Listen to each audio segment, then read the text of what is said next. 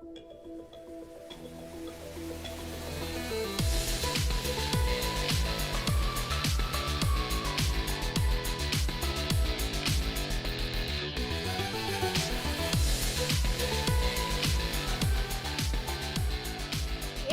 morning. Welcome to Sync with Phillips Hue. My name is Aya. And I'm Jack. And it's a lovely day in the neighborhood. Jack, today is Reset Day. That's right. Super Loot Tuesday. Raiders are able to see what their vault options are. And it also means some of the Raiders are going to have 3 different Mythic Vault options if they killed 6 bosses.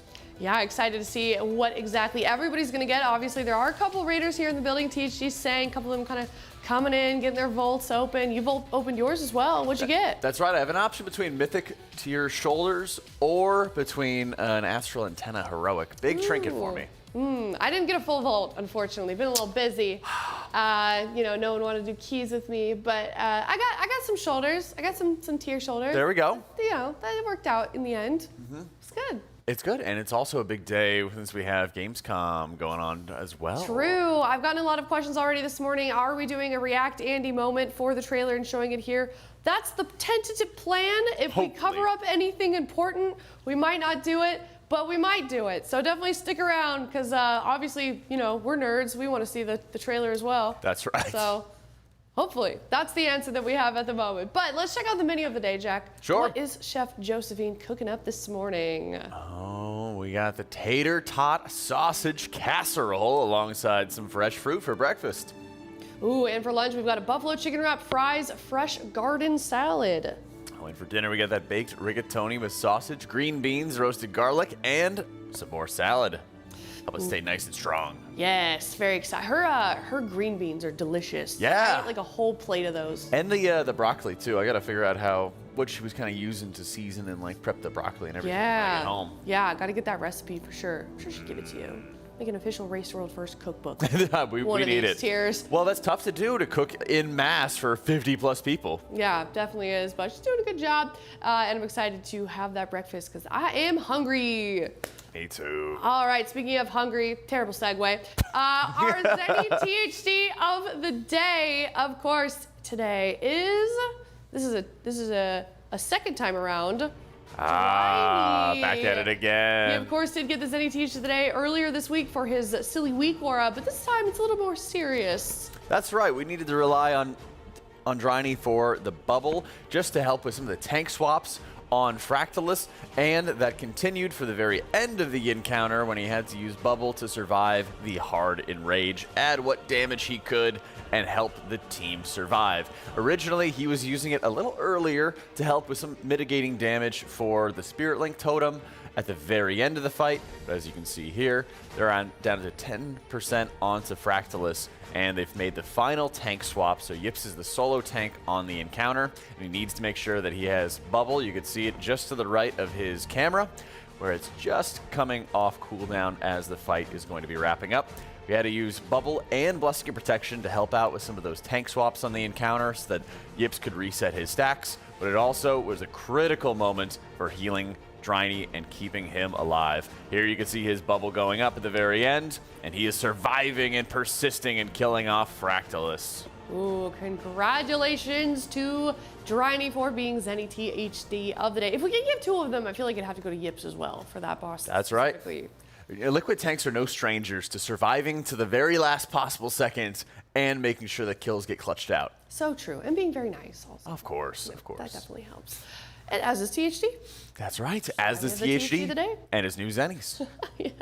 It's been fun having him come on the couch and, you know, very organically, of course, tell us about his code and the discount and how much he loves his Zennies. But he does look good in them, and he does seem to enjoy them. Yeah, he does. I mean, he has a lot of fun as well, joining us on the couch. Yeah. It's good to see those guys. All right, let's talk about the RaiderIO recap. We've got a lot going on in the race with not just Team Liquid, but all of the guilds.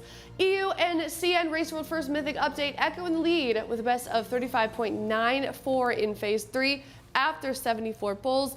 Hot Pot Hero get World 4th Forge Weaver and Region First. Now any % territory on Soul Hunters. I found out that they just killed Soul Hunters after about 51 pulls. So congratulations. Hot Pot Hero's back in the race and back in the mix. Hot Pot Hero. Got fire in his eyes. All right, here's a clip of Echo hitting Enrage, I believe. Yes. On and Salvador. So all these Void Stars are basically formed in pockets of 3. And every single time that you hit the Star Killer Smash onto them, it changes the orbit direction of those stars.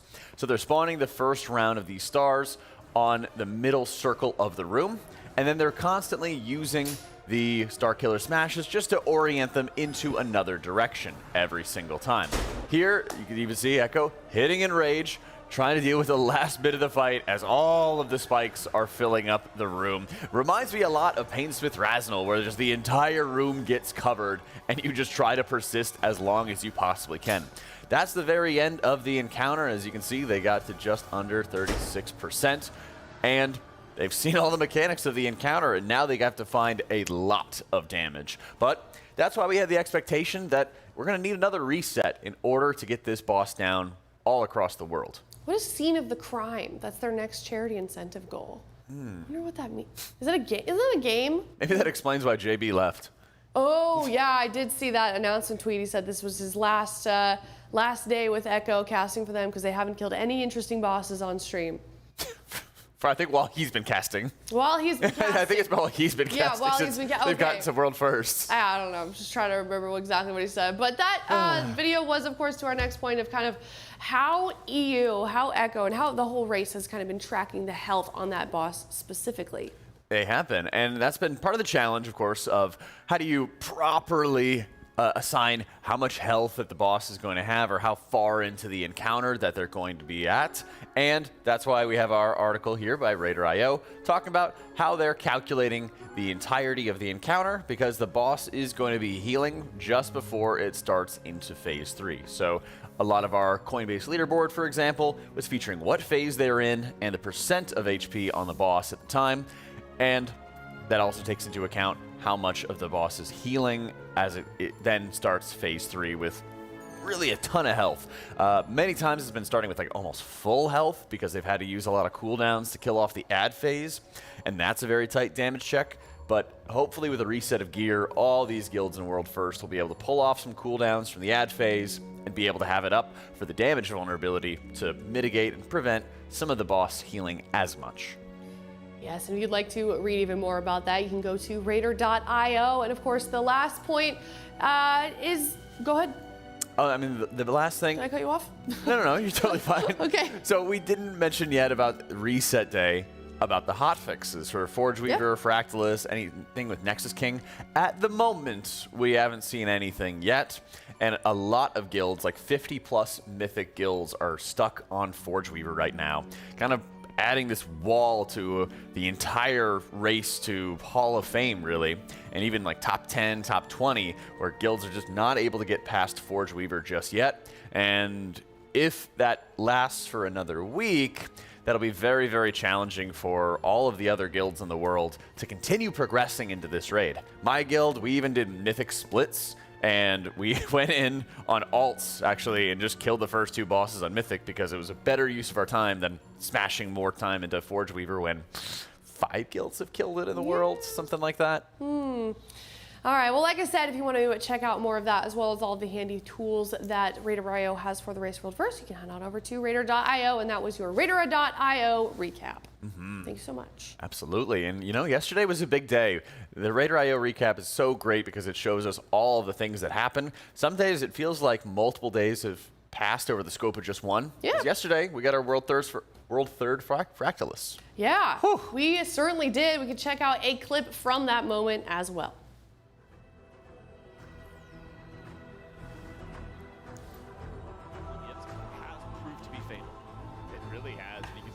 At 30%, 3.5 minutes into the encounter thus far. Big areas to watch for when that null consumption goes out right after one of the breaks. Here, we're going to be having the tank swap coming in right now. Dryny is dropping the latest of the tank walls, and this is also a really difficult area because he's going to be taking insane amounts of damage. He might even just straight up die at this point because he has the wall going down, he has Bark Skin going down, gets gripped back into the group, and he's going to be taking absurd amounts of damage for 5 more seconds. He is on, he is in dangerous spot. And if he has a null consumption and stacks it, he might just get double tapped and die. So it's really good that he doesn't have that.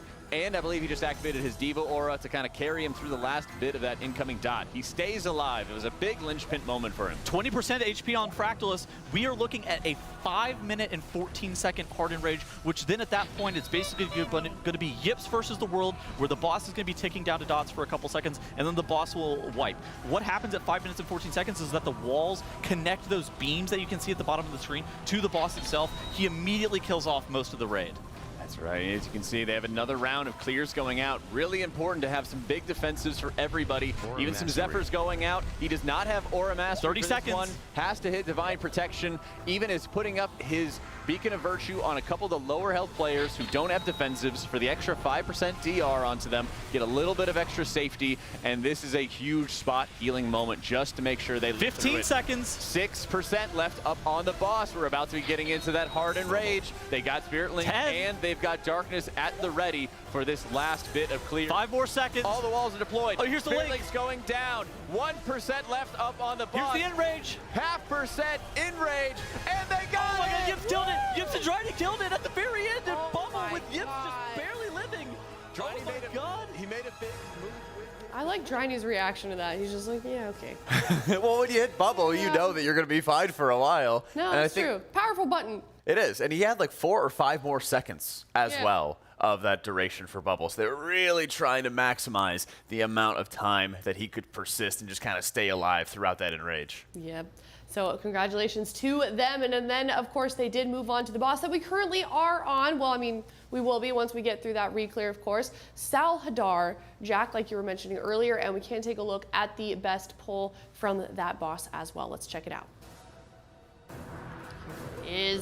Yeah, Nexus King is such a difficult encounter. They just finished up the ad intermission here, and they've had to use Bloodlust for it.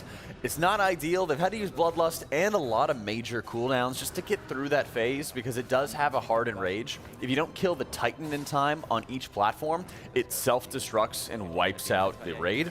And so it's imperative that they have enough damage to get through that.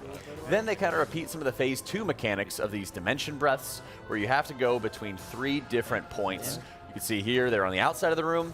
Then they get into the middle of the room as all the lasers collapse upon them. Then they go back to the outside of the room.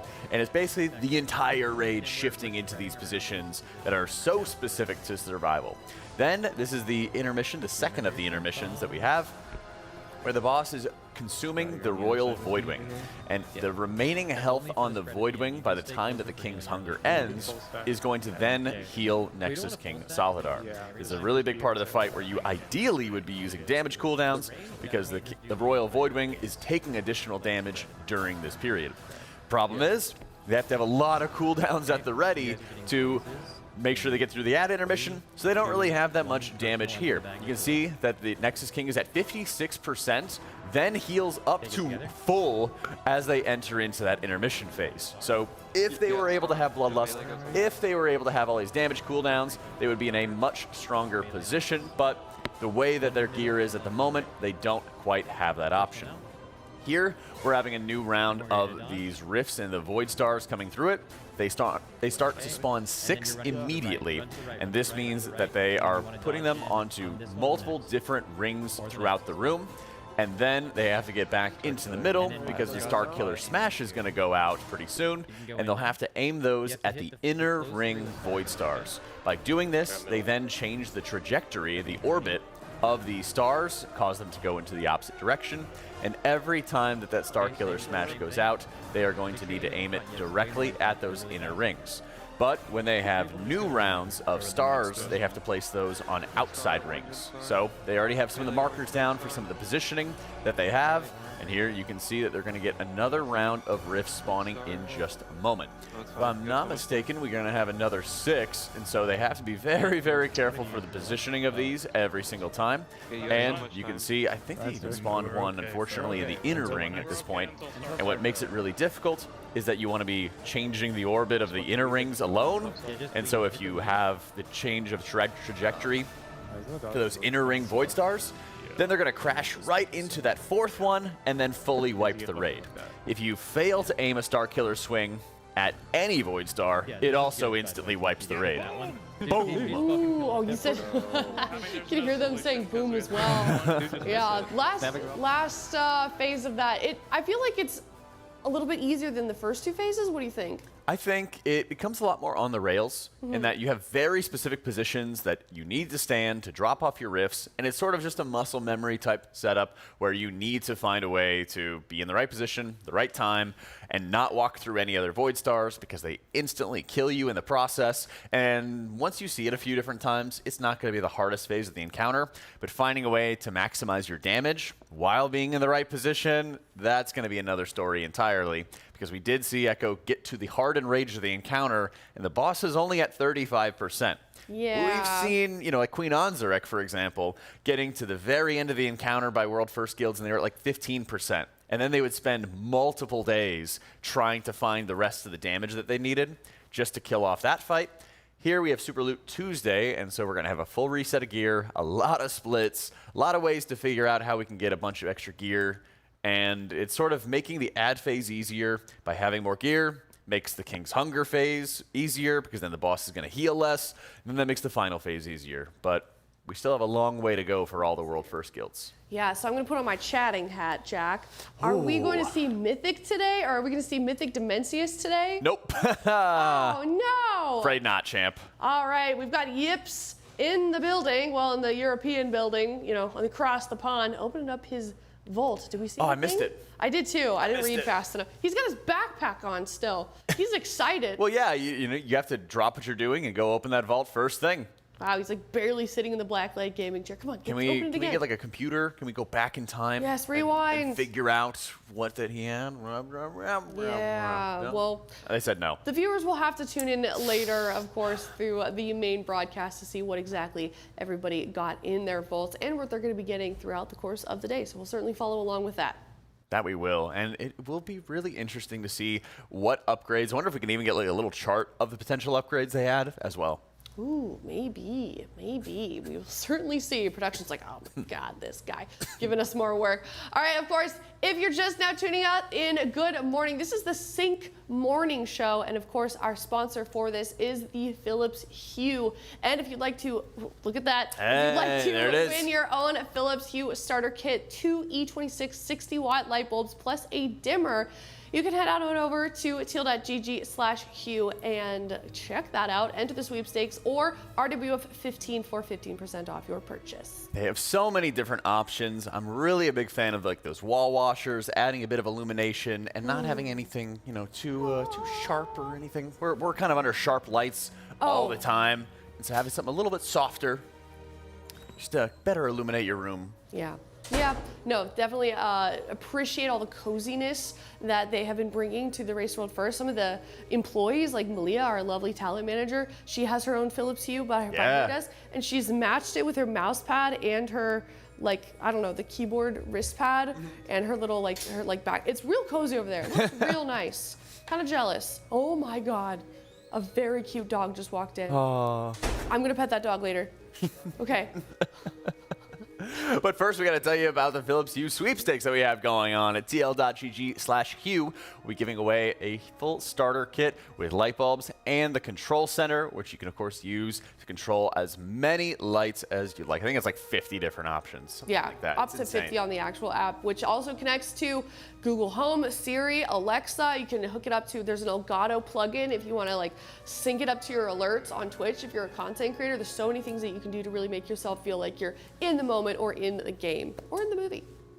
The movie that is Nexus King Saladar. Yeah, that's for sure. It is a very cinematic, beautiful, aesthetically pleasing tier, I feel like. I know, and that boss already feels like it's its own end boss. So I'm really curious to see what they're going to be having coming up for Dimensius, but we're going to have to wait a little bit for that. Yeah. You know what they don't have to wait for? What's that, Jack? Getting to see our new apparel as well. Good one. I was going to say, I like your shirt today, Jack. Thanks. Absolutely. Yeah, we got even more apparel than ever before here at the tl.gg/RWF. Yeah, turn around. This is my favorite part about this one. You can see the graphics that extends all the way to the sleeve. It looks really nice. Looks cool. Cool. I like it. T-pose real quick. What's that? Oh, your T-pose. T-pose. Yeah, there we go. Yeah, I think they got it. All right. Good. Very nice. Oh, you're also matching Goop who just walked in. Yeah. Oh, wait, we're back. Yeah, there you go. I said we were good. Oh, nice. Look Deception. at that. There we go. Tilde.gg/RWF if you'd like your own shirt just like Jack is wearing, or if you'd like a jersey, or if you'd like, they've got some Derpensia shirts as well. And I heard that the apparel team has something very special planned if we do win this one again. Oh, do they really? Special winning apparel. So definitely stick around for that. Very excited, and thank you so much to the Team Liquid Apparel team, of course, for making the wonderful apparel for this tier, as they always do. That's right. Couldn't do it without them. There's so many different parts of the team that we're all working together. Yeah.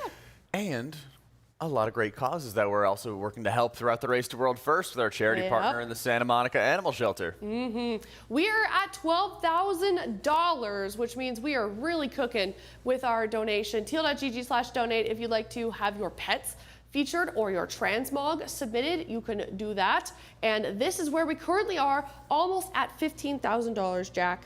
Yeah, that's right. And we just had our most recent update with I Am Eating the Animals, Bob Ross paintings, and I don't know if we've done the DDR challenge yet, or if that might be something that we're doing when it comes to splits today. Yeah. Here we get to see Aya on our way to the shelter. Yeah, that was me yesterday. It was a little, okay, I had to switch I'm new to IRL streaming, but I think it went pretty well. Oh, that was one of my favorite dogs.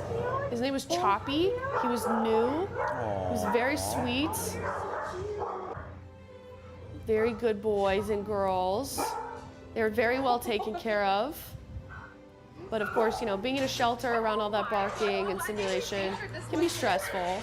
Yeah, you know, some dogs are super high energy, a lot are more low key, and it's always tough for them. Yeah, this look at her. This was Mystery. This was their favorite. And I believe Mystery is going to be visiting us today. Very good boy. Very good boy. You're about to see why I had to go home and take a shower.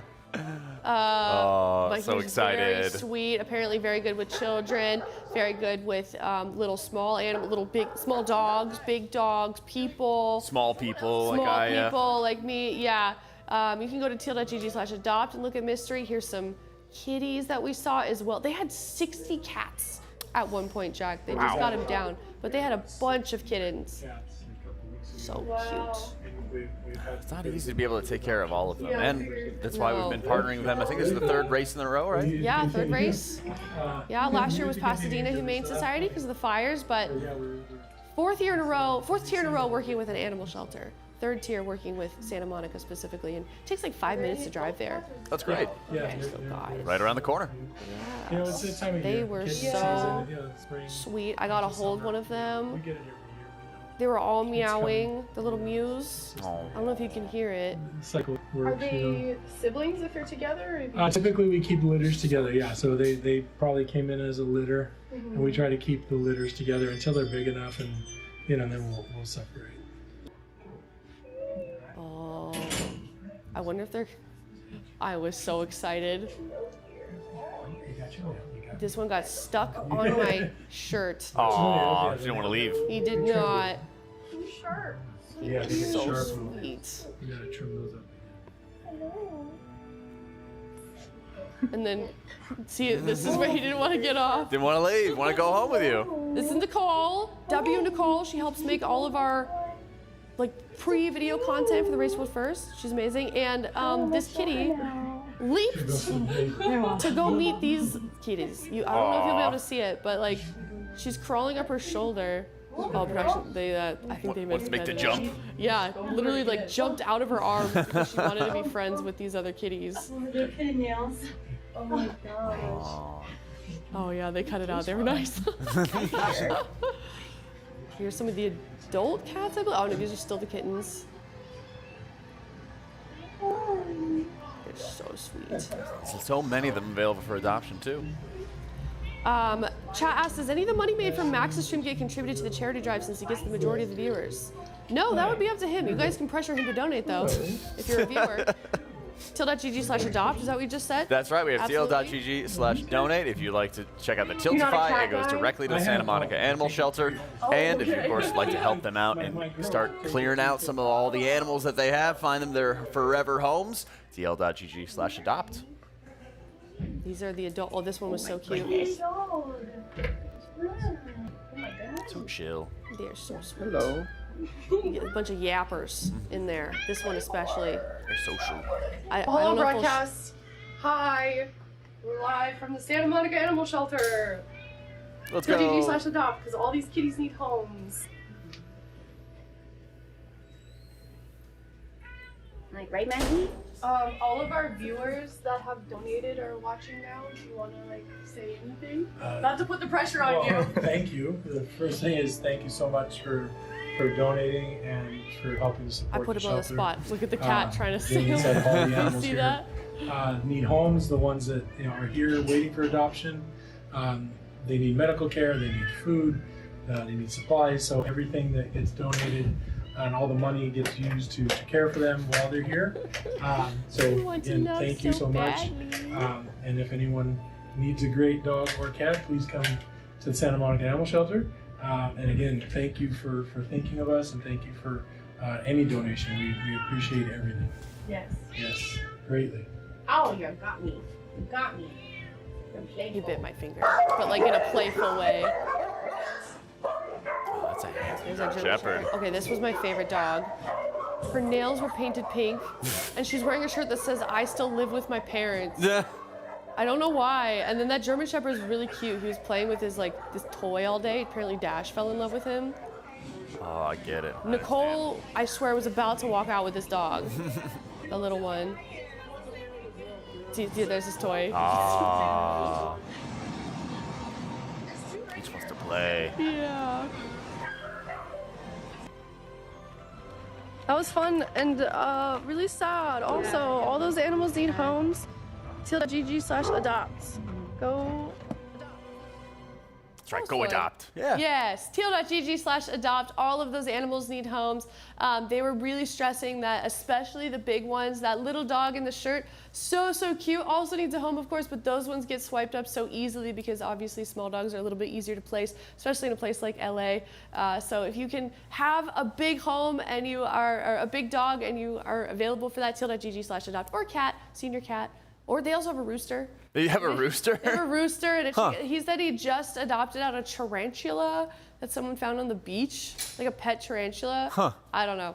Either way, There's a lot there. donate also because we are still raising money, of course. And like I said a little bit earlier, $35 and you could have your Transmog or your pet featured on stream, and you could be part of the compilation that we do every morning, Jack. That's right. We've even been raiding some battle stations as well. People sending in their home setups along the way. And here we get to see all our pets of the day. My favorite was the dog who met Santa. Me too, but I love this cat that's being compared to the, what is that, like a gourd or something? Yeah. Oh my goodness. We got some booty, some corgi booty. Is that your dog Fisher on the left? No, that looks like a much bigger dog than Fisher, but similar looking. Cuties. Look at all these cuties. Yeah, little poofy curly boy. I had to do a double take because that orange cat looks just like my cat. Just like my cat. So cute. Look at all these guys. All right, teal.gg/donate if you'd like to be a part of this compilation with your pet tomorrow. That's right. It also means that we have to talk about some of the pets that are available for adoption with our pet of the day. Ooh, yes, Buffy the Mustache Slayer, female black and white domestic short hair, age 4 months old, at the shelter since August 12th, 2005. The mustache is an absolute slay, and vampires love her. So Buffy is available, teal.gg/adopt. Do you know that reference? Yeah, but I didn't think that other vampires would love Buffy. Well, Spike does. Some of them do. Okay, well, that went past my knowledge. That's okay. The reference. You.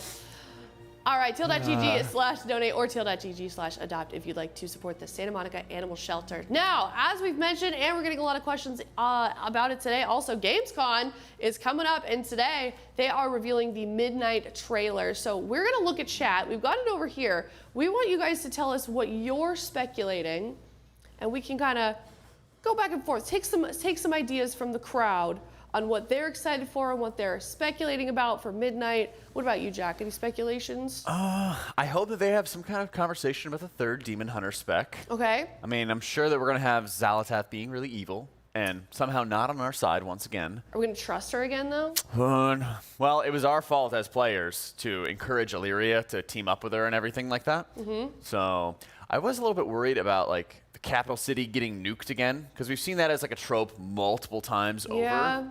And so I don't know if they're going to try to go back to something like that. We've seen that. What was Jaina's homeland? Gosh, no, it was Stormwind? No, not Stormwind. It was in Kalimdor, and like that got nuked. We've seen Teldrassil get nuked. We've seen Theramore. Thank you. Yeah, What like is the Theramore world gets of nuked. Warcraft? So that does. Yeah, but it's just kind of like, okay, let's just nuke each and every island. So I'm not sure if they're going to do something like that with Quel'Thalas, or Yeah. if there's going to be like a fraction of it, because there's always like West Quel'Thalas, which got kind of like been kind of run down for a while. East side's been fine. Maybe it's reversed. All right, let's see what chat says. Yeah. Demon Hunter spec and AUG getting deleted. Okay. If Everyone's only. about to get blasted. Let's see. Unnuke Dalaran. Yeah, Yeah. I agree. Feet. I wonder if there's Yeah. no feet. Actually, that's kind of my theory. I wonder if they're going to like suit her up in armor, and now we're going to get like Sirius. And so like they went with the Zally Toes because of some director or something like that. Enjoying yeah, and they're like- things. And then they're "You need like, to back off." okay, we could play into it for the expansion, but now we're going to go serious afterwards. Yeah. So she's going to get man. like a new suit of armor and kind of like a character update a little bit. So she'll still have like the void orbs on her shoulder, but she'll actually get like clothes. Yeah. Yeah. Okay, interesting. my I theory. expect more updates with the housing. I don't know what, but I definitely want to know more about that. I think that's the thing I'm most excited about for Midnight. Yeah, I'm sure that they'll have some, like, a lot of footage, and they'll probably even have some kind of announcement, because I thought there was some kind of rumor about, like, early housing access tied to the expansion pre-order or something like that. Oh, like so maybe like today they'll be like, yeah, right, That would be they do this crazy. all the time. They're like, right now at home, you can do this. Yeah, they might do something like that. Yeah. Your neighborhood today.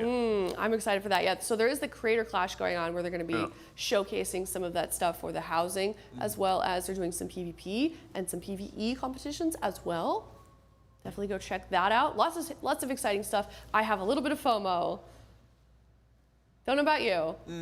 No? I'm glad to be here with friends. Oh yeah, no, me as well. Obviously, it's very exciting here at the Team Liquid Race to World First. But thank you guys so much for telling us all of your predictions and the things that you are excited about. Any others that you see?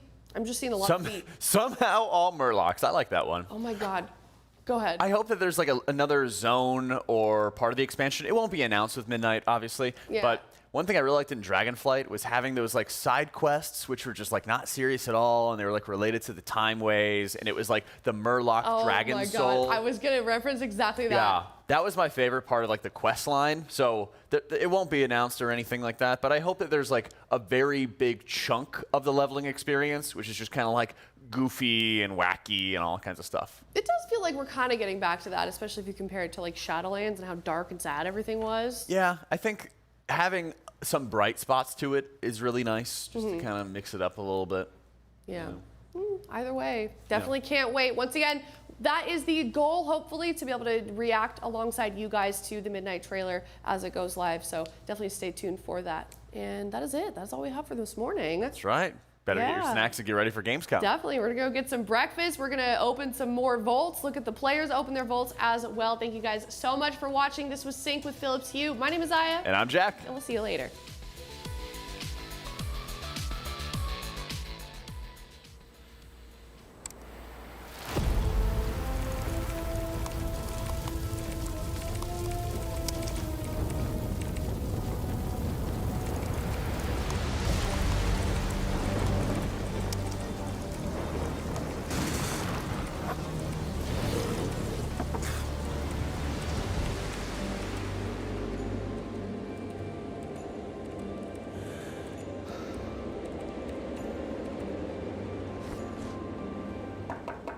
Hey, Hopeful. Want to look at an idea I have for Nexus King? Awesome. I'm almost done here. Just give me a couple more minutes.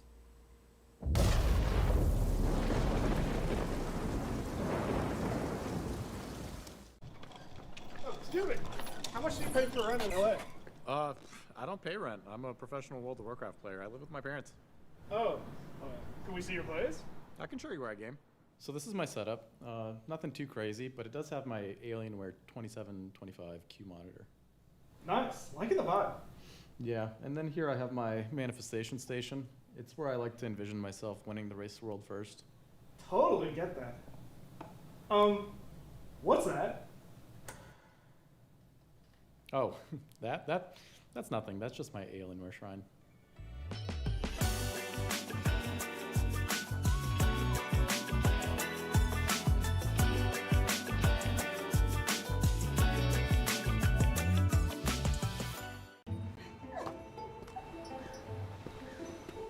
Hey, what's up? Why'd you want to meet all the way up here? Do you ever think about your future? How people might remember you? What are you talking about? You never know what tomorrow brings. What if I told you there's a way to see? Why would I need new glasses? Just put them on.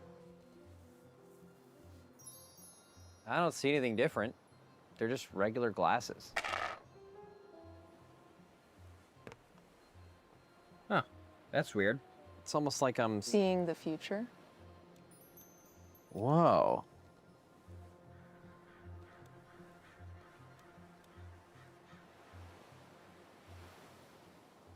Yo, brah, can you toss my frisbee back? Ever since humans first walked the Earth, they've searched for one thing.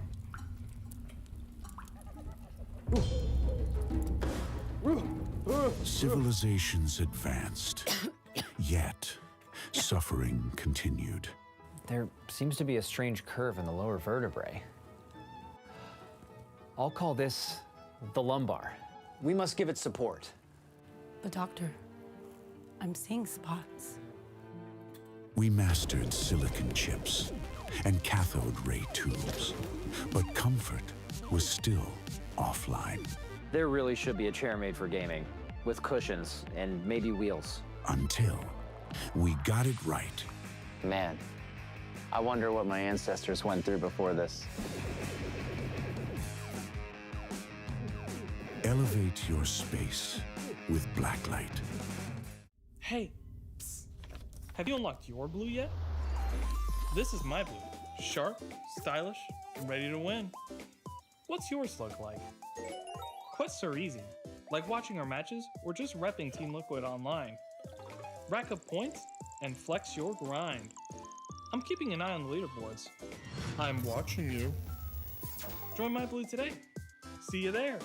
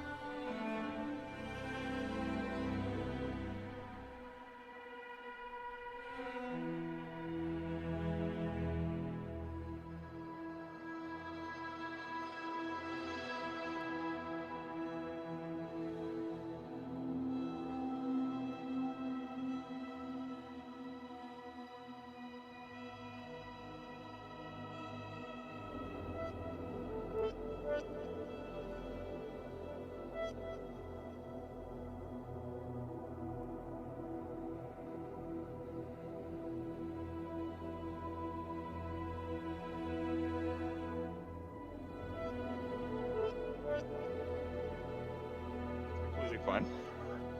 Did you finish the trilogy, Shaq? Yeah, I watched the entire fucking Lord of the Rings. Fuck yeah. I'm done with this whole sleeping shit.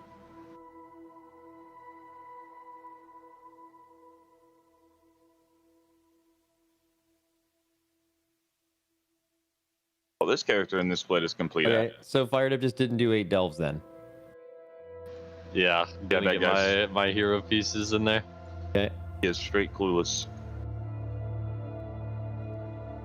Oh, I'm seeing some pebbles coming back for week 2. Yay. 1 DPS pebble down. I think we're in Discord for the runs, by the way.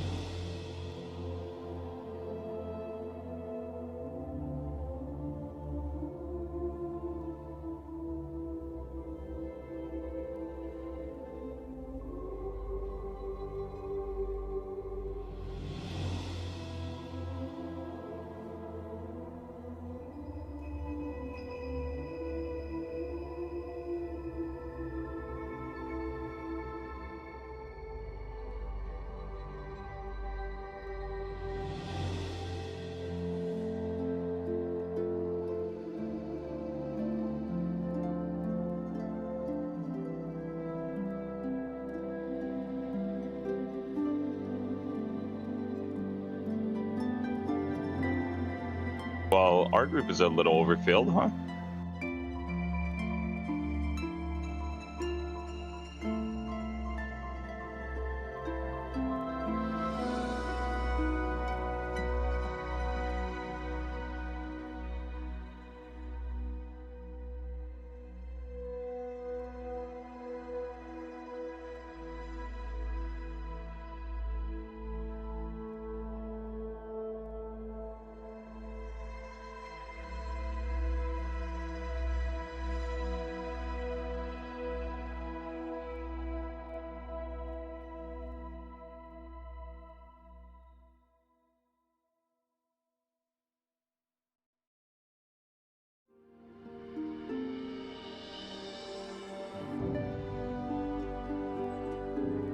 Amen to that.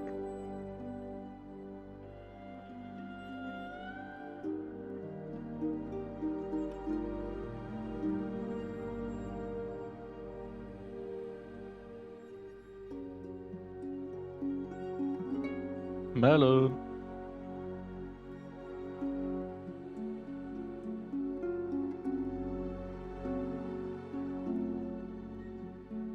No pash.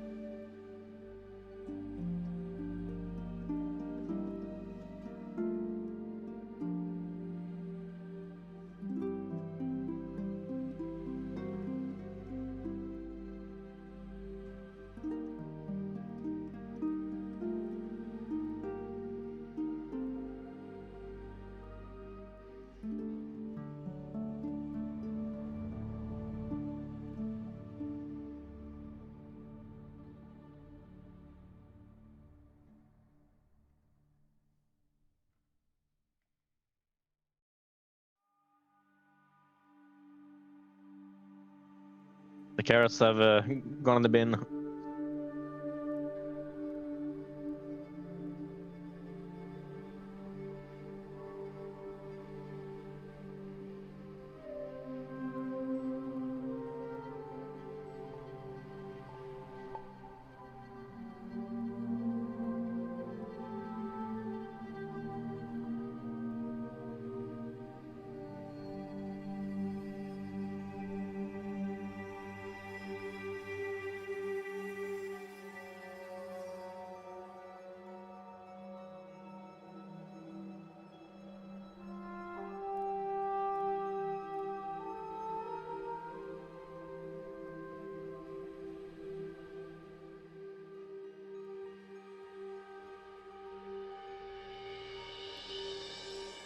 That's what happens when you join late.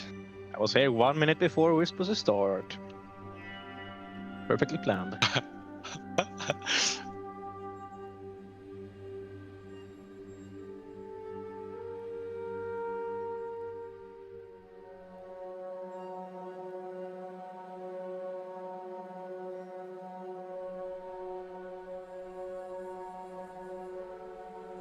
Going back afterwards. Fine. Hey, I want to double check Talos charges. Get another one? I was saying.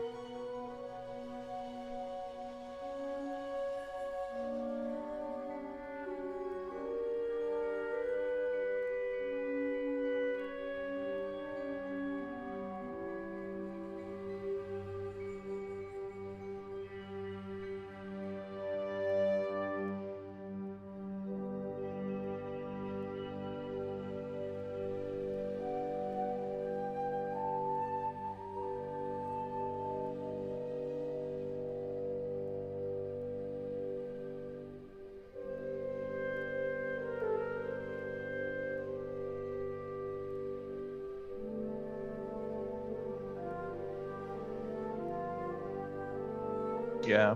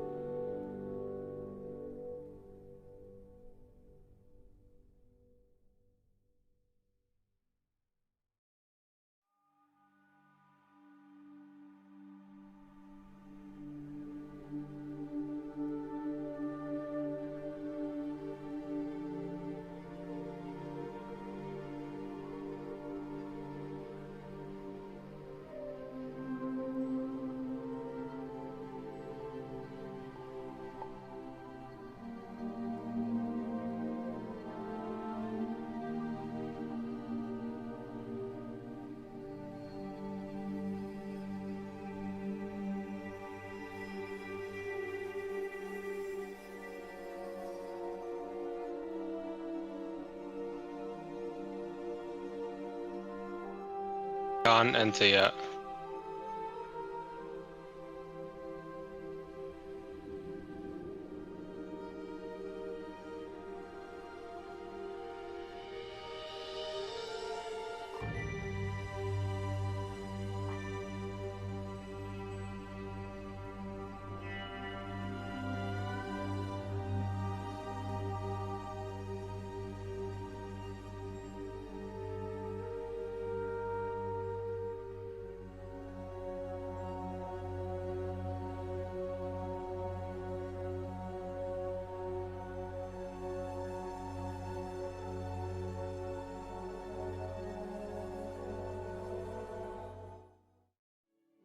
Everybody, good morning and welcome back to the Team Liquid Race to World First, sponsored by Coinbase, our presenting partner, as well as Alienware, Philips Hue, Blacklyte, Monster Energy, Zenni, RaiderIO, Wowhead, and Warcraft Logs. And we are still raising money for the Santa Monica Animal Shelter, TL.gg/donate if you'd like to check that out. It's a big day today, Zyro. It is reset day. Yeah, and according to Max's stream title, we're extending. Yeah, we're extending. We're going to keep going. More like extending our stay in Split. Yay! Woo. Oh, I thought we were going to keep the joke going for a little bit. Yeah, that bit Ruined didn't it, last Jack. that long. Sorry. Unlucky. That's okay. Well, splits. We are doing splits. We've already started them as well. Jack, what are we hoping to gain from those splits? Probably just filling in some of the gaps that we still have in some gear. I mean, we pretty much have everybody decked out with like the heroic Reshi boots from Soul Hunters, but maybe one or two people has like some normals. The other side of the equation is maybe some people have alts that they're going to be playing on certain boss fights that do not have those kind of items. Same thing goes for like the astral antennas. Those are going to be a really big priority for them as well. And there's a few different, I guess, little like chase items. Thankfully, most of them are off early boss fights. Also, some of the two-piece bonuses, like the Diamantine Void Core Trinket, pairing up with like the Void Glass Chris or Void Glass Spire weapons, those can proc additional damage effects, and you're not losing out on any extra damage or anything. It's just a straight bonus effect. There's a few different pieces like that, which are kind of filling in some of the gaps. Even though they have the huge items that they need, there's still a couple little like upgrades around there. Yeah, should be a good day. We're seeing them get their vaults as well. Do we know have any of them actually picked anything from their vaults? I don't know yet. Opened them. We saw Fired Up did. We saw he opened his vault and there was an astral antenna in there. I don't think he selected it. Oh, he did. Yeah. He just took it? Uh-huh. Normally what they'll do is they'll take a picture of their vault, send it to Bubba, and Bubba will tell them what to pick. Even though it's a pretty obvious choice for some people, like a Mythtrack astral antenna. You're pretty much taking that all the time. Did you get anything good? What about me?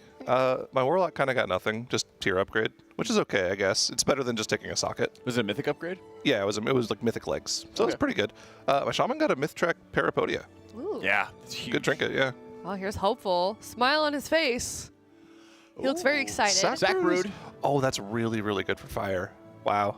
Okay, so if they do end up playing Fire Mage, that'd be great. He also got a Parapodia, too.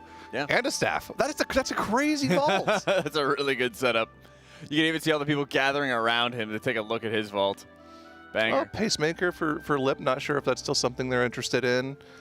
He doesn't look as happy as Hopeful. It's like a crit haste ring. Did it outsell it? Yeah, that's just like normal Lip POV, though. Yeah. Yeah, that's not a great vault if you don't want the Pacemaker. Yeah, Scott. It's just a regular alt. Those are mythic boots for... No, those are heroic. This is just like a heroic That's alt. Right, because he didn't do any plus. Yeah. Big Poppy. The Erasmus Ritual Forge. It's probably what he's taking, if I had to guess. Okay. Oh.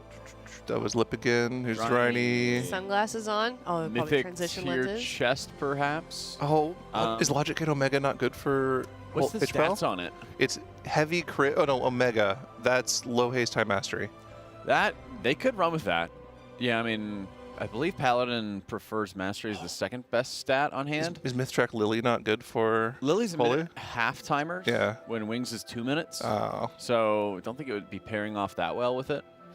Yeah. So he has, some decent options. Nothing insane, I don't think. There's Dazer. Dazer. Some Mythic tier. Mythic tier. Is that a weapon in the left slot in Mythic Plus? It looks like it is. Void Omet. It looks like a two-hander, yeah. None of us know what strength two-handers look like, so. Well, he's on a rogue, so actually. Oh, that's a rogue. Kind of It'd be a one-hander. Okay. Yeah, or sword. Oh, it is a rogue. All right. Looks like a weapon of some kind. None of us know what one-handed agi weapons look like. Yeah. Kind of hit our stats. constraints and hit some of our limits. I got an option between a heroic antenna or mythic tier shoulders. So I'll have to wait and see how my splits go. Do you guys want to explain why extending would never happen? I'm reading chat while you guys were going through that, and some people unfortunately fell for the bait. But extending, basically what that is it means rather than resetting their lockout, they're extending their lockout. So instead of getting the benefits of going back through the raid and getting all that gear again, they would just start in the same prog that they did last night. Yeah, it's really easy. You miss out on 6 bosses of Mythic Loot. Yep. And Yeah. Mythic Loot is some of the only real upgrades these characters have to them. Once they're done with their heroic splits and all 14 of their characters, they're pretty much decked out in full heroic gear, maybe minus 1 or 2 slots that they get unlucky on. But that Mythtrack gear is the only thing really in the game that'll upgrade their characters. So missing out on 26 pieces of loot when you count the 2 extra boots from Soul Hunters, that's a big loss on their raid. Yes. Yeah. Based on the tuning we saw in Zalhadar, they're going to need that extra gear as well. Mm-hmm. Yeah, it's like 1 in 1/5 piece upgrades for everybody all across the board. Plus we'll have Tazvesh hard mode again for some other options for players. And the biggest reason for it is that we've seen that Nexus King isn't going anywhere. Like they were putting Bloodlust and a lot of damage cooldowns just to kill the ad phase. They didn't have any cooldowns or major abilities for the King's Hunger phase, which is when you have a damage amp, and then, of course, the boss is healing after the damage amp for whatever health is remaining. So there's an absurd amount of damage required on the encounter just to kill it off. And so we saw Echo, for example, quote-unquote, complete the fight, getting to see Enraged with most of the raid alive, but they had 35% more health to go on the fight. And so nobody's going to have any chance of killing that fight unless they are getting enough gear from a reclear. So not only is it going to be really important, for Liquid, but also for everybody to have really good reclears and really good efficient split runs this week, because all of this time that they're doing right now is going to have an impact on how quickly they get back into Mythic, and if they can efficiently go through their reclear, get that done fast, and then that means that they get to work on progress for Nexus King again with what do you think, 4 or 5 more eye levels total, something like that? Yeah, so that's something we were talking about last night. On their latest polls on Nexus King, they were like 704.5 eye level, in that general vicinity. After crafting weapons, opening vaults, heroic split re-clears, and then also the mythic clear is pretty important as well. And then the big thing, sending our gilded crests. Yeah. We should easily be over 710, I think. Unless a lot of people get unlucky with their vaults. But still, like, the power increase from last week to this week is going to be massive. And that percentage that we saw the Nexus King at on some of their enrage wipes was in like the 60s. That'll go a lot lower. It will. And that is going to be a really interesting part of like the re-clear and for working on Nexus King again is we'll see each part of the fight just get easier. More health, more damage, more healing, all of that coming into play. And if they even needed to like potentially 3 heal the fight, that might be a little bit more doable when it comes to having a lot more gear and a lot more stamina onto their team. There's just a lot of options that'll kind of open up too. Yeah, I see people in chat talking about how, you know, can you really take Max's stream titles seriously? You'll have to remember a few days ago, he said he would eat a cucumber if they didn't kill 6 bosses, and then he did it. That's right. So Long ways. he's committed to the bit. But he ate it long way, like he ate it like a corn on the cob. No, he ate it like a corn dog, like a hot. Then I guess that's kind of like the short way. Is that long way? I don't know. Because if you're eating like that's a good question, actually. If you're eating corn, you know, I think that's like long ways to me because you're biting along the long side. That's what I was thinking. That's a good point. I don't know. No, he ate it like a popsicle. Okay. There you go. Yeah, he went and washed it first. So I handed them to him. So I ordered those on DoorDash. I ordered 3. They were like 50 cents each. Handed to him in the morning. Didn't wash them because I didn't think he was going to actually eat them. And then he went and he washed them first himself. Then he went and chomped one down. Do we know if we got through with the whole thing? I don't know. I did not watch the full video of Max eating a cucumber.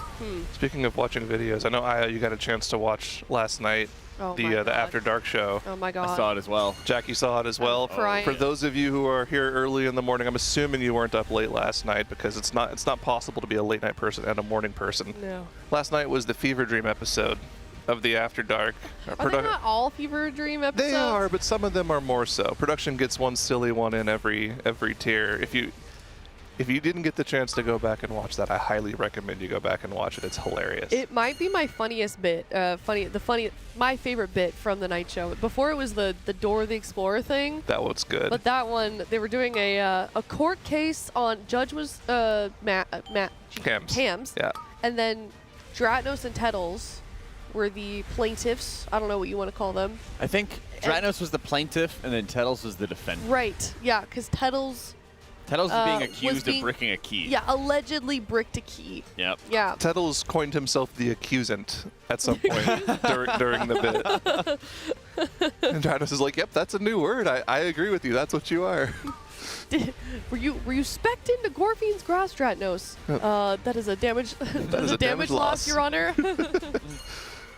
Yeah, Dratnos was suing for emotional damages, IO missed, potential loot, vault loot. It was a whole slew of things. It was very involved. I hope that they put that on YouTube. Evan said he was gonna get it on YouTube. God, I'm glad we're starting to put stuff like that on YouTube because we missed so many good bits in the night show. Because I'm asleep, Jack's asleep. Yep. You were the expert witness, by the way. Why were you asleep? Very unprofessional. Oh, really? Yeah, Did they call upon me? You were Tettle's expert witness for healing, and yeah, he got called out for being unprofessional in the courtroom and wasting Judge Cam's time. I didn't get to that part yet. Asleep. That would have been great if I just showed up and like, wait. Just like in, Your Honor, I'm here. That's right. My cousin Vinny, like, wait, we have a star witness. Yes. Yeah, but yeah, if you want to watch that, I don't think it's on the YouTube yet, but you can go to the VODs underneath the Twitch stream, click on videos right below the stream, click the VOD from yesterday, go to the end. It's worth the 20 minutes watch. It's one of the funniest things they've done in a long time. I'll find the timestamp. But make sure if you're going to do it, you do it quickly because we have something else coming up in about 40 minutes that we're all really excited for. Oh, very true. We have confirmed that we will be doing a live reaction of the Midnight trailer here. We'll be React Andes here on the Team Liquid broadcast because we're all very excited ourselves about that. That's right. And especially when we have splits going on, it's a great time to take a little diversion and look at what we have for the next expansion. Dude, yeah, of course, a lot of our friends working that event over there in Europe. Get to see Makes. Yeah, Makes and Nagura. We're doing an IRL stream together. Looked like fun. can't wait to watch that. The next chapter in WoW's storybook.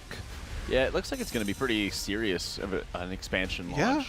And like hype the way, I mean, if you remember like Shadowlands, you and I were on stage for BlizzCon for that. With That was Zyro. sick. You know, like the really, really super serious. We had the best seats in the house. Did. That was really sick. I gotta watch that backstage, I think. That was Oh. BlizzCon 2019 that they released that, 2019, right? yeah. I was like on the side backstage. I could barely see it. Same with the Diablo one. That was also a really cool cinematic. That one was very cool, Yeah. yes. Because the MDI was day 2, right? Yep. Yeah, so we were just about to start, and I was also like super nervous, so I didn't really focus. Oh, that's right. You were doing on-stage interviews, weren't you? Yeah, and it was like my 3rd show ever, and it was BlizzCon. I was pooping my pants. It was so scary. Ew. It was so scary. Oh, yeah. Oh my gosh. Being on stage is honestly a lot harder than being behind the desk, Certainly I'd have to say. is. Yeah, definitely different. A lot more fun though, because you say something and like people are excited. Oh, yeah. Yeah. You gotta feed off the crowd, as they say. Unfortunately, no astral antenna here from Lumathar. Most of the raiders will have that, though, right? We're not too worried about that.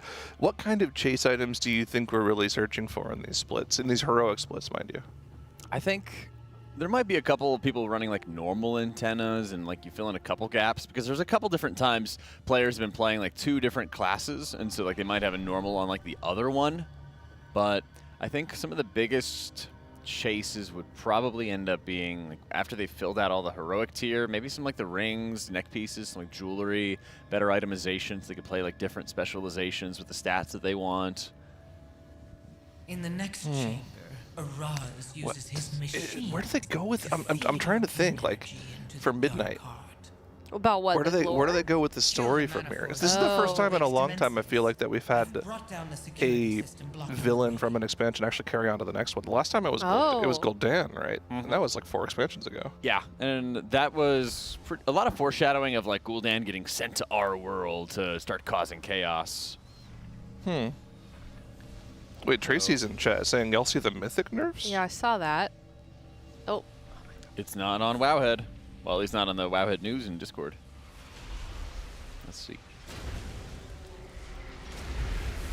Silence as we're all Googling. I know, I'll let literally. you guys find that. But if you're just now tuning in, no, we did not extend. We are doing a re-clear, and we'll be doing splits today as well. Just don't trust. General rule of thumb: don't trust anything in Max's title, unless here we go. Unless it's cucumber. Forge Weaver Araz, health nerfed by 10%, photon blast cast time doubled in the intermission. Ooh. Astral and Void Manifestation health reduced by 30%. Movement speed reduced. Increased time allowed before containment breach to 10 seconds was 3 seconds. Where did you find this? I just see a picture of it in Discord from Oh. someone in my guild. In prime sequence, movement speed and number of missiles reduced. What's prime Is it Wowhead? sequence? Is it Blue Post? Oh, rate adjustment. Oh, that's the swirlies, the circle swirlies. Ah, that might be that. Yeah. You said the movement was reduced and the damage? Yep. They destroyed that fight. Good. Raid adjustments are now live. This is what I was really concerned about, because as you can see on our leaderboard, only 4 guilds have killed Forge Weaver Araz. And while there are some guilds that are very close to getting it, and some of them will with a weekly reset, there's like 50 or 60 different guilds that are just kind of chilling. Yeah, that fight needed some huge adjustments, so that makes a lot of sense. And they really hit everything. Yeah, also nerfs to Soul Hunters. Hunt damage reduced by 10% on Mythic difficulty. The Consume, those are the magical debuffs. The Heal Absorb reduced by 15% on Mythic. Dark Residue damage reduced by 10%. Soul Crush Healing Absorb reduced by 15% on Mythic. Immolation Aura damage reduced by 10%. So really, really large amount of nerfs right there. Yeah, these are Fractalist. good. What do they do to Fractalist? Health reduced Here we by go, we have it on stream. 8% on Mythic difficulty. Crystal Lacerations damage reduced by 20%. And Shockwave Slam now increases physical damage taken. Okay, so I'm assuming whatever they did to Shockwave Slam probably makes it so one tanking isn't a thing. Yeah. So that's good. That answers a question that we had about that fight. Generally, Blizzard doesn't like one tank fights. Yeah. So they make that not a thing. So those are really good nerfs. I was kind of concerned that they wouldn't have any of them coming in. And on the one hand, it's kind of cool for race because then you get to see some really tough fights on a re-clear, and there's like a lot of challenge in having a clean re-clear. But then for literally everybody else in the game, they're not able to progress like Forge Weaver, for example. Interesting.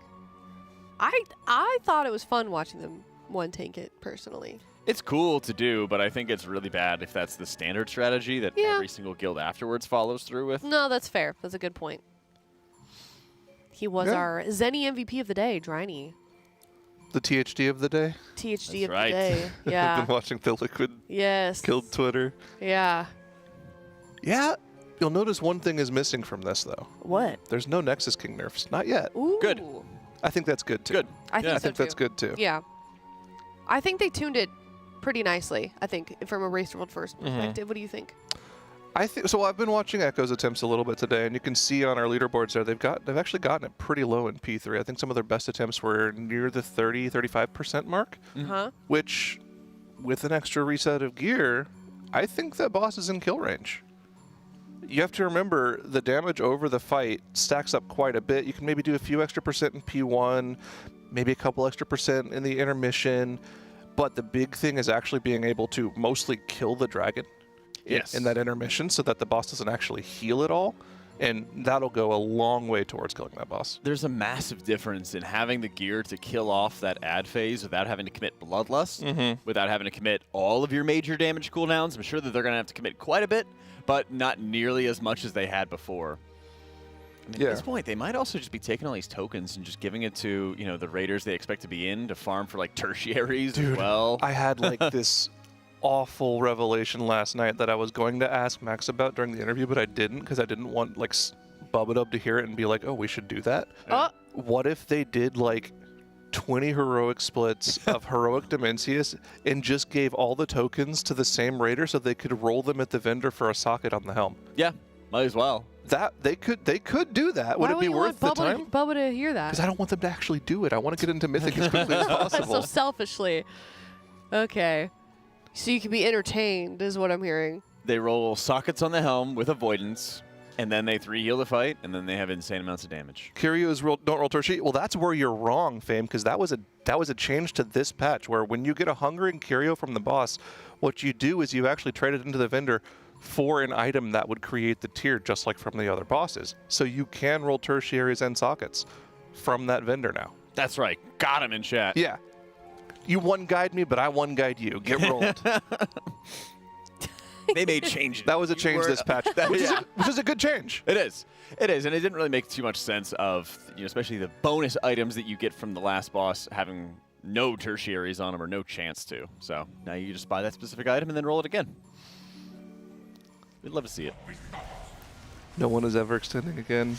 I sure hope so. I think it's less fun, kind of.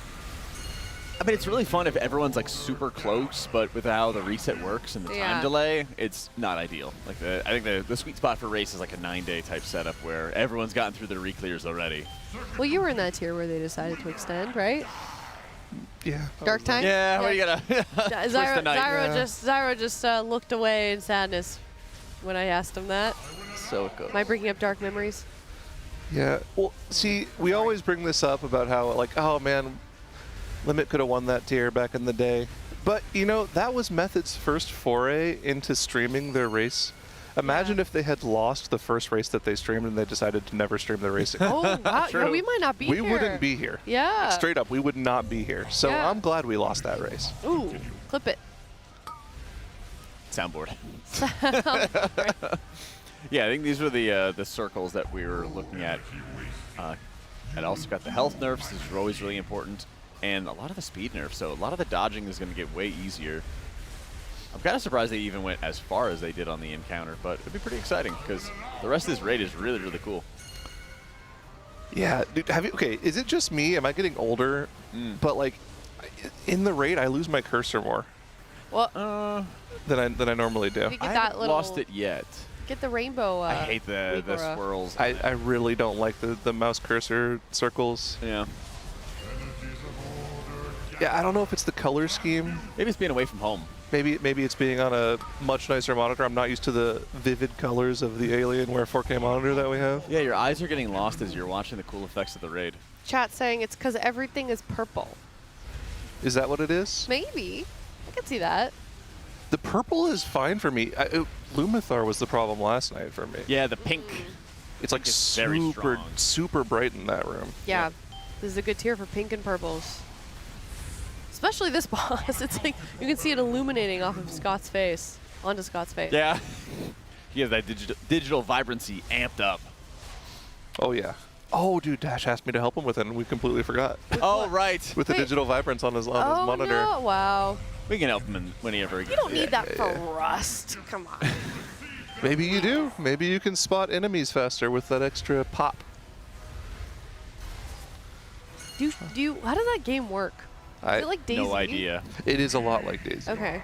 Like Daisy plus Tarkov? It's like a survival FPS style game with like not really so much focus on the survival because the enemies aren't gonna. The thing that kills you is gonna be other players. Other people, yeah. Yeah. Looks fun. That man is addicted. Oh yeah. Yeah, he's on that almost full time when we're not on broadcast. Kind of like we are in Dungeons when we're not on broadcast. It's true. Good side content. It is. Yeah, I mean, everyone's got that hobby game. I mean, I saw you playing some TFT and everything, Oh, too. dude. Oh, yeah. Yeah. How are you doing in TFT? I suck. Oh. I'm washed. By your standards, or By my you're probably above the curve, right? Well, so I had a great start to this season. In the first few days, I was like in the top 50 on the ladder playing against all the challenger pros. And then like everyone got used to the meta and then I just fell off the face of the earth. Oh, womp womp. Do you not like the meta, or? It's okay. They've had better metas in TFT. What are you playing more, Jack? Marvel Rivals or Apex Legends? I've been just playing Rivals as my like side game. I haven't played Apex in a bit. Okay. I like watching it though. Yeah. It's like the game I like to follow like the pro players a lot. They're also mean to each other. The Marvel Rivals No. players are mean to each other? The Apex pros are mean to each other. Really? Yeah. Why? I don't know. Wait, tell us the team. I feel like that's just FPS players in general. Yeah. I think it's like when they get frustrated at each other. Oh, You know, like they're wait, their own teammates or like the Yes. Yeah. Oh my god. You're like, how could you make such an awful brain dead play? And then Wow. they'll just go out for drinks afterwards and be best friends. But sometimes they're mean to their opponents too. They'll BM Yeah, I or feel be like that's more fine. you wrecked our game and you got second. You could have got first if you didn't play so dumb. Oh no. Oh jeez. It's great. Huh. They're insanely toxic to each other. So that's why whenever Fascinating. Yeah, whenever something in the WoW community, like someone raises their voice, they're like, "Oh my god, like drama," and I'm like, "Man, this is like light fare compared to what you see in Apex." Never survive in an Apex Legends lobby. Yeah, you see some demonic stuff. If only the rest That's saying Fat Shark. Yes, just moved up. Yeah, new best. Okay, They were at like nice. 20% before, and now we're at 11.96%. Were those changes hot fixes? Are those live already? I think it's with the weekly resets. I believe the weekly reset is bringing around the nerfs, so they could get a pre-nerf kill. Also, Hot Pot Heroes becoming 5 at 8 this morning. Wow, about an hour ago. they killed Soul Hunters so quickly after dealing with Forge Reaver. Also, do want to give a mention to Alienware, one of our partners for the Race to World First. You can go to TL.gg/Alienware RWF if you'd like a chance to win an Alienware 27-inch 4K QD OLED gaming monitor. 3 lucky winners will be receiving one. And once again, head to TL.gg/Alienware RWF to enter the sweepstakes. Log into your Alienware Arena account or create one and follow the prompts, and that is it. Woo. Yeah, for those of you missing out on what we were talking about a few minutes ago, there were some pretty substantial nerfs to a few of the mythic bosses that we've already seen killed by some of the World First guilds already. Forge Reaver Araz, a whole slew of nerfs. Add HP, add speed of the mechanics on the fight, just slowing down just a little bit, making it a lot easier to kill that fight. Soul Hunter's got some damage number nerfs as well, and Fractalist got a slight change to the boss to where it's no longer able to be one-tanked, but of course they brought the HP down just to make sure that it's still killable. Looks like a lot of good changes. Yeah, and they 5-healed Soul Hunters, right? Yes. Okay, so they'll probably be pushing guilds that come later on to be 4-healing that fight. And with those damage nerfs and the additional gear that everybody gets, and probably have an easier time dealing with the enrage at the end of the encounter. Probably be my prediction. Yeah, and it makes sense. Like, these nerfs are pretty much targeted at the, not top level guilds, but like the tier right under it. This is the, I mean, I feel like this is something we're talking about every tier. There's like a new thing that happens every tier, but this is very similar to last tier in that there was this mid-raid wall boss that nobody outside the top 3 or 4 guilds killed. We had Styx last tier, Forge Reaver this tier. Only getting our 4th overall kill of the boss this morning. from Hot Pot Hero, like I had just mentioned, Instant Dollars wasn't able to get the boss down. Pop Tart Corn Dog wasn't able to get it down. Fat Shark Yes wasn't able to get it down. Those are guilds that are normally right at the heels of the top 3 or 4 guilds, and they just weren't able to get past that wall last week. So it makes sense that it gets a little bit of a nerf. Yeah, and this week's going to be really fun because while the Echo, Liquid, Method are all going to be working on a kill and progressing onto a kill, probably, what do we think, Thursday type region, maybe Wednesday for Liquid, depending on how the damage progression is going to go for the fight, see if it needs any other nerfs. But around that Wednesday, Thursday time is also when you're going to see all of the nerfs come into play. The top 10 guilds, top 20 guilds are all going to be finishing their split runs, and then they're going to be making progress on Araz, Soul Hunters, Fractalist. We get to see that race to, top 5 world, the race to top 10 world, the race for, top 5 in the region, all really start heating up. You think Thursday we're going to be done with splits? No, yeah, for Liquid. We should be on next King and progging kills and stuff. I'm going to assume that we should be done before then. Yeah, I think splits will end maybe late tonight, maybe early tomorrow, and then we re-clear tomorrow. It depends on how in-depth they want to go with it. I asked Max about this last night. I did ask him this question. How many splits do we actually think we have to do this week? Because this is a very different tier gearing-wise than Liberation of Undermine was. Liberation of Undermine was get the Infinity Stones. You had the Eye of Kazans, you had the Jaster Diamonds, you had the Mox's Mug Jug. You wanted to get all of those items, House of Cards. There were a lot of very specific items that you needed to get on all your main characters. Whereas this raid, it's a little more up in the air. There are good alternative trinkets. There's the Ulduar on-use trinket if you don't get an Araz's Ritual Forge. There's no real very rare items that are super important. Yes, there's the two-hander for DKs, but they don't appear to be like that important of a character to gear right now. Yeah. So they really once are again, only just like Undermine. Just like Undermine. Yeah, so we're really only looking at just raw item level upgrades, which begs the question, do we need to do like 30 heroic splits right now, or can we cut that down a decent bit? Yeah, and it always ends up that there's more that you can do every single time that you're going into splits. There's always more splits and always more work that you can add on to it. But I think the question of where does the diminishing returns really ramp up and really ratchet up, especially since they have a really good idea of how much damage that they need and how much extra damage they're getting from more gear. And so that will kind of drive a lot of their decisions for splits, because now they know, right, Echo's already hit Enrage, and they've seen that the entirety of the Nexus King fight, there's a lot that the analysts on Liquid can glean from that and understand in terms of damage, eye level, damage attribution, where things are going to help drive their decision making. So I wouldn't be too shocked if most of today is going to be splits, maybe some re-clear for Mythic by the end of today and start of tomorrow, and then with those damage nerfs coming in, it should the expectation should be really fast re-clear. I feel like we need to add like subtext under the lower third that's like, no, they are not extended. This is all Max's fault. It's all Max's fault. It's so good for engagement, because then it's just like baiting people who are a little bit fresh to the race, and that's why they should come and tune into the Liquid stream, because we'll always tell you the truth and always help you understand things. So true, Jack. What a positive spin to put on that. Yeah, way I try. Yeah. Yeah, but no, they're not re-clearing, or they're not extending. They're not re-clearing? I'm just I'm making the problem the worse. info out. They are not extending, chat. They are not extending. Don't worry. Beautiful. Thank you. Oh, that's amazing. Exactly that. They're not going to read that. That's with the too quotations small. too. I can't read. That's too You need small. some Zennies. That's You true. need some Zennies. Should be coming soon, in fact. I was going to say, are they going to make it here in time? I think so. Okay. I think so. We'll do an unboxing stream. Yeah. ASMR. Assuming that Dimensius is very difficult. Yeah. True. I think it's pretty fascinating how we've already seen Enrage for Nexus King. And it makes me wonder if we're going to be seeing like Enrage on Dimensius, and then there's going to be a very, very long period, just kind of like with Queen Anzarak, of just figuring out how to find the damage. I still don't think that was big enough.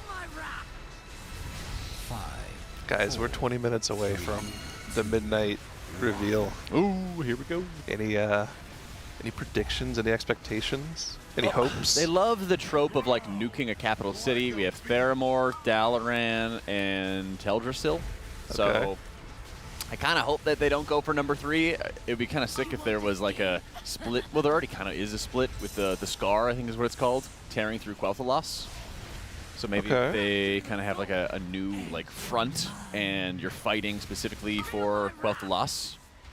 And so like, I think it's west side of Quel'Thalas is already kind of like run down and raggedy. So maybe they're going to have that be like the void base, and there's going to be like the fight in the middle of the scar. Why is it run down and raggedy? I don't know anything about So when Arthas was just a Death Knight, not the Lich King yet, he was leading the armies of the dead against Quel'Thalas to corrupt the Sunwell so that he could resurrect Kel'Thuzad. And that was where he turned Sylvanas into a Banshee. He stabbed good old Frostmourne into her and turned her into a Banshee and all that other fun stuff.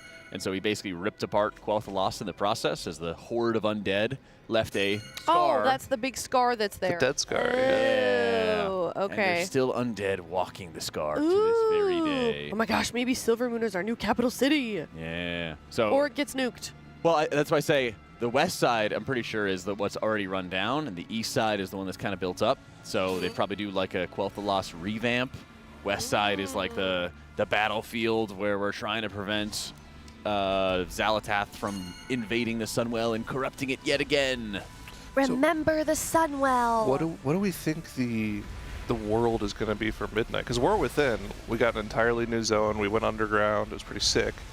Any predictions for like what our new area would be for Midnight? So there's you know, it's kind of like a right angle at the top of the Eastern Kingdoms. At the top of the right angle, you know, it's kind of like an L shape. The top of it is Quel'Thalas, and then it goes into like the Plague Lands and all that other fun stuff. But there's like kind of at the joint, at the center of that 90 degree, there's a zone that is not a zone. It doesn't exist. And that was, I can't remember the name of it. Somebody in chat knows. But it's just this piece of the world that we've never really been able to go to. Wait, really? Yeah. So I wonder if that is actually finally going to become a space, and that's going to be like part of the new zone. Northeron? Is it? I don't know. That's the first thing I saw in chat, and I trust them implicitly. Yeah, it's something like that. But, you know, it's just this piece of the world that never really got filled in. You can't go there or anything. So I could see like a Ghostlands revamp. I could see, you know, that piece. This piece right there? That there? Oh, yeah. No. I mean, the whole thing. No, not the island. See how it's an L shape? Yeah. And then in the middle of the right angle? The middle of the right angle? So, all right, look at my hand. Okay. Webbing right here. Oh, okay. That one small zone. This area. No, down. Down. Down. Down. Down. Down. Down. Down. Yeah, that one. Oh, down here. Yeah. Oh, this part. This chunk? That whole chunk. That's you can't go there? Yeah, there's nothing there. You're not allowed to like go there. You can't fly there or anything. Huh. Wall. Yeah, the more you know. Weird. So that's why I'm like, maybe they're gonna fill it in. So. Oh. Maybe they're gonna kind of fill it in. And Where is this did you come up with this or did you read this somewhere? No, I just came up with it. Wow. Oh my gosh. All right, quote it. Yeah, they've already said that Quel'Thalas is gonna be like a big part of the expansion. So why not fill in some of the blanks? You know? I actually don't have the Lore Master title. No. Really? I just read those books when I was, you know, younger, and always thought they were kind of neat. I kind of fell off from reading WoW books after that like whole trial thing with Garrosh. I don't know. It seemed not too like WoW-y for me. Guy did bad thing. Usually there's kind of like a brutal execution, you know? Kind of like how, oh man, I'm trying to remember. Who was the warrior in the... There's like the start of like the first war. Anyway, there's this whole bit where they have this great story of like one of the hunters getting his pet killed by like a warlock who like sucked up his pet in order to heal himself. And then the hunter just like goes berserk and just starts killing off some of his orc warlock buddies just because they were evil and as you do. Yeah, pretty much. That was like the Warcraft stuff that I was into. Yeah, I wasn't expecting the lore dump from you after asking that question. I know, I had no idea. Yeah, that was better than I thought it would. Maybe it was Broxikar. Yeah. Chat asking how to donate to the shelter. Teal.gg/donate. We are looking at transmogs and pet pictures where it's almost 12. Let's see. We're almost at 13,000. We could probably do that within our block. $12,383.02. Weird number right there. But you can go to teal.gg/donate. $35 and we can look at your armory or your pet picture or your battle station, or you can just send in some money for a good cause and we'll read out your message as well. We haven't gotten a lot of those. I don't think it was Rexar, because I don't remember Rexar fighting with the original Horde, like the first Horde war. I'm not sure, though. Did you guys see the new animation for the heroic wall breaks? No. It's actually really nice. Let's see if we can see it again here if they break another wall on their next wall break.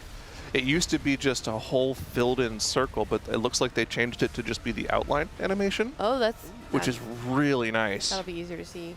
Spawning walls now. So we're gonna wait a sec. Yeah, it's a wall spawn. We get a wall break in just a few seconds here. Here we go. Let's see what it looks like. If they are breaking heroic walls, hopefully they do. Break the heroic walls. I think the... Yeah, look. Oh, that's so much nicer. Nice. That is so That's way better. Oh my gosh. Yeah, so one of the problems was that circle was all the way filled in. That's the null consumption that goes out, and you'd have to like remember where the other void swirlies were. So reclear is going to get even better. Wow, that's nice. Yeah, so someone in chat was like, oh, Fractalist might be a little bit of a reprog. I don't think so. They did most of their pulls of the boss with 2 tanks, and the HP got nerfed by 8% to account for the fact that you're going to be 2 tanking now. I think it should be more than okay to just kill it the exact same way. Yeah, that should be great. Do you guys know what the B story is going to be for Midnight? So like the A story, from what I understand, is like elves, Xalatath, Sunwell type shenanigans. Kind of like how our A story was like Xalatath, the Illyria chase, and like the Nerebar were kind of like the setup for it. Okay. I'm kind of curious. No, I don't know. I haven't heard anything about it. Yeah. I'm not the one. I thought Illidan was hinted as a return for like the last Titan, since that seems he like alive? Yeah, Illidan is currently the jailer, quote unquote, of Sargeras. Yeah, he's in the Pantheon. We left him there. So he stayed behind in the Pantheon to keep an eye on Sargeras, because that was his ultimate enemy, basically. Because a lot of Illidan's origin was joining the Fel and joining, the Burning Legion to gain their powers to defeat them. Stealing their energy to better himself, using the tools of his enemy to defeat them. Maybe Sylvanas comes back and we just like retcon all of Shadowlands. Yeah, maybe. Not too unlike Stellan Skarsgård in Andor. Shout out. Great show. Awesome. I watched that a couple months ago. So good. So good. All right, well, if you'd like a chance to go ahead real quick. Yeah, maybe we're going to have Belladar and like the Arathi Knights come into play some more. That would be really sick too. Since we got like a nice healthy dose of it with Halifal. I've really not been following too much of like the little side stories throughout the War Within, but I think that's a really good like sticking point, since they set up like, hey, there's all these Arathi just chilling in the earth for not much reason. Yeah, the Holofell Crystal, it seems like something they could have done more with this expansion. Yeah, I needed like a reveal for that based in the raid. I think that was like a raid level thing that kind of got pushed off to a little side story. Yeah. There was no spoilers for Andor. Come on, that's just literally a quote from one of his speeches. Come on, guys, chat, grow up. Go watch Andor, but not right now, because we're about to go watch the War Within, or the Midnight announced trailer. Yeah, I got about a little more than 10 minutes, 11 minutes before we're going to show that here. We can co-stream, we can react together, chat. Oh yeah, I think. Sorry, You're okay. I think Xalatath is also going to get new clothes. She's going to get a new fit. Some shoes, perhaps? Some shoes, and some socks. Shoes. I think that they realize that the Xalitos kind of like takes away from her intimidation factor as big evil villain, and she is going to get. Yeah, I mean, I'm sure that the casting director or the cinematic director, whoever was doing it, definitely likes some toes, and now they're probably going to get rid of it. That's my prediction. All right, if you'd like a chance to win a Team Liquid signed jersey, you can go to tl.gg/myblue and check that out. Sign up, do the first quest, and you will be eligible. You can win a signed jersey and more if you go to tl.gg/myblue. Or you can also get a new fit. You can also get a new fit? Like Xalatath might. Very true. Yep, they're adding items very, very frequently on MyBlue. You can decorate your own little MyBlue. As you can see, some of them are right there. There's an Alliance tabard, there's a Horde tabard, there's all kinds of game-related items as well as other games, not just World of Warcraft. Question for you, Aya. Yeah, what's up? If Xalatath were to wear shoes IRL, what kind of shoes would she most commonly wear? She'd wear those shoes that are like not shoes. You know? The ones that like granola people wear that aren't they're not real shoes. They're like toe climber shoes? Yeah, they're like I forget what they're called, but granola people? Yeah. Granola people. No, not Crocs. They're not Crocs. They're like they're meant like no, not approach shoes either. They're meant to just not be shoes. Like they're no shoes. And they're like some of them, I mean, they have different kinds, but it's basically for people that want to like go back to their roots of, you know, just walking on the earth with your feet. But sometimes you can't walk around in public. Yeah, the barefoot shoes. They're like toe socks? They're barefoot shoes, or toe socks, yeah. Yeah, because they have like the little slots to put your toes in and everything too. Yeah. Yeah. Barefoot. She wouldn't just wear like thong sandals, like flip-flops? I mean, they're not specifically Vibrams. There's all kinds of different brands. But what were you saying, Zara? Just sandals? Yeah, there's like a sandal. There's all kinds of like different sandal version of like the barefoot shoes. Yeah. Okay. Yeah. All right, we need a timeout on Nest BB mods. Oh, what's going on? Yeah, get him out of here. Yeah. Get that guy out of here. That guy needs a timeout. Bonk. Save the thirst for the trailer. As our granola person for Boulder, how dare you give away our trade secrets? Oh no. All right, yeah. Whatever. Well, you're about to be moving. Well, you are in Colorado now. Is that a Colorado thing? Yeah, it is a Colorado thing. Okay. It's the capital of the granolas, but they secretly have trust funds and swimming in college debt because they went to an inferior school. Getting some Colorado lore I never knew I needed. Yeah, seriously. I thought everybody was friends there. They seemed so friendly last time I visited. What can you do? I want to try some of those on, the barefoot shoes. I bet you do now that you're in Colorado again. Yeah, I'd fit in. Do you think there are people like some of our chatters here that like die in Mythic Plus just so they can hear Zalatath say like voice lines to them like, oh, I just wish you lasted a little longer and stuff like that? Because she does do that. You asking if people are edging in Mythic Plus? Well, like, someone just said that in chat, man. Yeah. Well. That's one of her lines. Sit on that. I'm gonna let them sit on that. What a world we live in. Doesn't Tettles yell feet every time her thing comes? Shouldn't there be like some awful YouTube 8-hour like track of Zalatath lines, ASMR versions? I'm sure there is. Told you that. Yeah, somebody in send the link if it exists. All right. Let's take a look at some transmogs, maybe change the subject. Yeah, TL.gg/donate if you'd like to look at your transmog on the broadcast. Here is the first one. This is very cool. What are you giggling about, Amanda. Bricking a key a whole new meaning. Uh-oh. No. Sorry. That's why Tettles threw the key. Oh, Tettles caught. Oh. That's why he stood in the void zone. Railed yet again. All right, I think this is some Aberrus shoulders, I want to say, with the wings. I think they're like a normal or LFR shoulders. They look really good. This is the Amanda from the guild Ungoon. Oh, I read the Amanda.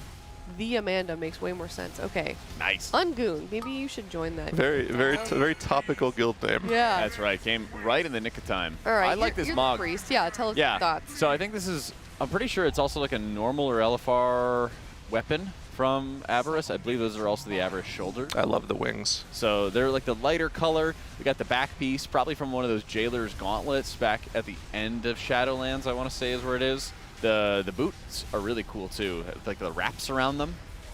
Big fan of those.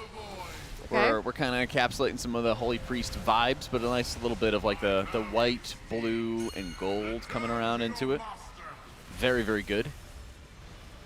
I vibe with it. I think it's a good mog. I like the boots. Yeah. So Torghast had a special version called like the Jailer's Gauntlet at the end, which had a slew of those back pieces. So I think that goes really well. Like the chest wrappings and everything like that. Nice little crown going on top. So I'd give this a 9.2. Banger mog. Yeah. Yeah, it's up there for me, like 8.9. It's really, really, really, really good mog. I like it a lot. Maybe if the top was a different color, it fit the rest of the mog a little more. Yeah. I'm with you. I wish it was a different color. All right. I'll give it a. I just realized. Sorry, I'm trying to pull up the stream and look at the transmogs at the same time. I give that an 8. Yes, and thank you so much for your submission. TL.gg/donate if you'd like to send in yours. Here is Scarissa. This is awesome. That is really cool. Oh, I've never seen a green. Okay, but the weapon is blue Oh no! Well, this is the classic Thunder Fury. Yeah, I have a Thunder Fury. I have to show it off. It has to be part of the mod. It ruins it. Isn't Knight Captain like an old title too? I think so. It's one of the old PvP titles, isn't it? Old school stuff. Probably has the OG Thunder Fury, Blessed Blade of the Windseeker. Wait, did somebody say Thunder Fury, Blessed Blade of the Windseeker? Did they? Did somebody say? Whoa. All right, I'll give it a. Oh man, I'm so annoyed. I got an 8.4. Doesn't looks pretty good. I like the Halo. The rest as well. of the Mog is so good. It's so good. I think the Halo doesn't quite fit, but the rest of it I love a lot. Yeah. I'm gonna go 8.9. Don't shake your head at me. I'll give it a. No. I'll give it an 8. We're giving you good scores. For the. I think the Halo works. There's like goldish like accents and the. I don't know. I'm not bothered by the Halo. I'm bothered by the big blue weapon that doesn't match. I think it's called Thunder Fury, Blessed Blade of the Windseeker. Okay. Supa Ida? Wait, Ida. we've had this one before, I'm pretty sure. Maybe they made an adjustment and resubmitted it? So, Holly dumpsters. If they did, the biggest problem we had with this before was that the hair just didn't fit the rest of the Mog. Yeah, yeah. It was the belt and the hair. Okay. Yeah, I need some like darker hair color. I agree. The blue doesn't make any sense. Can't they have purple hair? Maybe? Yeah, there's a lot of hair color options. Okay. The belt also matches the cloak, but not really the rest of the whole vibe. I like a lot of pieces of this Mog, but I think that would change out like the belt and the cloak, and then kind of stick with the gold and flashy librarian, little pompous librarian. Keep like the chest, change out shoulders, belt, and cloak, and hair. Like half the Mog. And boots, yeah. I think there's just too many colors going on. So I'd give it like a 6. I gave it like a 5 or a 7-ish. I'll give it a 6. I'll give it a 6. Sorry. Guys, we're 3 minutes away from the Oh, reveal. I know. Oh, yeah. Can we go to the reveal stuff happening soon? Let's get that. Let's get that full screen. There's gonna be a lot of setup for it too. I keep waiting for a countdown or something, but. Is it on the Warcraft channel? I don't think it's on the Warcraft channel. Oh, wait. It's got to be somewhere else. Wait, really? Yeah. Oh. I don't know what the Mad title is from, Saro. Wait. How do you get that? Why would it be on the YouTube channel and not the Warcraft channel? Okay. Let me see. What, the YouTube Warcraft channel or the YouTube Games? Well, Wowhead just did a push notification about it. It is on the Game Awards channel? Yeah, okay. Let's go. The Gamescom channel on Twitch. Okay. There's a lot of other confused people in the Warcraft Twitch chat. Okay, Gamescom. Okay. Yeah, it's the Gamescom channel. All right. Here we are. I got it there. Showing minute and a half. Okay, here we go. Exciting stuff. Yes. Exciting stuff indeed. Okay. Void Elf Rogue. Oh, I didn't even look. This is a great Mog. Oh yeah, this is cool.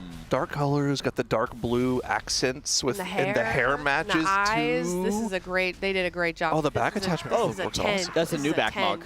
Yeah. I give it an 8.8. 9.5. Very nice. Very nicely done. Well, you can't nod at us when we give a good. Okay, that was a bow. That was a bow. I saw that. Okay, thank you. Uh-oh.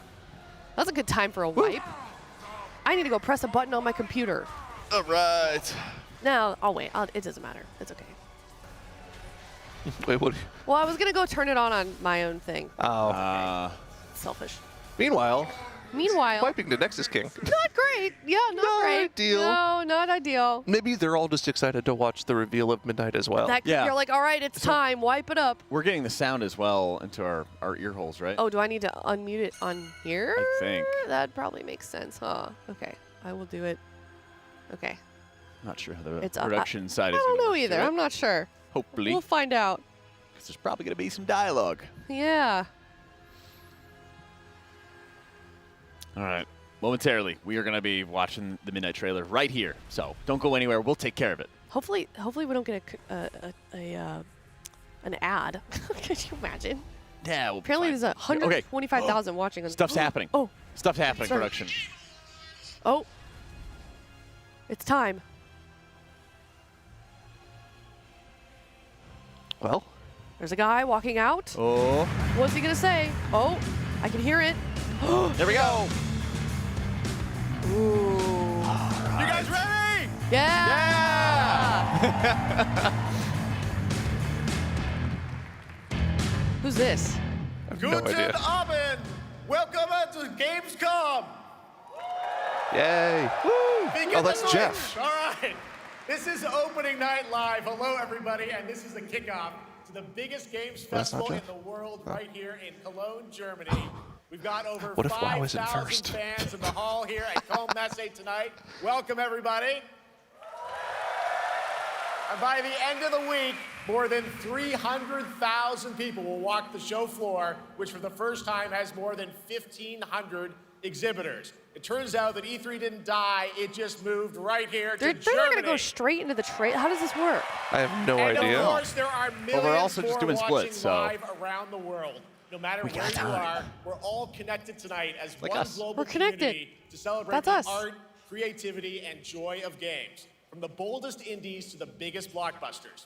Today, the game industry has never been more dynamic. Clever ideas from small teams are breaking through in huge ways. This summer, Peak, a co-op climbing game created by Aggro Crab and Landfall Games, stormed the charts on Steam, and right now I can announce for the first time it has sold over 10 million copies to date. So we gotta wait for them to get through a bunch of other And there's game also trailers. other fun ones, like you guys have probably played Date Everything, a wild dating sim. Oh my gosh. Yeah, you guys play ever play Date that? Everything? Yes. I tried to date the blanket. He was my favorite. He's cute. All these successes prove something important. Small teams. No wonder you got the solo couch or the solo. And that brings us to one game made by a handful of developers. Oh no. In Australia. Handful of developers. For 6 years, World of Team Warcraft. Cherry That's not has us. been crafting Hollow Knight Silk Song. It is highly anticipated. and that's Steam's most exciting. wish-listed game. What was it? Well, Silk Song. tonight, I can finally definitively tell you that Silk Song is 100% actually launching this year. Wow. What's that? Behind Okay. me, That's exciting. You're seeing some brand new Silk Platformer? Song gameplay, the first extended look since the last trailer in 2022. And starting tomorrow, you guys here at Gamescom can play a demo at the you can Nintendo and parry. Xbox booths. There you go. Silk Song is real.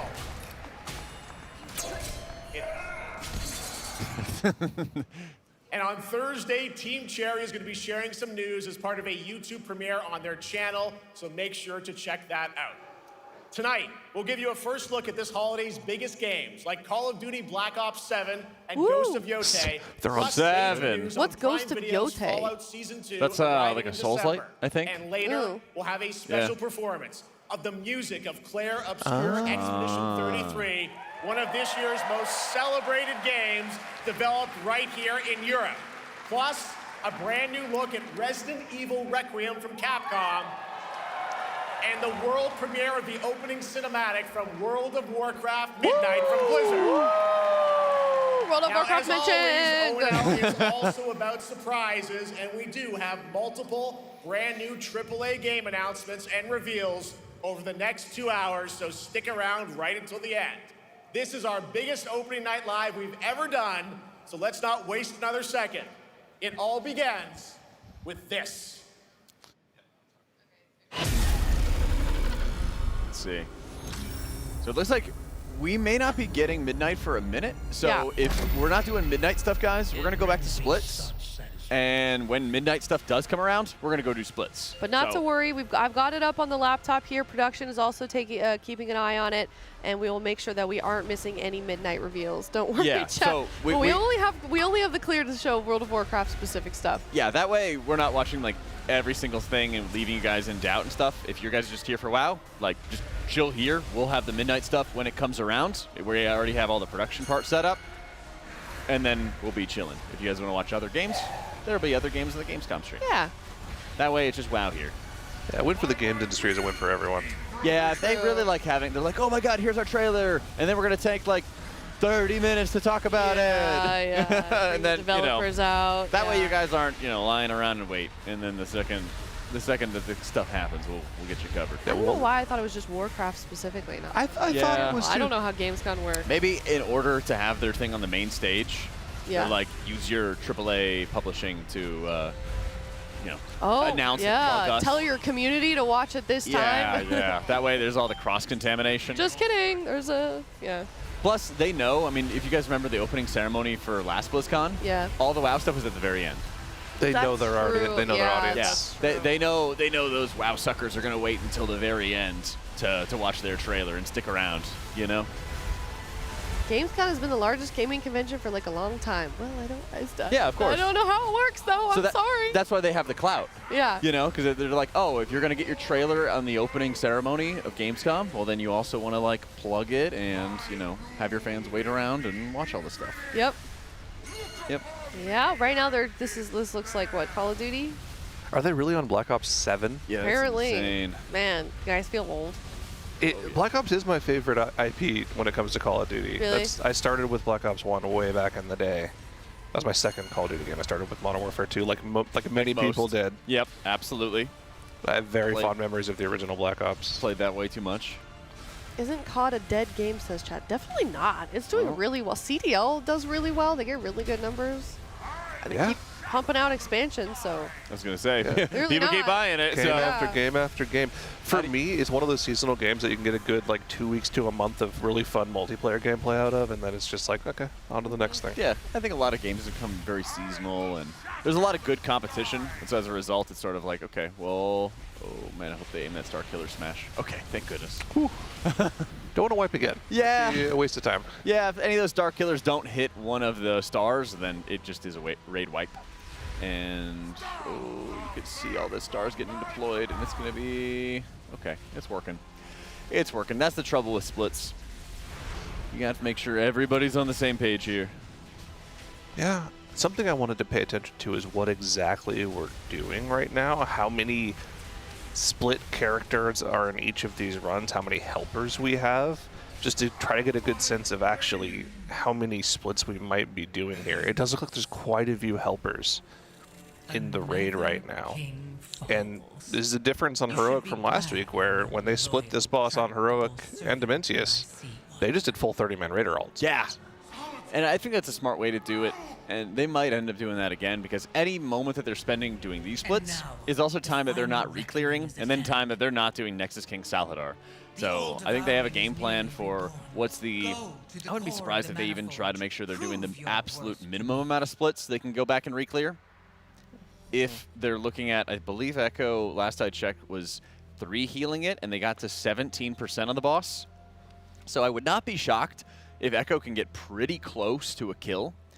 But at the exact same time, I don't think that they're going to get a kill, because they're going to have, I don't know, let's just say another 2 hours or 3 hours max before they're going to go to bed if they follow the same schedule. And so with that in mind, they're not going to try to extend or go super far. They're going to try to do everything they can to make a 3 heal viable and consistent. And then they're going to go to bed, wake up, do their splits, do their re-clear.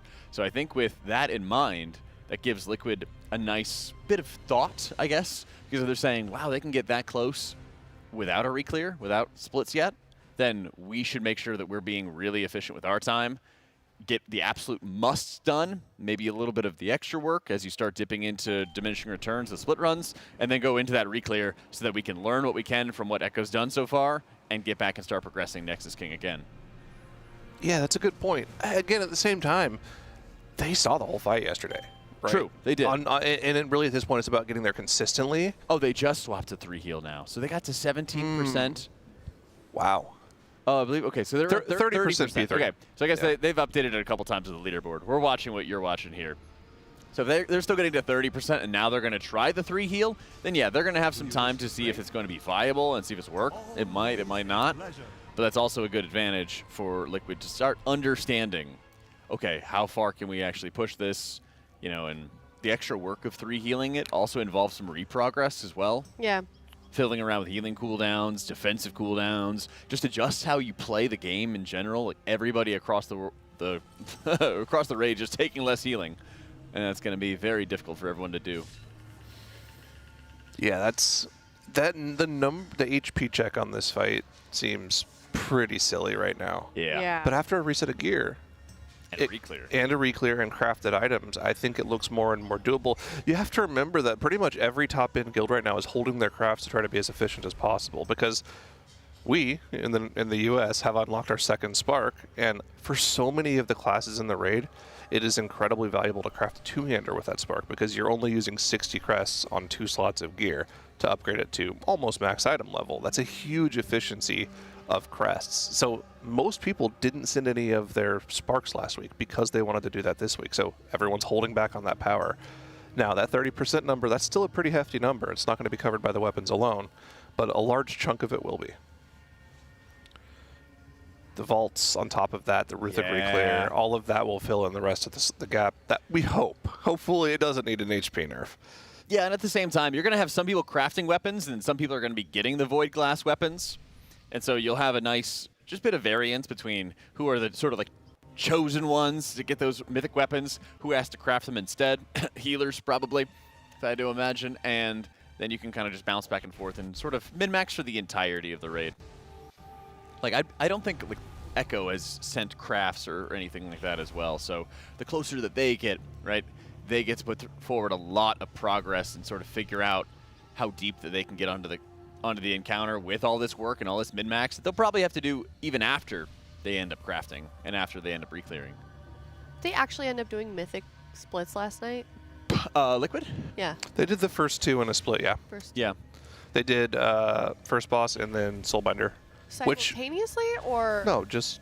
No. They did it like an alt run. I know they did it with... Okay. Yeah, okay. they did a mythic alt run is probably a more accurate way to describe it. Okay. For some reason, I thought they were taking characters that weren't currently in on Salhadar. Oh, no. And gearing those up in a mythic split or something. I don't know. No, I mean, Soulbinder and Plexus Sentinel are great fights to just get a mythic alt run in. That's what my guild did as well. We just went in, killed 2 bosses, Yeah. we were chilling. The whole point of the 2 bosses in a split, it has to be characters that haven't been in the raid, right? Otherwise, you're locked to that mythic lockout. Right. So they took 20 characters into a different mythic split with the plan of potentially gearing up a couple of characters that they think might be useful this week. I think the main focuses were Atlas DK and Dranaco Mage.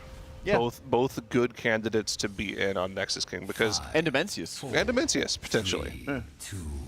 And they didn't get the greatest loot off the first boss. It was 2 mythic one-handed weapons. Yes. Not something that either of those characters could really use. We did get a Void Glass Spire from Soulbinder, though, so that's really good for the mage. That's a big staff. So worth it, do we think? Oh, yeah. Oh, yeah, for sure. And it's always about the chance, the possibility of it, and Right. it's also going to give them a good vault reward, too. Because then they're going to have 1 slot that's going to be mythic capable, and then the other 2 are probably going to be heroic for those alt characters. So it's just variety. I mean, you even have the off chance that, you know, some class that they had thought was an outside chance of being really good ends up being really valuable on Dimensius for a very specific damage check. There's a number of different options out there, and being able to have just a wider range of options is going to only pay dividends for you, because we've seen a lot of comp swaps throughout this race so far. Yeah, so we did have the question last night, does killing Soulbinder add Lumathar loot to the vault? We assumed it would based off the Dungeon Journal, and I can confirm it did. We had characters in our guild that killed First Boss and Soulbinder that got an antenna in their vault on Mythic. Yeah, I saw somebody who killed Soulbinder, got a Mythic Leech antenna, and did not kill Lumathar. Just a casual best-in-slot piece out of week 1. That's nice. I think they just wrapped up Call of Duty. Yeah, all right. 15 minutes. 1 game down. Per game. Well, I think they said midnight was going to be the last. I'm not sure. Oh, boy. What we will double-check. We do have people actively watching it. When midnight gets mentioned, when World of Warcraft mentioned, we do swap over to it. Those are the premier slots, right? The first spot in the show and the last spot in the show. There's not a middle spot? Also, I have the Gamescom chat open on my phone. Oh. And it's like every time I look, it's a lot of people just spamming midnight. Really? Yeah. Wow. I feel like the last slot is usually for like the most popular one. Is that Shocks? That It is is Shocks. She looks nice. Yeah. Cute shirt. Now we're just. But they just know the WoW gamers are going to wait. Yeah. They know the WoW gamers are going to wait. So I Yeah. feel like, I don't even know if I would say it's the most prestigious. It's like the most popular one that they know people are going to sit and wait through. Yeah, that's true. You know? Makes sense then. It's my to have it theory. at Gamescom, I suppose. But yeah, don't worry, we will be showing that here when the time comes. In the meantime, we are currently doing heroic splits. Also some questions about how to enter those splits, how to join those splits. Discord.gg/liquidguild. There's a helpers channel in there. Post in there and they will yoink you if they need you. You have to install a WeakWare, make sure that's updated. If you are not able to get that, then they boot you. Yeah. Yeah. But if they take you, you get gold. Yeah. Lots of it. Oh, I got baited for a sec. What is this game? Assassin's Creed or something? Looks like some Elden Ring? Soulsborne style game. Is this the new Ghost of Tsushima Is it? game they're talking about? I don't know. I don't know. It's not WoW. Looks like Valkyrie, from Overwatch for a second. What is This looks very, very good though. Yeah. No, it's not Silksong. they did announce that. Though. That The is side official. scroller. I always wonder, are games, like, how much are they paying to be on Gamescom or, like, the opener? Or how much of it is just, like, the mutual benefit of them, like, working together? I don't know. Probably a lot. What was the question? Are game publishers paying to be on, like, Gamescom or something? Oh, yeah. I don't know. 'Cause you'd think that they would have to pay to be, like, exhibitors on the floor and, like, pay for the floor space and stuff, too. Why talk about Gamescom if we're not going to watch it? Well, we're going to watch the WoW part. Well, we're just letting you guys know that, But- like, WoW is not going on right now. Yeah. We're just showing you guys that we're actively monitoring the situation. Just when WoW is mentioned, Uh-huh. right? Also, we have permission explicitly to stream the midnight reveal. It's not so sure we have the permission to stream the rest of it. So No. Yeah, or just keep you guys up to date. So that way, you know, it's not like we're going to miss it. I don't want somebody who's, like, at work right now and only wants to have one stream open, and then they're like, oh my gosh, the WoW stream, missed the WoW stuff. We're actively monitoring it. We're letting you guys know. we're You monitoring. just stay right here, that. and we will take care of you. We're monitoring this Lumithar kill to see if they get an astral antenna, and they did not. Oh. Unlucky. What are the benefits from the astral antenna? Who wants that? Critical most? strike bonus. Everybody likes it. Everybody likes needs that bad. Everybody loves Return crit. to the center of the Manaforge. We need to determine How our many next do we course have of this action. morning? Do we know? We've seen a couple. A lot of people have them. Okay. I think the biggest thing is probably people who have it on normal and then just want to get like an upgrade into heroic. Yeah. There's probably like again, it's more of like niche things where like, okay, we're likely going to need this, or we would like to have a slight upgrade here. There's like a very fast point of diminishing returns. And I think that the closer that Echo gets to a Nexus King kill in the next, 2-ish hours of their raid day, again, I don't think that anybody's going to kill it until they go through a reclear, but they can get really close and do a lot of the legwork required to kill the boss. So it's a huge priority, I think, for like the analyst to be watching that, figuring out what adjustments they can make to their own strat. There's the math equation of like how much extra gear nets us this more damage so we can kill the ad phase more easily. What's the viability of a 3-heal situation? What's the extra reprog that might have to go into it? There's a lot of these little details that start going into it.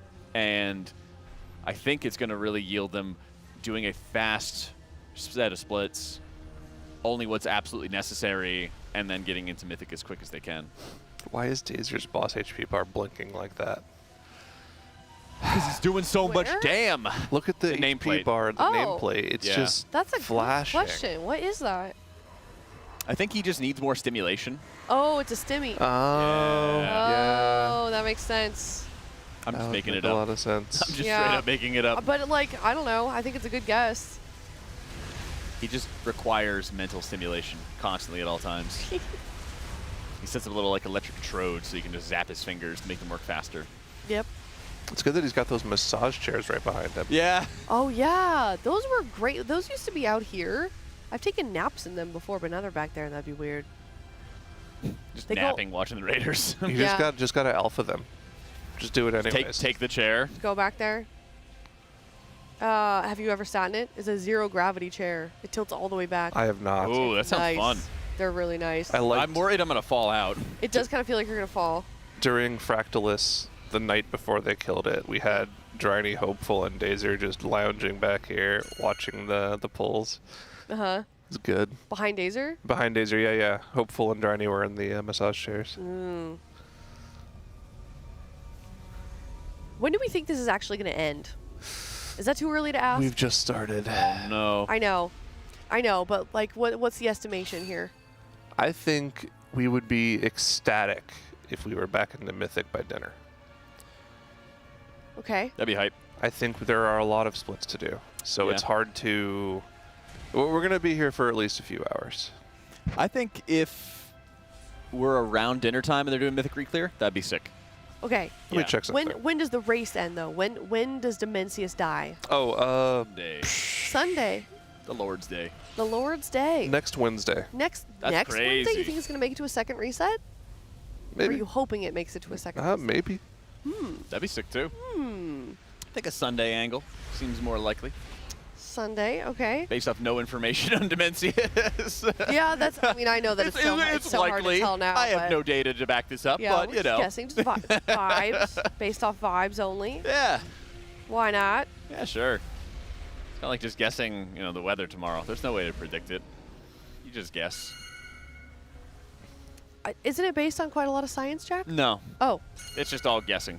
Okay. Yeah, we're just here making things up, and maybe something sticks. Maybe it'll rain. Who knows? I mean, they We're can't tell us we're blindfolded, wrong. throwing darts Yeah. at a dartboard. Sometimes we hit the triple 20, sometimes we hit a 1. What can you do? Yeah. What if you played D&D, but instead of dice, you actually had to throw a dart? And then you're skilled. That sounds like some roguelike game I'd see on Northern Lion stream. Yeah, that'd be kind of cool. You should do it. And it's more skill-based. That's true.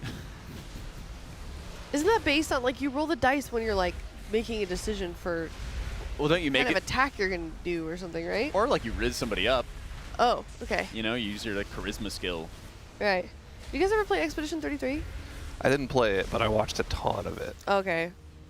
Yeah, I wanted to watch the story. When it comes to single-player, story-focused games, I prefer to watch other people play them Interesting. I like that, too. Okay. rather than play them. Yeah, that was a fantastic game. Yeah, I haven't gone through it yet. I need to. Yeah, I saw Try. that you I rage you quit. do not like turn-based games. I've seen. I gave it another try and I hated it, and then I told people I hated it, and I ruffled some feathers again. I saw you couldn't get through Baldur's Gate 3 either. I hated that even more. Oh no! Oh no! I was down. Like, I thought it was so fun. The game itself was so cool. I had so much fun in the creation screen, and then I was like, wait a minute. I didn't know this was turn-based. I don't like this.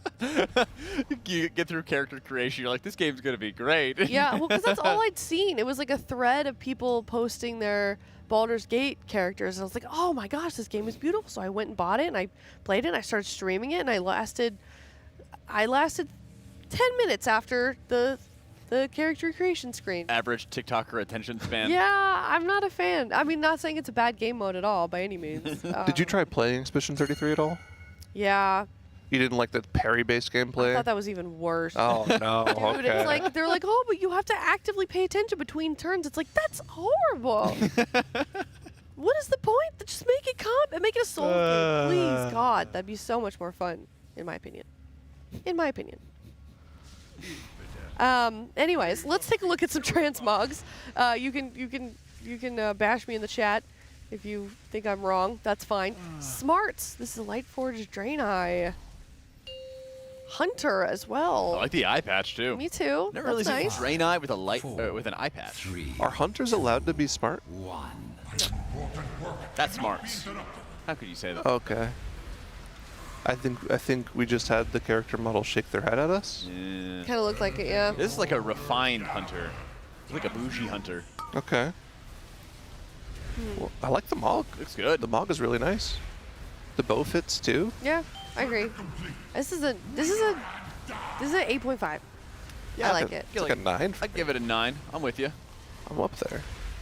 Okay. It's like a wealthy hunter on their first hunt. They won't get their hands dirty. Thank you, Smarts. Good transmog.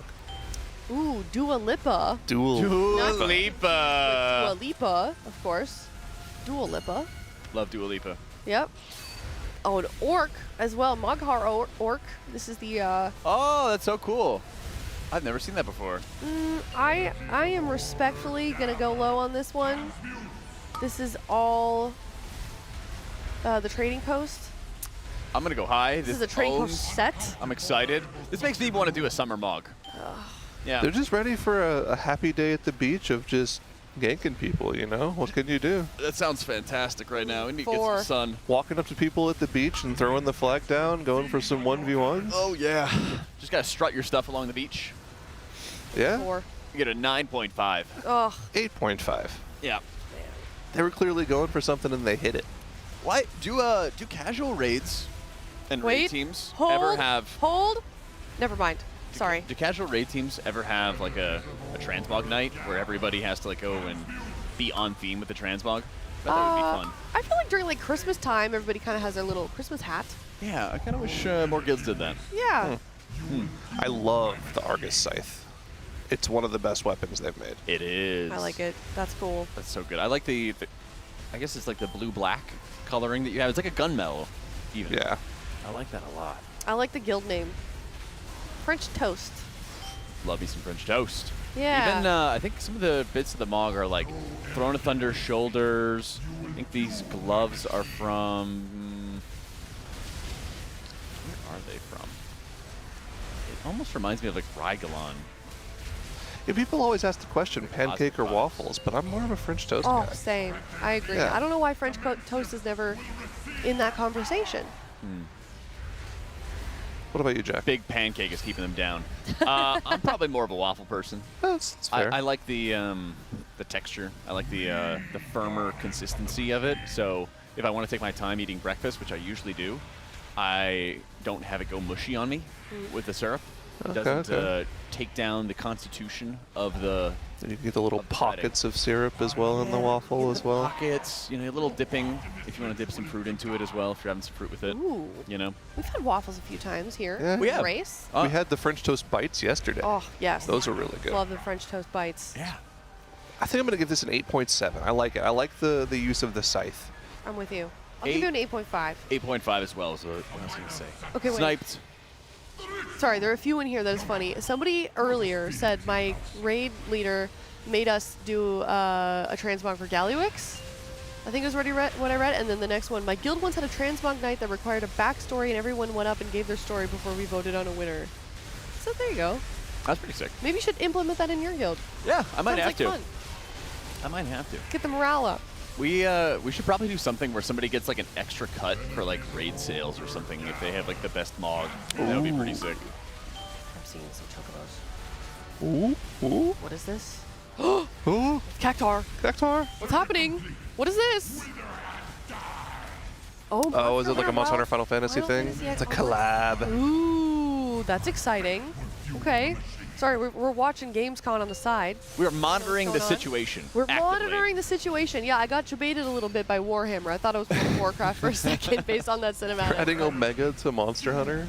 What's that? That's Omega. They're adding it to Monster Hunter. crazy. Is that like a boss or? Yeah. Neat. You'd know if you played, which you should. Yeah, you know. A little busy prepping for this WoW season. I mean, not immediately. Sometime in the off season. Yeah, I'll have Give to it a find. shot. I'll have to find some other games to play. You're a lore guy. You'd love the lore. Final Fantasy or Monster Hunter? Final Fantasy. Oh. It'll ruin your life.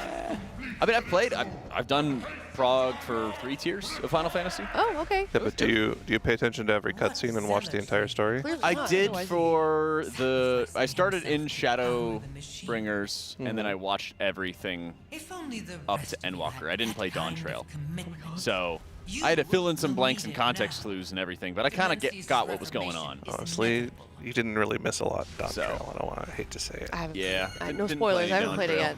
That's okay though. But like, I mean, Shadowbringers and Endwalker are pretty sick. Like those stories. Once I kind of filled in some stuff with context clues of like, oh, I'm supposed to know who this person is, then it made a lot more sense. I will gather my Yeah, I heard the community reaction wasn't as good, but I feel like maybe it's more like a little bit like ARR, like they're kind of just starting over, starting a new arc. When you have like 2 back-to-back bangers in Shadowbringer and Endwalker, it's kind of hard to follow that up with something new. So Either way, that looks give him cool. some respect for that, for trying something new. Yeah, I mean, you can't really go. I don't know how you go up from there. They kind of finish the arc, so you got to kind of. Well, you got to have an ebb and build flow. something new. Yeah, exactly. And I think that WoW kind of has that moment where they try to always have stuff be like super hype and super exciting. That they always try to have the big things going on. But I kind of would love to have after the World Soul Saga, some just kind of like for funner type expansion. Yep. Something that would be pretty chill. I hope they try to run away. Speaking of pretty chill, The heading Murloc. into Soul Hunters. The Murloc Island On Adventure. some Or splits. maybe we do like some kind of expansion where it's the Murlocs joining against like the what's the monkey race called? I'm busy with that expansion. Yeah. I'm busy. The Hosen. The Hosen. Oh, Do like a Murloc versus Hosen, like brutal war expansion. Oh, and then my. we just get involved for no reason, and we supply like weapons to each side, and you have to kind of choose what kind of side. There's no like larger threat to Azeroth, but we all Fun just and want to silly. like have some. Oh I mean, my God. there's some parts that are fun and silly, but like mostly we're just like taking part in this war. Is Yoshi and P at we're getting involved Sure for is. no reason. Yoshi P at Gamescom, Yeah, Pog. better BFA. I'm down with that. I'm down with that, Jack. Yeah. Also, yeah, I'm excited. Yoshi P at Gamescom. How many rings is he wearing? Yeah, we'll get the pirate gun runners. Let's go. He's wearing at least 3. A lot. Many. Yeah, but just as like a, you know, like a little Loki for a bit of a story, and then we can build up some cosmic threats again. Okay, we're talking about Yoshi P. and Jack Completely is in his own world of his expansion. It's Jack in chat, and Yeah. it's you and me. Yeah, well, I mean, listen, I played Final Fantasy. They got to fix healing in that game. They fix healing in that game, they can come talk. Oh, what don't you like about the healing? You don't heal. The Yeah. entirety of the healing in that game is built on not healing, and healing Fair. as little as possible.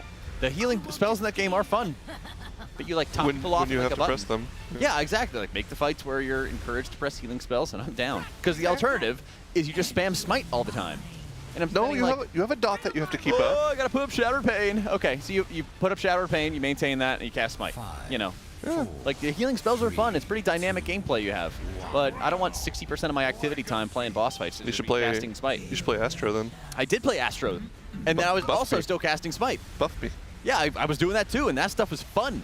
If I was playing the other healers, like I played a little bit of Scholar, a little bit of Sage, they were like solid, but then once you get like really comfortable with playing them, your big gameplay loop is like 60% casting damage. I would like to heal as a healer. You know, side tangent, but that's why I like Rivals, because the healing in that gameplay is really fun. If you're playing like a poke versus poke comp, you can start out healing the damage that the damage dealers are doing, and your teammates can play like stupid aggressive and like muscle through and push through really hard. I think that stuff's super fun, of like having a tangible benefit to healing in games. All right, I'm done with healer talk. Yeah, but what characters do you play in Marvel Rivals? Luna, CD, and Invis. But Invis is pretty weak this season. So Yeah. I don't really play her too much these days. World of Warcraft, Ukin the Duker. Healing's fun, man. That's your expansion title, Jack. No, I gave up on Overwatch. I haven't touched it in a while. Maybe I'll go back to it. I don't know. The decay you would have every season, and like the time that it felt like you had to play. Yeah. It's been like, I don't know, 4 years or 5 years since I last played Overwatch, seriously. So, I don't know. Maybe I'll come back. Who did you main in Overwatch? I initially played as Genji. Okay. And then I switched to healing, and I played a lot of Moira, Mercy, but probably the most with Anna. Okay. Anna's fun. Anna, whatever. Was a diva main. Yeah, I don't know. I like My the girl. I like the third person a lot better out of Rivals. That's fair. I feel like I just see more stuff and Yeah. have like better awareness with third person POV. Yeah. Well, true. Guild War 2 expansion on a massive sale. Have you guys played Guild Wars before? Nope. Oh my god, that game is fantastic. That MMO needs more attention. It's so great. There's so many quality of life things with that game. Give it a shot. I do want them Two. to add more Grand Exchange type stuff where you have like the jumping challenges. I want that added to WoW. I need like deep amount of like what are the jumping challenges are? Oh, jumping puzzles. Oh. Yeah, that you would have. Those were really fun. I really enjoyed those. I'm trying to think if they're where are they even in WoW? Usually in like world quests. Oh, That's about it. there were But a I- lot in. No. But I want them to keep on like updating the Darkmoon Fair to have like more game Okay. puzzles and all that stuff. Like there's a bunch of puzzles they made for world quests, and then they just started making them like easier and easier for world quests that they were barely a challenge. And I'm like, just put them in the Darkmoon Fair and like let them be difficult. Guild Wars has a lot of jumping puzzles. I'm good. I'm good. Fun transmog.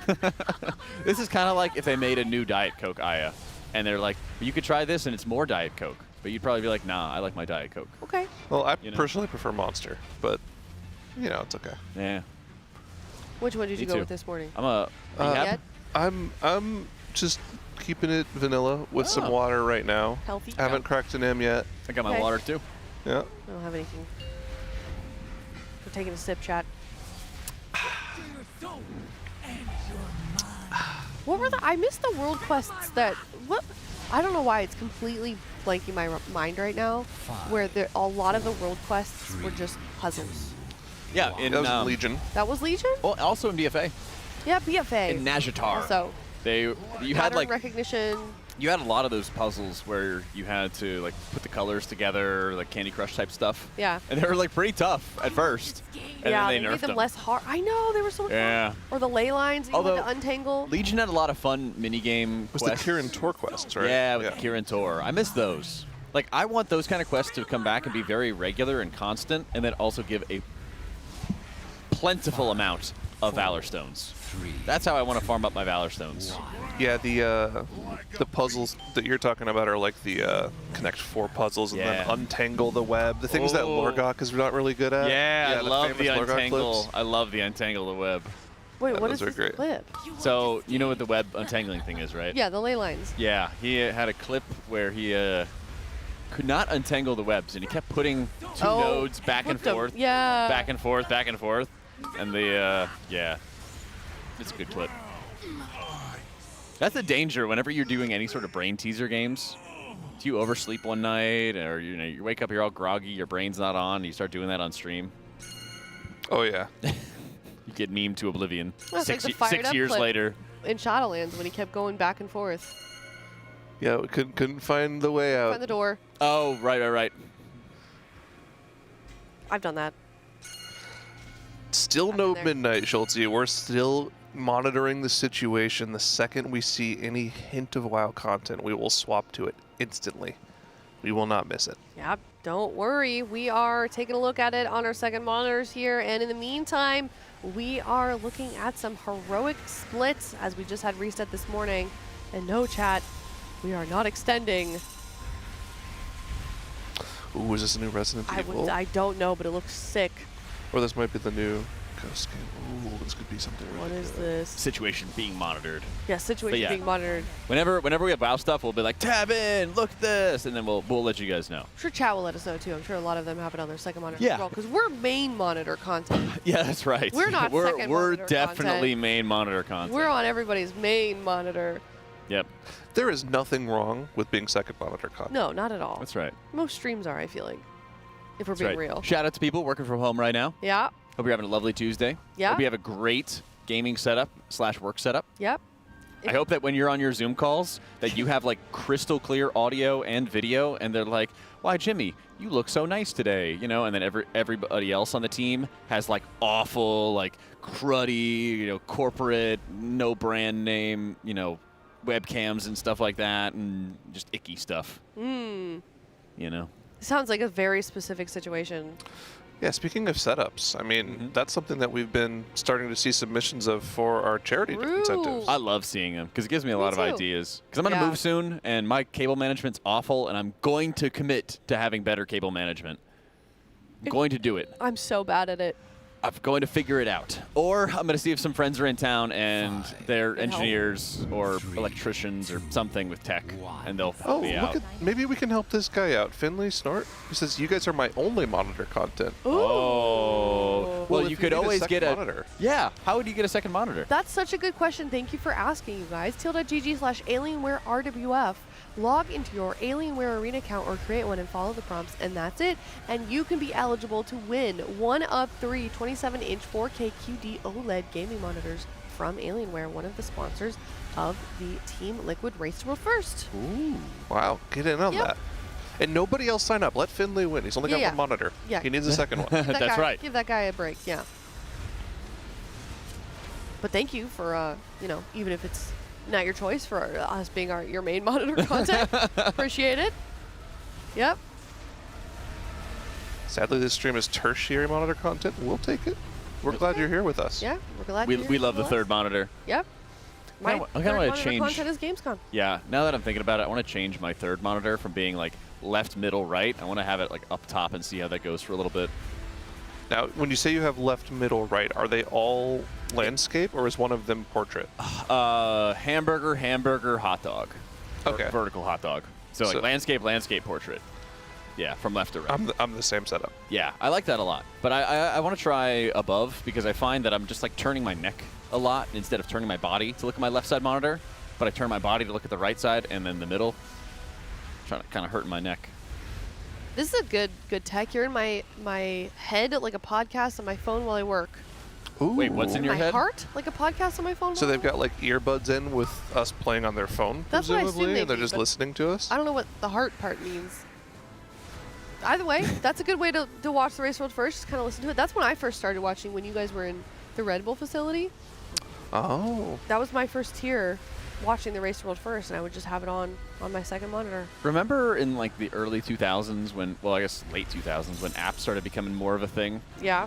And then people started using apps to listen to like radio stations and everything like that. And radio had like a little comeback. And then people invented podcasts and that just like died. Yeah. iHeartRadio. That was Yeah, that's what I was thinking of.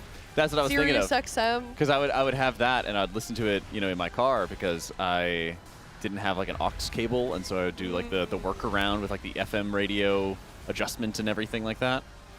Do you remember the tape that you could put into the cassette player? That's that would what play from your iPod? Did That's you what have so my brother had that, and then I had the upgraded version where it would play an FM station, and it was like a little dongle. I had one of those too. Yeah. Yeah. That was not great. And so I had that for such a long time. I had that up until 4 years ago. Oh my God. And then that's when I got That's my new car. Those were bad on road trips because you'd always have to change it because you were moving. So when I was moving from DC to Texas, I had to change it like 5 or 6 different times. It was a nightmare. So when I got my new car, it was a 21. I was like, there's so many features. Right. This is amazing. You guys You're being called a liar in chat, Jack. Why would you? Hey, some people have old cars. Newsflash. Nothing wrong with old cars. Speaking of, my guildie literally plays on a laptop still. Crazy work. Chat, you need to check your privilege. How's that Nothing wrong with a laptop. Oh, how's that over exaggerating? Having an FM receiver. I know lots I of don't people know. that have that. Not at all. Did you remember? Maybe because we're all millionaire Twitch streamers. Right, Aging right. myself here. Remember back in the day renting VHS tapes and having to rewind them before returning them? Be kind, rewind. Yes, sir. Oh, yeah. Good morning, Azula. Yeah. Oh, we my had Zula's here. Good morning, baby. some of the tragedies were like we had the Blockbuster in like a prime location in my hometown, and that plus what was it? I guess it was the Borders bookstore. Those were also like the prime hangout spots, the quote unquote like third places that people would go to just hang out and do stuff. Mm-hmm. And then they all got shut down. It was like, yeah, the big audio/video stores were like Blockbuster and like Hollywood Video. Those are the two that I remember being the big ones. What's a VHS? Don't worry about it, 42. Oh, no. Well, wait, you have 1991 in your name. You know what a VHS is. Oh, you got him. Yeah, you're Got older than him. us. Well, older than me at least. Older than me too. Yeah. I'm actively listening to this using a Bluetooth FM radio dongle. See? Look at that. And no, you're over-exaggerating. Stop over-exaggerating. Yeah. My first car was my grandfather's rusted up station wagon that had no airbags. Oh, how is that legal? Or was it too? It probably old enough was. that it didn't have the. Probably was at the time because I've had an updated registration. Remember when Netflix's model was actually sending sleeves with the DVD to your house? Yeah. And then you had to send it back. And you would just return it. And there was just the trust that you would bring it back. That's crazy. Wow. Oh, man. Remember when you'd actually buy DVDs? Yeah. I Insane. don't think I ever bought one. My brother does. He has like wall-to-wall movies. Still? Dude. Yeah. Tell him to clear some clutter. He's the clutter king. Sure he doesn't He's the watch clutter people, king. Right? The clutter king? Yes. What else does he collect? Little just stuff. little raven, little crow with all of his little trinkets. Pretty much, Little yeah. DVDs. Yeah, but now he's in Finland for his history PhD. So So he left all of his DVDs behind for somebody else to worry about? yeah, his sister. We have different parents. Okay. We have different moms. So his sister lives with him, and so she's guarding the fort basically with all the corgis. but he's living pretty lean, I think, in Finland right now as he works on his PhD. Oh yeah, DVDs at the gas station with red box. Yeah, they still have some of those. Do they? Mm-hmm. Huh. Bazula, come here. Come say hi to us, please. Oh, she's sashaying away. Dash has human food. Yeah, Want you're right. human food. Look at how she's so cute. I love her. We procked a new dog. Ooh. Did you guys see the new dog? There's a little puff. A little white dog. Oh, I need to in go say hi to the him. in the background. Yeah, Yeah, he's so cute. Walk by the window and he's like the league, somebody from the league team's dog. It's like a little dandelion. I know. We can't show the dog. The dog is not a Too part small of the, to not see a on part camera. Of the race crew from the Liquid League team. So if anybody knows whose white dog that is, tell them to come and show the dog if they want to. They're busy. They've got stuff going. That's right. They're busy. They're leaguing. Oh my gosh! It's the actress that played Ella Purnell. Purnell? Is that Yeah. her name? Who's that? So she plays the voice of Jinx, and also In Arcane. Oh, yeah. in Arcane, Bat Chest. and she was Bat in Chest. she was also in Fallout, the movie. Oh, that's what this is for. Oh, that's right. Okay. Yeah. The TV show. Yeah, TV show. And I recognize the person on the left. Who's that? Don't know. This is for Fallout? This this is a Fallout stage. Okay. Maximus. Yeah, Fallout. this guy was Maximus. Okay. Oh, Lucy. Apparently the dog's name is Lucy. Very cute dog, though. Is that Walt? That doesn't look like Walter Goggins on the left. He's got too much hair. Yeah.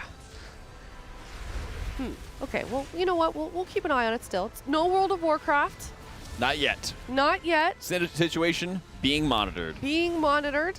In the meantime, we do have some transmogs. If you guys would like to take a look at those, teal.gg/donate if you'd like to look at your transmog and have it rated on the broadcast. Currently at $12,618.21, and here is Zadie, a human holy paladin. Does not look like one, though. Yeah, looks like a Death Knight. That's going to be negative points. Kind of. From me.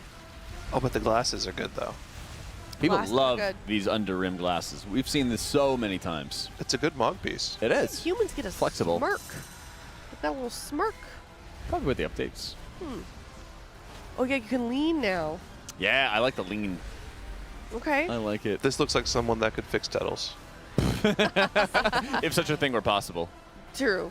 Yeah. Oh, that's a cool sword with That the is enchant. Little bubbles. I like it. Just little void sparkles going out. I like that. What do you guys give it? 8.7. 9.2. Okay. Like it a lot. I'm going to give it a 7.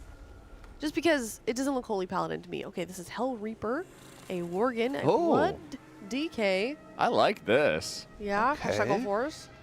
Hashtag all fours. The Dreadwatch. I could make Tettles worse. Oh no. Oh my gosh. What do we think of this Worgen Hell Reaper? This one owns. I am a huge fan of this. I am a huge fan I of know this. that axe. What is that axe? I do not. That is a good question. Chat, what is that? Is that Hellscream's axe from Mop? Look at how he's holding it too. He's holding like the neck of it, you know? Oh, it's the Blood Decay artifact. Okay, all the sorry. Okay. That's why I know it is from Legion. That's sick. I'd give this a 9.4. This is very cool. I'm gonna go 8.8.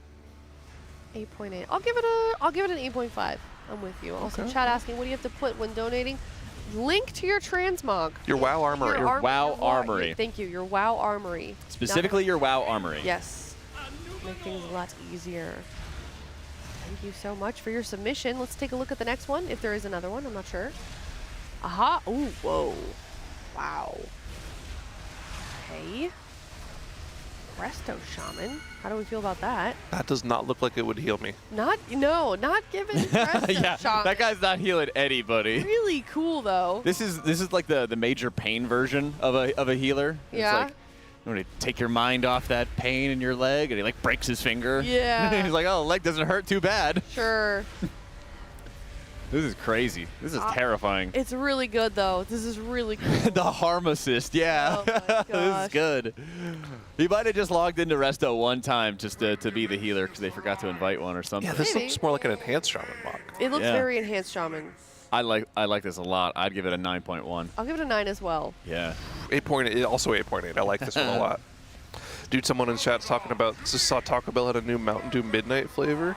Yeah. We tried that the other night. I was not a fan. Like a What's it World of taste like? Warcraft one? It's or Baja just Blast called Midnight. That's just the name. Okay, it's just a coincidence. What's it taste like? It's like a lime version of the Baja Blast flavor. Wait, that sounds like it'd be great. That's horrible. It was it was a little too sweet Why for is my it called liking. Midnight I can if see it's that. lime? It's purple. Yeah, but I guess Why are you it should. making lime purple? Yeah, it should be should like taste grape purple. Or something. It's like Right. lime passion fruit. It's That's really so, weird. That makes absolutely no sense, Taco Bell. Hmm. That's not very Liv Moss of them. Yo, we have Sirua, Ooh, Dispriest, who has that Ulduar face mask. why are we bald? Why are we not bald? It looks kind of cool. That works. Yeah. He's nice. Well, he's nice. Devout priest. I guess he just shaved his head. You know. Yeah, that's true. Yeah. Yeah. Don't want hair to get in your way. People always talk about how much they love Baja Blast, but I don't get it. I'm not a fan at all. Am I? Is that controversial to say? I love Baja No. Blast. Okay. To each their own. Like Diet Pepsi from Taco Bell. Okay. Let's see. This is a cool. I like the mace. The mace is cool. I'm not a huge Yeah. fan of it personally. It doesn't fit with the rest of the mod. Yeah. I agree. I think this is a 7 for me. Yeah, I think 7's fair. Yeah. 7.5. It's fair. Why are they bald? Do we have Maybe- do we have the he's bald emote on our chat? I need to add that. Maybe they just want to look like themselves. This you know? is important. I have many opinions. 1, it does not taste like passion fruit. They're just jumping on the trend. It's not passion fruit. 2, it's bad. 3, it has a horrible aftertaste, like medicine. There it is. Is passion fruit a trend? Maybe. Huh. Okay. I'll have to try it. I still don't think passion fruit makes sense for a drink called Midnight. I'll give this one, I think I give it a 7. I give it a 7. Thank you so much for your submission. Let's check out the next one, teal.gg/donate, along with a link to your armory, and we will take a look at that. All right. Thank you so much. Also your pets or your battle station. Or a dad joke, or a riddle, or many different things. Yeah? All kinds Yeah, of battle stations, please. Please. I want to get Yeah. some good ideas. Give us some content before, so we don't have to keep looking at splits. We're running out of things to talk about We're up here. still keeping an eye on Gamescom. The second we see anything about Midnight, we'll swap over and get a quick reaction to that. The situation is being monitored. Oh, yeah. So I think it started. Oh, it did start an hour ago. Yeah, could you imagine if we were just sitting there watching through an hour's worth of game trailers that were not WoW? That's like the BlizzCon opening ceremony. Might be a little more interesting than this, to But be I think fair. it's like, remember BlizzCon opening ceremony was like 2 hours long or something it like that? really? It was so long. Oh no, this most recent one? Yeah. It was obscenely long. I can't remember because I was working that one, so I'm not sure. I don't remember. I was probably I don't know, internally panicking before going live rather than watching the trailers. I'm not sure. Oh, that's right. You were on the. I did the Warcraft Rumble stage. Yeah, the Rumble. Didn't that was even cool. make it to another BlizzCon. That is really fun. unfortunate. Yeah. It was I'm so sad that game didn't do well because it was such a fun game. I enjoyed working on the little like event that we did. It was like a little tiny. What was the bit behind it? It was like a guild clash, I guess, was the BlizzCon thing last you time. worked on that? Were you I a did caster? the Mythic Plus thing, yeah. The Mythic Plus thing. There was supposed to be a raid thing, but it got canceled. Oh. It's unfortunate. That was fun. We didn't have like a dedicated stage or audience, but there were so many people watching it. Oh, anyways. you mean I was in the last audience. Minute, like, yeah. I was in okay. the audience sitting on the floor because there was no seating. Yeah. Yeah, well, I mean, the people, listen, the people want the esports. They do. They really do. Yeah. That was fun. That was a cool thing. They had it between Method and Echo and Golden Guardians and Team Liquid. Mm-hmm. They had some M+ and some Arena, and then, I think it, took a little longer than they expected, so they cut the rating. Is that what happened? Mm-hmm. Which is crazy, because it went pretty long anyways. I'm sad because I wanted to go to the Le Seraphim concert, but I didn't get to go. Oh, yeah. You're a K-pop guy? I'm a K-popper. Okay. Not as much now. I still listen to it, but like, I do enjoy the music. Did you see K-pop Demon Hunters? I've heard so much about it, and I've heard the music. It's so good. The music is very good. Yeah. Yeah, it's apparently one of the most popular K-pop songs of all times.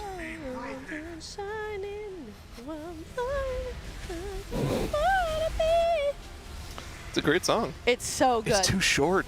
Oh my god. So the original was supposed to be 3 hours. Oh, you mean the song? No, the song is too short. Yeah. The original movie was supposed to be 3 hours, and the Netflix was like, no, you'd be like an hour and a half. Release the full version, Netflix, please. Please. Please. Who's the guy who does the DC movies that always has like the longer cuts that they have to redo after the fact?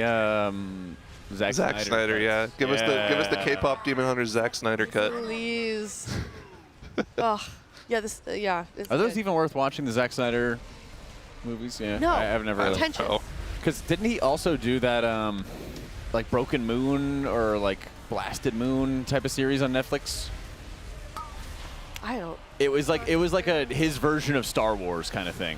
Oh. And yeah, stupid. oh, Rebel Moon, that's what it was. Rebel Moon. And that was the goofiest movie I'd ever seen. Was it? It's not one that you would ever want to engage with seriously. That's like it's a movie you could definitely like yap in and barely understand what's happening.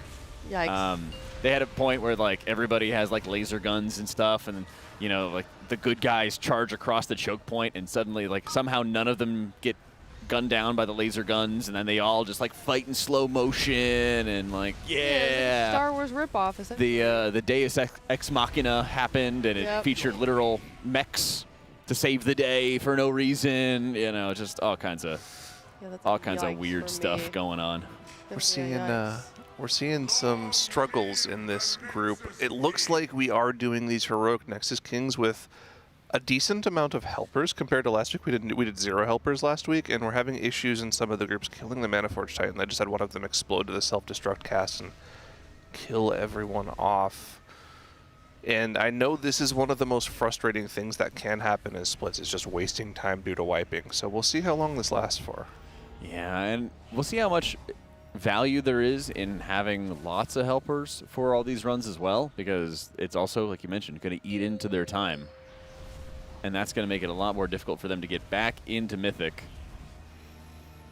and make a lot more progress. I mean, because honestly, with the nerfs that came in to Forge Weaver, to Soul Hunters, and to Fractalus, Reclear should be incredibly quick. And they know there's a lot of upgrades waiting for them there. But we also got a lot of chores to do first. New Wowhead post about Gamescom. RWH, refresh Wowhead. I've been saying Gamescom, which is wrong. Gamescom. I discovered that recently, like last week. Like, oh, there's an M at the end of that word. Wow, I didn't realize how insanely popular Golden is. So there's this like chart tracker that they use to track how popular a song is in Korea. It's called a perfect all kill. Okay. It means you're #1 on like 6 different music charts. Yeah. For an hour. They sealed the Golden Honmoon, you mean? They've done it for 800 hours. And the next highest K-pop song of all time is at 650. That was Ditto by New Jeans, which is a fantastic song also. Yeah, just a random song from an animated movie is like the most popular song of all time in K-pop. That's crazy. So good. I've been starting to learn about K-pop. I have a bias now. I learned what that word means. You have opinions now? No. So what your bias, I don't understand why they say bias instead of your favorite. It's your favorite, and it's Felix. He's a cutie patootie. Oh, from Stray Kids? Yeah. He's cute. Stray Kids is great. He's got nice hair. And the face. Nice face. Yeah. It's not the voice. I don't care about that. I don't care about the music. When are you playing fantasy football, Aya? I'm gonna play some with Bunton. She invited me to a. She invited me to a. Yeah, my boyfriend's in chat. Ethan, hold up.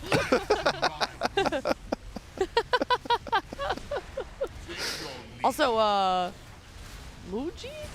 What's his name? Muji? What group? I don't know. Oh. I don't know. No idea. Yeah, Felix has the deepest voice of any of the K-pop artists. I know. Very deep voice. Yeah, but Bunton invited me to some kind of fantasy football thing, and I was like, I mean, I'm down, but I don't know anything about football. She's like, yeah, I know. It'll be funny. What do you call it? Is that the Girly Pop Fantasy Football League? Is that what it's called? She said, yeah. All right. Yeah. Fantasy football league, yeah. I'm gonna draft Jimmy. I'm gonna draft Jimmy G. He Oh looks yeah. Cute. No, I'm gonna go off like aura. You're like, this guy looks like a nice dude. Let's do that. Yeah, the advice that we gave to her to make that league fun is just make sure you draft a kicker in the first round so there's a run on kickers and everyone decides they need to or they'll Yeah. My toxic Invested kickers immediately. My toxic trait is thinking I could kick a field goal. Just pick Cam Little with the first pick. That guy booted Cam a 70-yarder. Yeah. Okay, I'm gonna probably can't message miss. you and cheat a little bit. Set focus diamond. There's a lot of websites that can do that for you. Yeah. Oh, okay. Yeah. The business of fantasy picks is really good. There's an emote of somebody. Draft this guy, chat says. Who's that? That's Russell Wilson. Oh, okay. Wait, Broncos was it country. Broncos Let's country? ride. Let's Did ride. he get booted off the Broncos country. Yes. Oh, Let's ride. But he made bank with them. did he? Okay. Made crazy money. Is that how you win final? Why do I keep saying I'm such a nerd. Final Fantasy Football 14. Yeah. Yeah. You just draft the best guys and you win. Okay. And hope they don't get injured. Yeah. A lot of hope on that. Go Chiefs. Mods, ban that guy. It's chilly. Ban that guy. He's one of mine. Go Birds. Yeah, my guild always puts in like 300K as a pool. Okay. And so it's like the top 3 get the pool out of like a Gold? 10-person league. Yeah, 300,000 Oh my god, gold. I love No, that. $300,000. Yeah. I don't know. Maybe you got some Oilers in your guild. I wasn't gonna judge. Not me. Uh, No, we just put in gold and everything like that. And did you win? I did not win. I had the very first pick of the draft, and I was like, wow, Christian McCaffrey looks like a great selection. And then he was injured for 90% of the season. That dude's a beast, but he's been injured for so often the past few years. Yeah, they told me after the draft that he had tendonitis or something like that in both legs, or calfitis or something like that. Oh, Couldn't no. run. Was yeah, really, really bad. And they thought he was going to retire at one point, so I don't even know what the situation is now. But I am not getting him. When does football season start? It's like 2.5 weeks, 3 weeks. Okay. Yeah. It was also the Madden curse, true. Yeah. Yeah, watch out for Saquon this year, too. What's Madden curse? What's that mean? If you're on the front of the Madden game, then you usually have like a bad follow-up season. Oh, Either no. like you get injured or you just get bad luck, like, you know, they don't play you as much or something like that. Dude, Derrick Henry's been resurging. Had a sick year last year. Yeah, I don't know who I would pick as my first in the draft. I don't know what my position's going to be. Yeah, I don't know yet either. You play 12-man league? I think, yeah, it is 12-man actually. Yeah, so, I mean, I know it's gonna be a running back because my depth fell apart when I lost CMC for the entire season, and I was running like Raiders running backs for most of the season. It was just a nightmare. Have you been paying attention to like mock draft ratings at all? Not really. I've really just been like kind of peeking at highlights of the preseason and stuff. Okay. I saw, gosh, what's his name? The former Steelers running back who now plays with the Chargers. He raids with the Chargers. He kind of hit it. Najee Harris? Najee Harris. He joined the Chargers. He hit himself in the face with fireworks. Oh, yes, yeah. Yeah. And he hasn't been practicing, and they're like, yeah, he's just dealing with an injury. It's like, can he see? Yeah, it's not good. It's not good. So he was gonna be like my sleeper second-round pick or something like that, and then now I'm like, no, that's a bad idea. But I'm probably going back-to-back on running backs. I mean, that's the ideal strategy, right? But double wide receiver has been pretty good the past few years. I feel like I can just grab a receiver off waivers, and then they'll do pretty well. But once the running backs get taken, they all get taken, and you're just like, you just have no depth after that. You get like a backup running back, they get like 2 points or something like that. That's my struggle.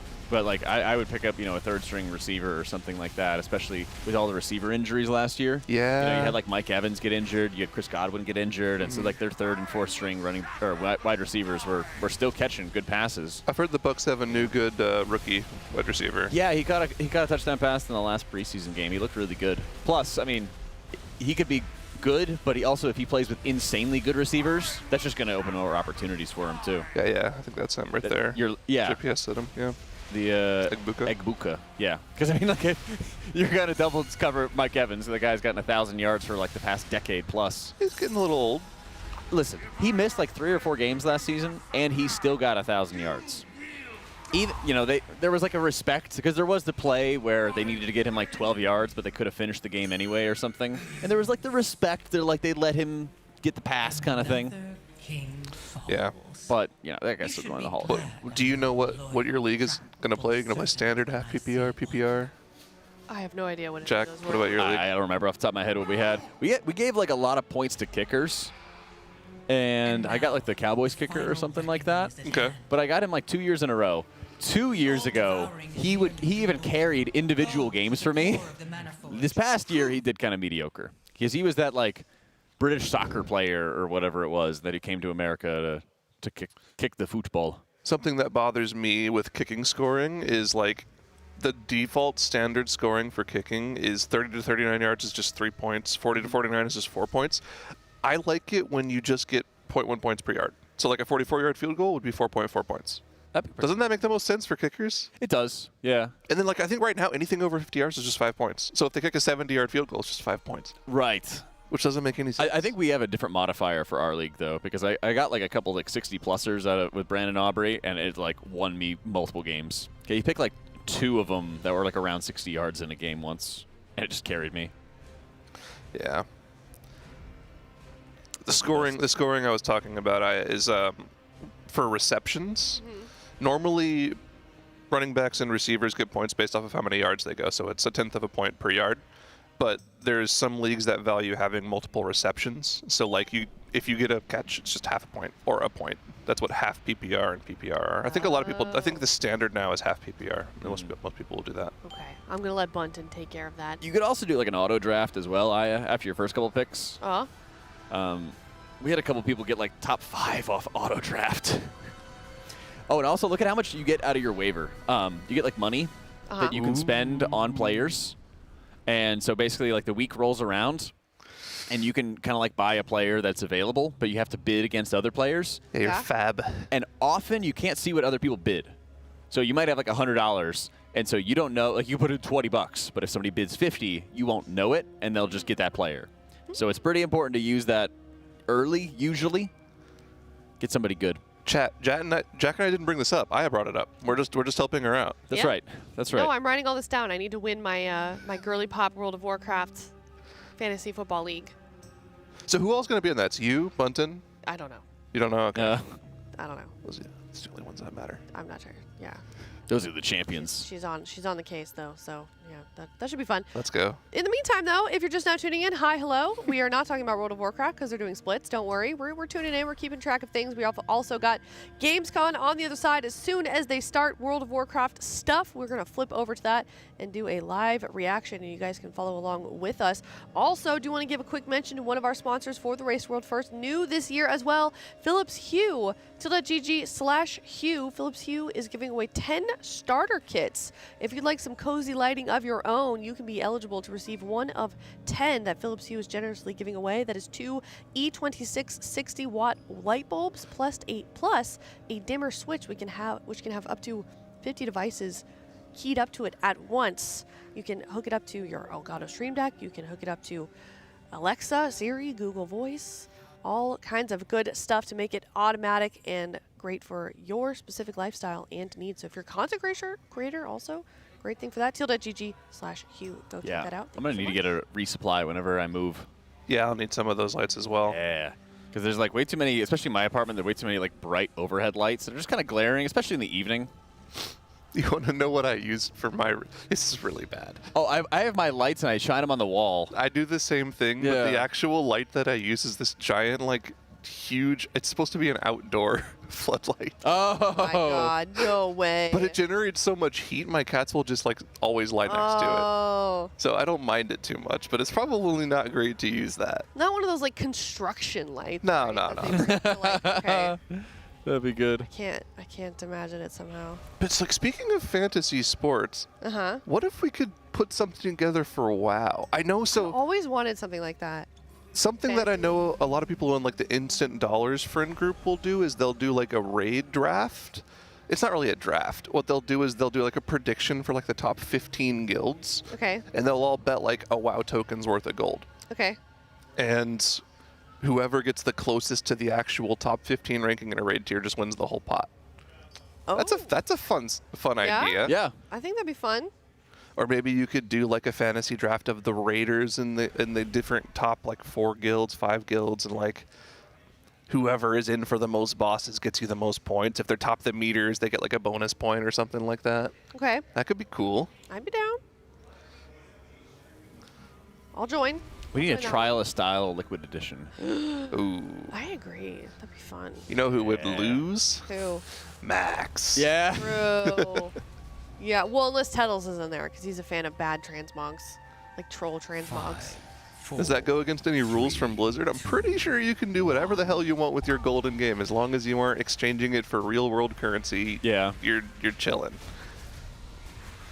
I don't think that they have to worry. They're not interested in regulating our tertiary activities. Yeah. Like, I want to pay gold for a housing consultant. If they can help me, like, bring my vision to life for how I want my house to look next expansion. Oh, yeah. That's a thing in other games that have housing. Yeah. Yeah. Like, I wish I could link, like, send a link to somebody and show them all of the available pieces I have for Transmog, and then, like, tell them I want 4 different Mogs, make them out of this, and then give them gold for it. Be a fashion consultant. There's going to be a whole new community that develops out of this housing stuff. I'm excited. I'm excited to see it develop. You know who actually makes a killing in Final Fantasy housing? Who? Designers. Yeah. Yeah, like real Exterior or interior Yeah. designers for Final Fantasy housing. Yeah. That could be a thing in WoW. It's going to be, yeah. Because they give you Jack wants to hire one. Yeah, exactly. They give you, like, a shopping list, I guess. No, or they, like, help you make stuff. They can do it for you in Final Fantasy. Oh, you can have somebody design your house, like, Yeah. actually move everything around Yeah. for you? Interesting. Yeah. Someone wants to be your HOA president. There's no way. There's not going to be an HOA in my neighborhood. I don't know where I'm going to live, to be honest. I don't know if I live with my guildies. I kind of want to do, like, a streamer neighborhood, but I doubt many people would be on board. I'll come. Yeah? Yeah. Be in the streamer neighborhood? Sure, yeah. Streamer HOA? Got a live performance going on at Gamescom. What's this? Yes, for Expedition 33. I saw it in the background. Oh, I wonder if they're going to talk about a new song? game or... Maybe. It was a really pretty good. The music was great. It was fantastic. I was really so sad that I didn't get into the combat. I was really hoping I would. The little roses. No spoilers, chat. Is it just the song, chat? Okay. It is a really good song. Type 1 in chat if you played it. I liked Annie's Fuchsia's cosplay of the girl. Oh. She nailed it. Good stuff. You know that if you kick somebody, if you're in a guild neighborhood, if you kick somebody from the guild, it kicks their their house away. Oh my god. They get evicted. They just lose their house? I don't know the how. Wizard of Oz, it just ups and moves. Yeah, I don't know if it like saves their housing settings so that they could like build it in a new neighborhood or something like that. Oh, probably, right? Yeah, I'm not sure. That'd be troll. Yeah. Can someone explain to me why do people even care about housing in WoW? Never going to understand it. Well, not for you then. Some people don't understand how mirrors work, you know?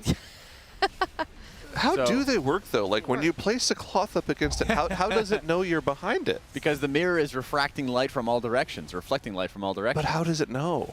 And so you are able to see a piece of the mirror, and then it's just kind of bouncing that light all around. It's pretty cool. But I'm blocking it with the cloth. Nah, not all of it, though. But how does it know? Because light bounces in all directions. There's so many of those just TikToks of people going, how does it know? And it's like, guys, please. It's a conspiracy. Like pigeons. Realize, realized, realize. It's a good opening, like, warm-up to talk through. The unique New York. Unique New York, unique New York, unique New York, unique New York. Mix was giving us German ones last time that none of us knew how to say. Oh yeah, I miss our German lessons with no makes. Sag. Yeah. She's gonna have a good time. Hopefully we'll see her soon. Sure hope so. Yeah, they're doing a lot of cool stuff on the panel. for WoW at Gamescom. They're doing like a big creator clash. It's going to span over the course of 3 days, doing all sorts of different content. I'm sure they'll have a whole bunch of dev interviews as well about all sorts of different things. Yeah, a lot of panels and stuff. This pretty much is their BlizzCon for the year. It is. Yep. Yeah. Gotta wait till next September, right? Mm-hmm.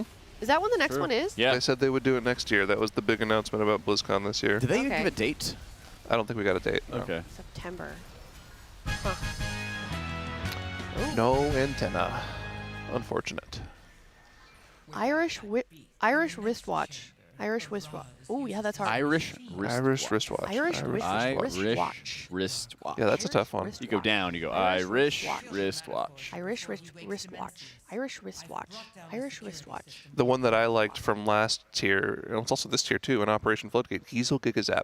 Giesel. Yeah. Giesel Gigazap. The Gigazap. Giesel The Gigazap. Giesel. Giesel Gigazap. Yeah. Giesel Gigazap. That's fun. That one's fun.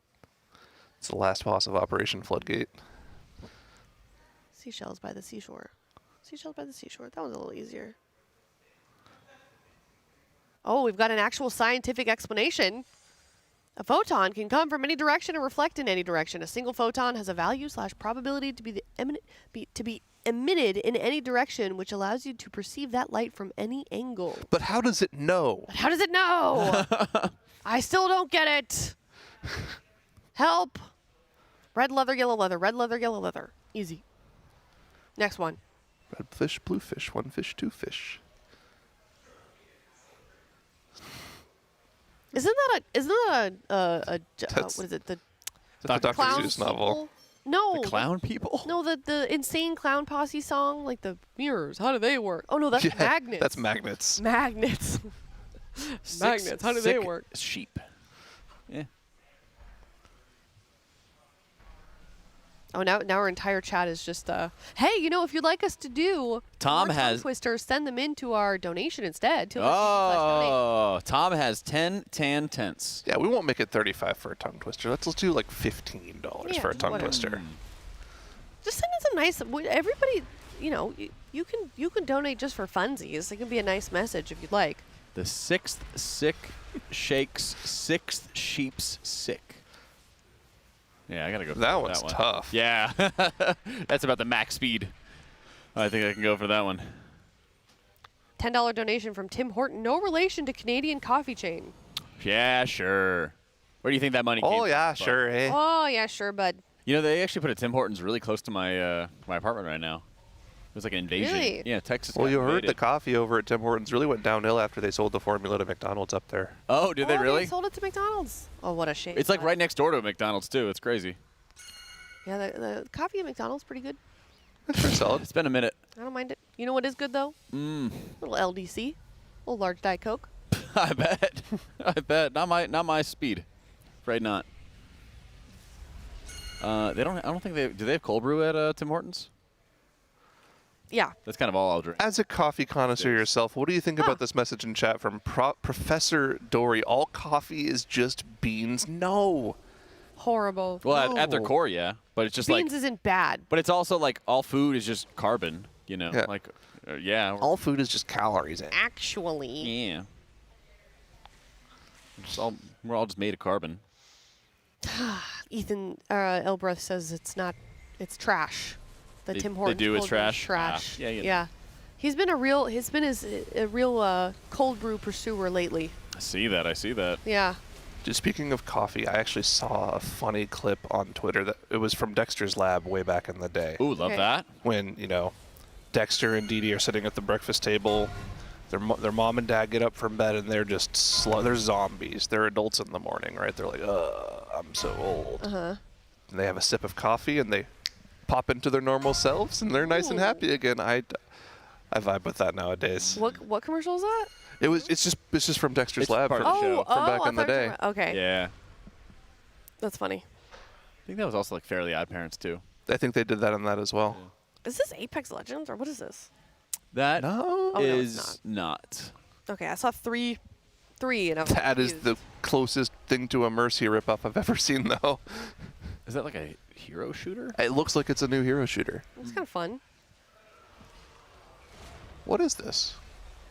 Don't know. We're monitoring the Gamescom situation, chat. We'll tell you. We'll tell you if it looks cool or not. It looks it looks cool. I don't know what it is. It's like a 3v3 shooter. Yeah, it does kind of look like Mercy, right? Yeah, got the wings. I mean, that's just kind of how you do the wings. Yeah. How else do you make wings? A little wing jetpack. Yep.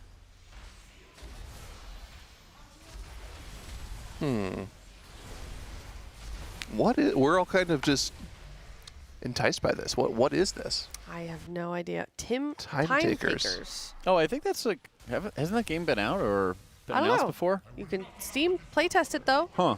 Now. Interesting. I don't know. You want to check it out?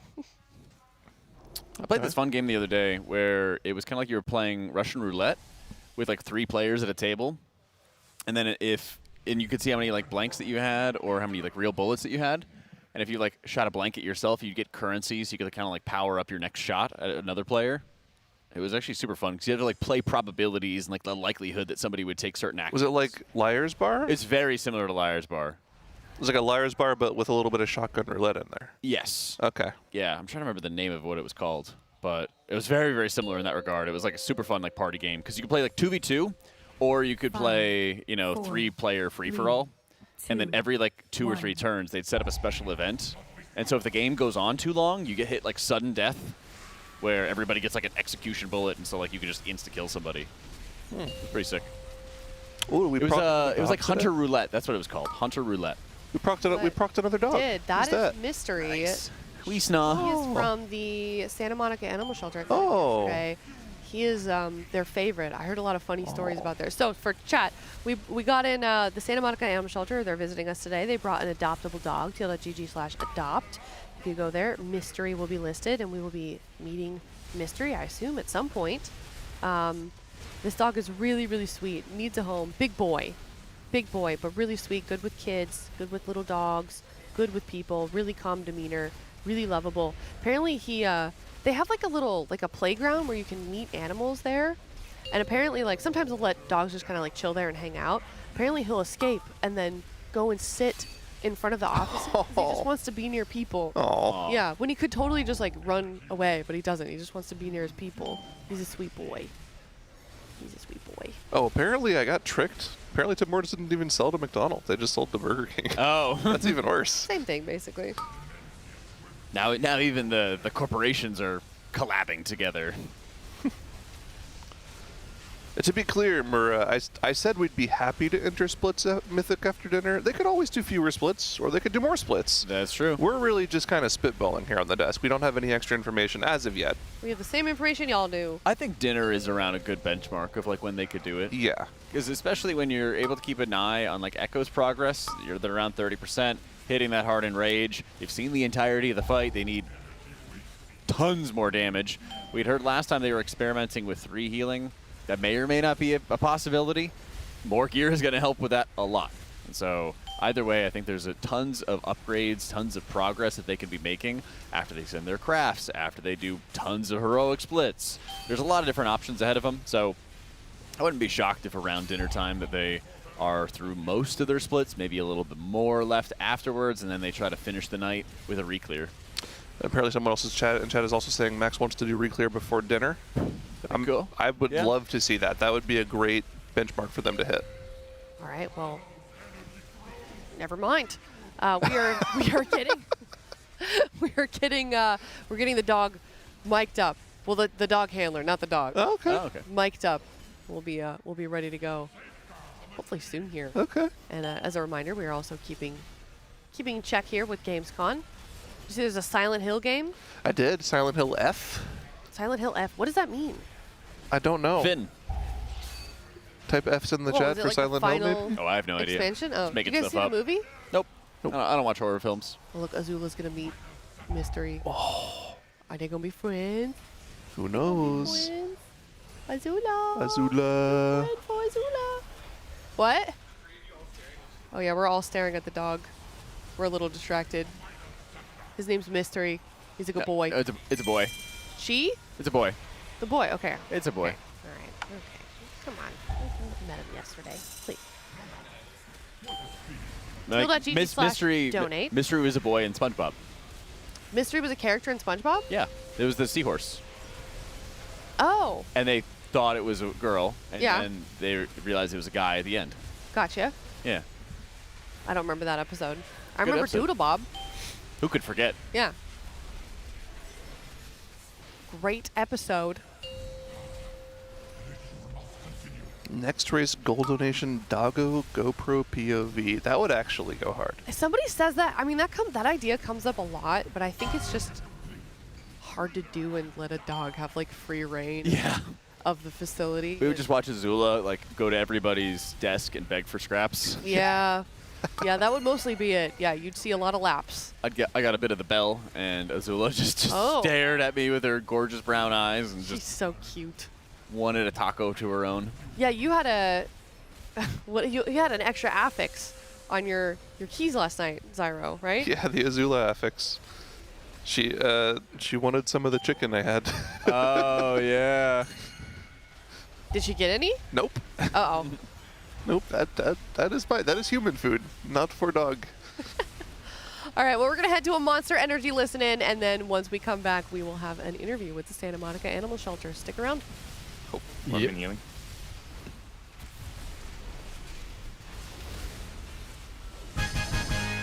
Okay. Good job. Good job. Follow square, everyone. Follow square. There's holes in the bridge. Don't get run over by anyone. What loyalty, sacrificing himself to power the machine. If only the rest of you had that kind On of loot. commitment. Leap. You will need it now. Demencius' reformation is inevitable. Okay, we're going together on the bridge. Everyone follow square. We're gonna stop at the top. Fall in the hole. Do a little group caravan all the way to the boss. There will be 2-seater mounts for you to go on if you don't want to run. Watch the holes. Evacuate to the wastes and find a way back in. I will gather my forces and meet you once I've done so. Don't follow the magical dragons if you're not. Don't follow. feeling Don't fun. follow. Everyone on square. On square. Come back to square. Come back to square. Pebble Don't follow. dog. Come back to square. On the thing. We're waiting a second. Okay, everyone follow square. Going together. If you're behind, don't follow. That's Turbo gonna pad into us. If you're behind, do not follow.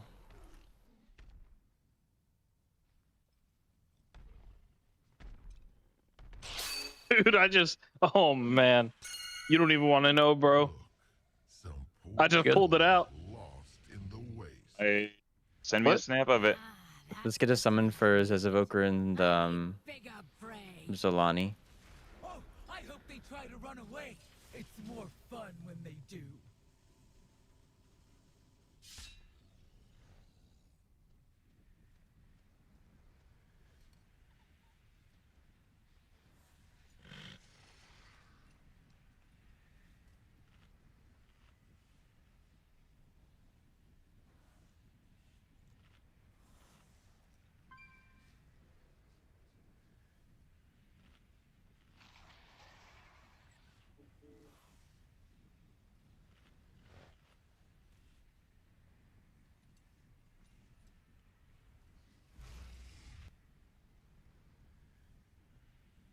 You're waiting on Zevi.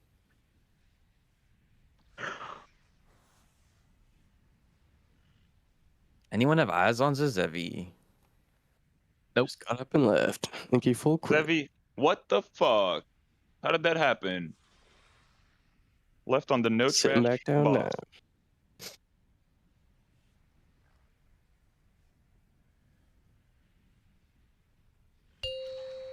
Yeah, doing a fight. Yay. Okay, on this fight, very, very important, everybody. If you get targeted by the hunt, you extend your line. Our raiders try to get the soaks. 4, 3, 2, 1.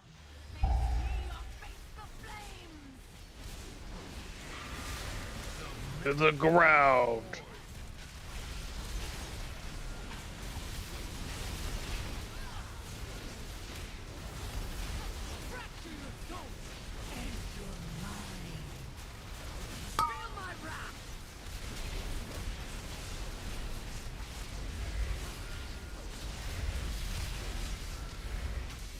Okay, To get the ready to follow the ground, boss. like It's a on Estra and beast. Yebe. You guys are soaking.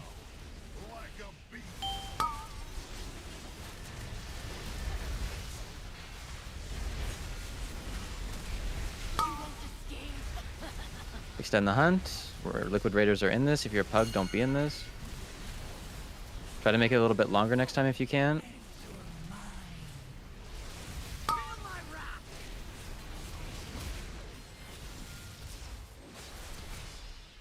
It's on Timber and Yebe for soaks here. We're going to be following the boss.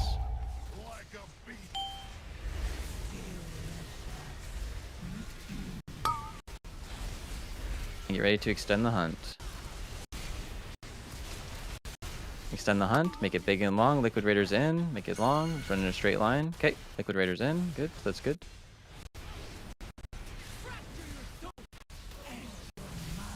Everyone hit skull on the skull mark boss. Watch the eye beam. I'll soak your thing in a sec, Boom.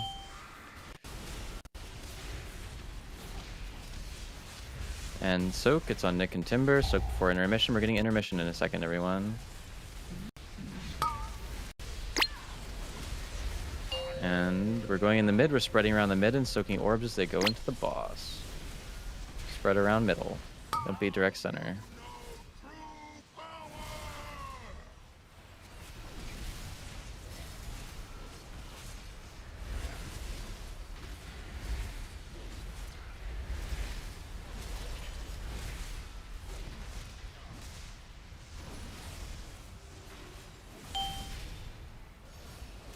Don't get too many stacks. Res. Hit skull.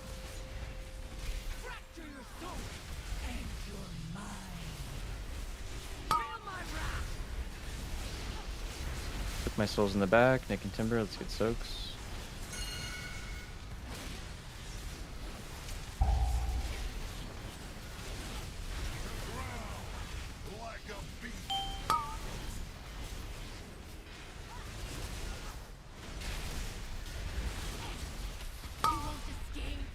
Spread your line. Liquid Raiders in.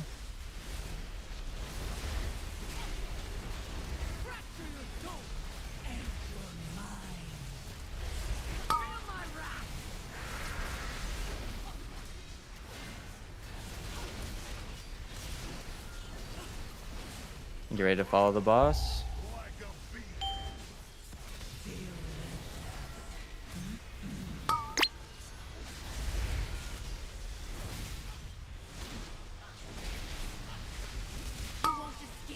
Spread your hunt out, and we're soaking. Liquid Raiders, soak.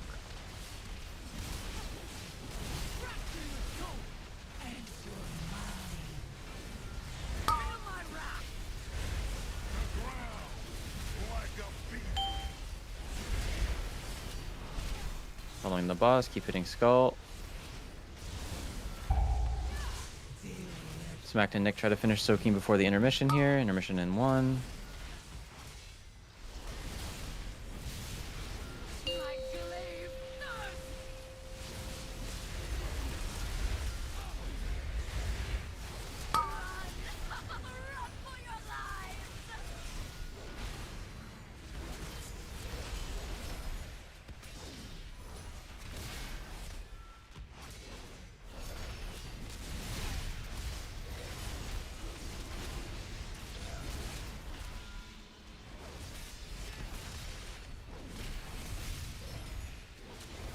Stay on skull here.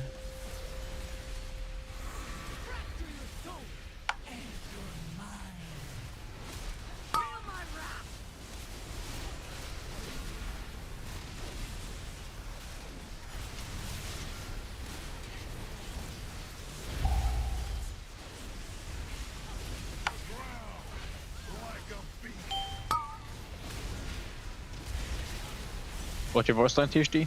Watch the hunt. The ground, like a beast. Spread it out, make it long. Liquid Raiders in. That's good.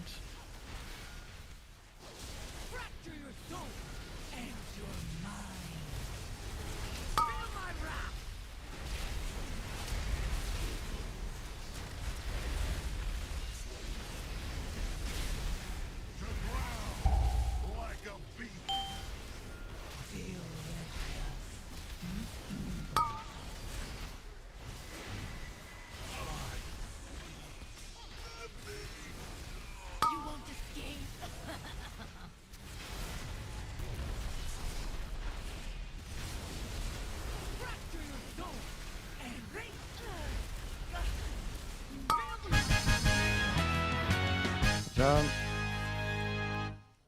Leech. Dude, I mean, it's just so obvious that we need meta back because, like, Warlocks just fucking kill these bosses every week. Fucking put them to the ground. Yes, sir. Fuck these I'm gonna guys. have to listen to this for 6 more months. Yep. Yep. Like a beast. Everyone come up to Fractalus, keep following square. I mean, the fight Watch just the flag. proves that Warlocks deserve meta, not Demon Hunter. I meant. Literally Yeah, just proves it. Up on trash, Literally everybody. proves it. Go hit Dude, I the. love you. Fuck with that take. Go hit the golems. Go hit the golems. I mean, fuck yeah, bro. We can both have meta. No. Fuck it. Take it. Oh, All shit. yours, bro. Yeah, bro. We never wanted it. Okay, fuck It it. got forced to us because the way Nazoth was talking to the old gods back in the day. Wait, really? Yeah, and that's what Sang was telling me. And I didn't believe it at first. There's no way but Sang yeah. knew that. It was just for fight Well, design he might for have the gone spells gold, years but ago. yeah. Yeah, that's correct. Jack, you want a new cooldown, man? No, I just don't want anything. By the way, why Okay. did Fractus lose his fancy spawn animation? What I'm happened? not picky. Who's on main in He's this rigged run? up. Is it me, Smacks, that V? I guess Yo, I'm what's up? I'm on main as well. No main run. I'm a main. I'm the main. I'm a main. I'm just here chilling. Literally here chilling. We're just like 9 mains in What are you this saying, one and Nick? 0 in the other 2. I said leech boost would be nice. Yep. You have a rope already? Go. Okay, we're fighting the boss in a second, everybody. Might as well take Follow Nick. your weak roll. Let's get a reset. That's what I'm saying. You just hide that one. Bubba see it.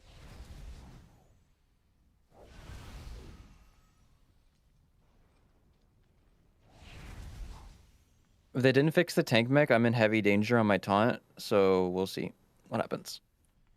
Hopefully it's fixed. Hopefully it's fixed. Surely.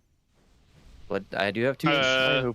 AI generation is pretty quick these days, 5, so should be 4, done in no time. 3, 2, 1. Safe spot diamond. Bam! Boom! See, it's quick. Walls coming I out. just how bad I'm Red sure is. Stokes will buff you. Walls coming out. Look at your weak auras.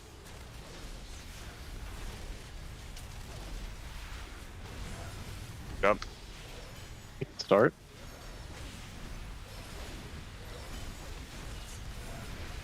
Walls coming out in a sec. Hello, everybody. Welcome back from that Monster Energy Listen In, and now we are joined by the Santa Monica Animal Shelter here with Taylor and Mr. Ree. Hello. That's the name of your dog, right? Yes, it is. This is Mr. Ree. He is about a year old, 90-pound shepherd mix. We're here with the nonprofit foundation for Santa Monica. They're raising a lot of money for our animals right now. They've spent thousands of dollars this year that has been raised to assist with medical needs for the animals at the animal shelter. So this is great. Yeah. What's like kind of the state of like Los Angeles and dogs that need home? What is that like? Right now, the animal shelter is to capacity with dogs. So, you know, anybody who's interested in adopting a dog or helping out any kind of way that they can is super important. These animals really need help, dogs and cats even, just because there's no space. So any help is assist with these guys. This guy's really sweet and is looking for a good home. Yeah, he was jumping on you like right before we started. We had to swap out the Blacklyte gaming chair, unfortunately, but we can hear him like breathing in the microphone. Yeah. Any other dogs that you like kind of have fallen in love with over at the shelter that you want to give any mention to? We have so many right now, but if I had to pick, Willow, who's a good buddy of this guy, she's a massive, a Cane Corso. Yeah. About the same size, about 90 pounds. Very sweet, very playful, does well with other dogs. She's a big girl, but that's okay, because she's a sweet little at heart.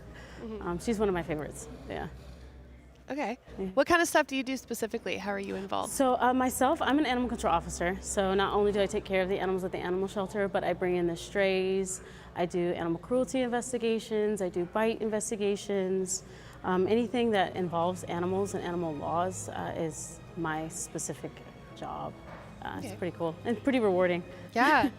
Go ahead. Oh, sorry. I was just curious how long you've been doing it. Almost 7 years now. Wow. Yeah. That's gotta be rewarding. It is. It's a pretty rewarding job. Every day it's like, I joke that it's like having 50, 60 pets at one time. Yeah. Yeah. Do you have time for your own pet at home?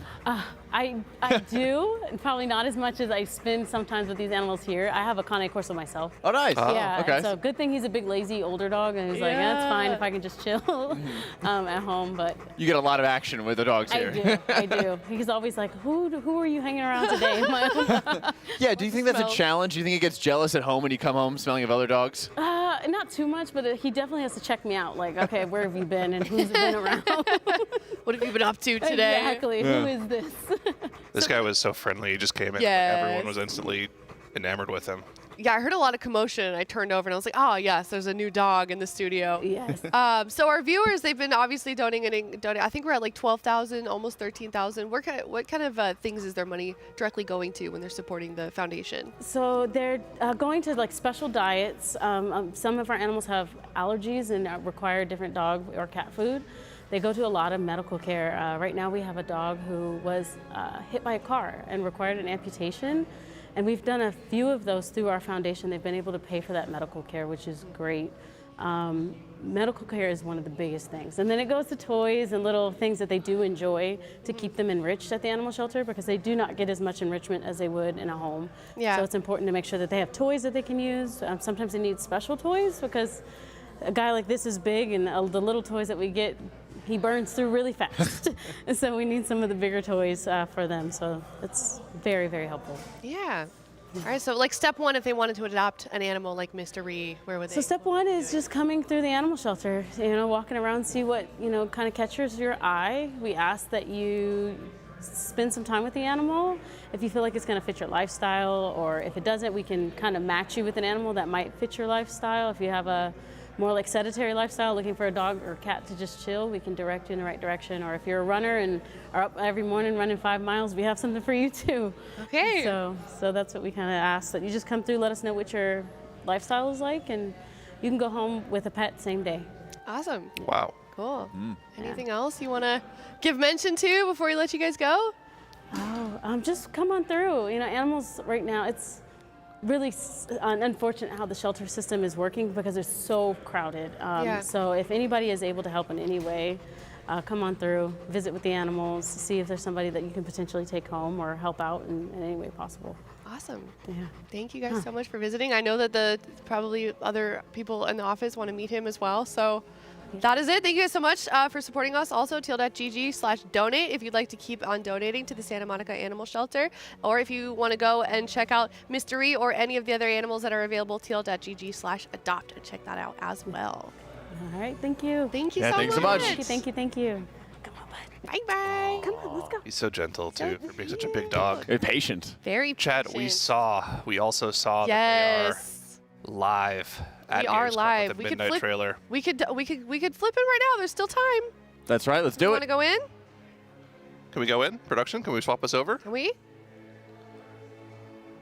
We're gonna go Oh, here it comes. in. Here it comes. Here it comes.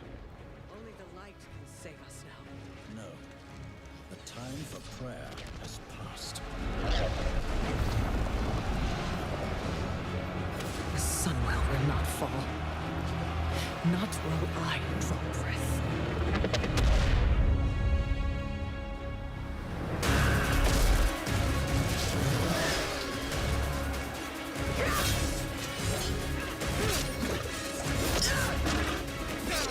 Little elves.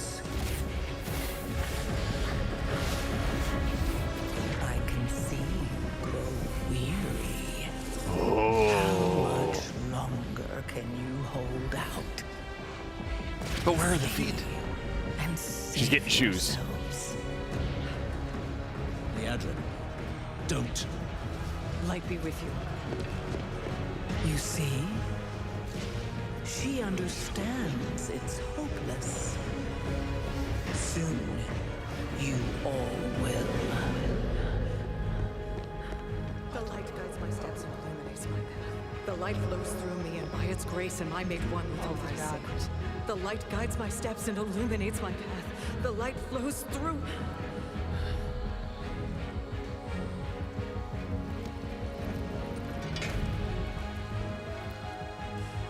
I that I am unworthy. I don't know if I deserve your help, but I know my people do. Please give them strength. I admire your spirit, but that will not save you. Soon, I will break your world.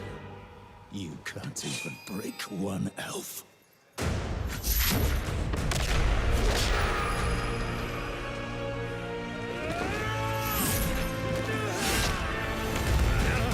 This darkness comes to devour everything. And when it is finished, there will be no more light. Without your aid, we will perish. I beg you, help us.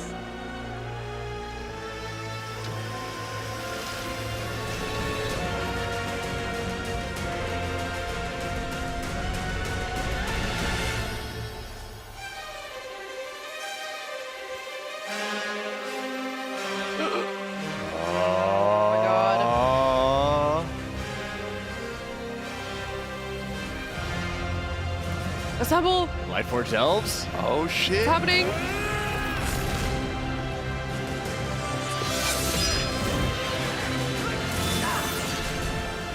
The sunwell will not fall. Not while we draw breath.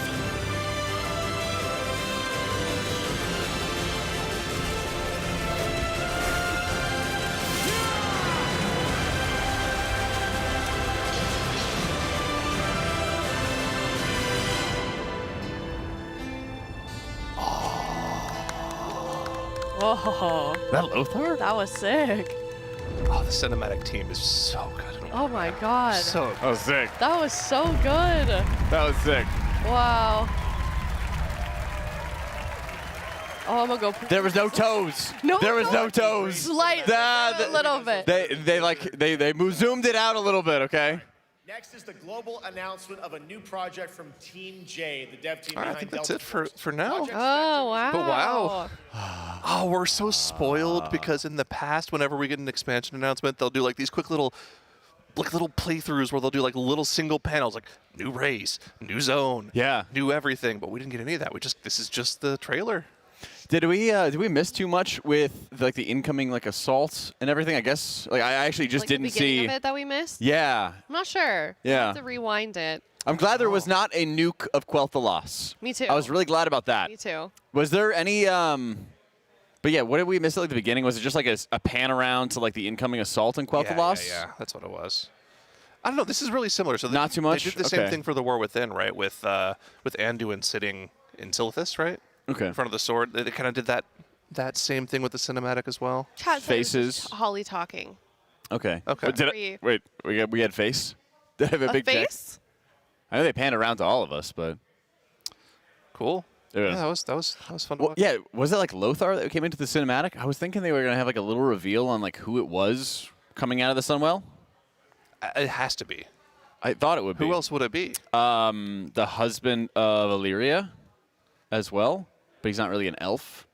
But he's kind of like the Lightforged Army of the Light. Yeah, that's what I was kind of thinking it would be.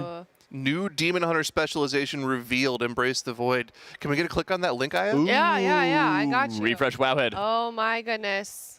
Or yeah, Tyrians. Thank you. Tyralian as well. Yeah. Ooh. Is it Entropy? Devourer. Embrace the Void with Devourer. That's a good name. Bring it over. That's a good Bring it name. over. Here we go. Metaform, Void, Metamorphosis, Transform, Sustained by Soul Okay. Harvesting. Can we read it real quick? Yes. Sorry, I just wanted to. So they revealed Devourer, a third Demon Hunter spec coming in the Midnight expansion, strongly representative of Adara's Dustblade. Devourer is a mid-range DPS spec, which uses a mix of melee and ranged attacks to deal void and cosmic damage. They have Reap, which is a scythe attack that consumes soul fragments. Void Blade and Hungering Slash are melee combos that retreat. Collapsing Star is a powerful finisher. Void Ray is a piercing beam of void energy. Void Meta transforms sustained by soul harvesting as like the Demon Hunter encounter. Oh, I'm so excited. Wow. I'm trying to You see were some not booty. prepared. Let's see. This is pretty cool. Yeah. Let's see. Oh, wait, new Demon Hunter race. Race. Void Elf Demon Hunters. Oh. Yeah, that was about time. That makes sense. An obviously thematic combination considering the new specialization.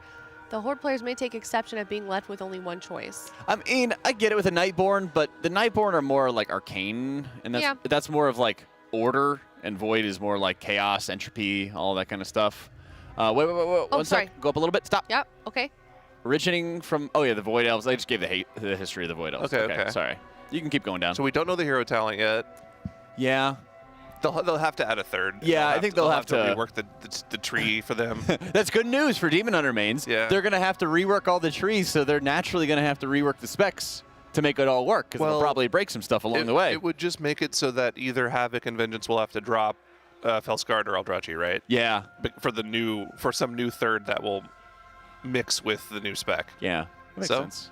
Man, I love that Void being just getting lit on flames by the Blood Elf Red Paladins coming in. Oh, I love how, like, one of the things I always liked about some like the lore with like the light is how they kind of mix like the fire and like the Blood Elves and the Blood Knights and everything.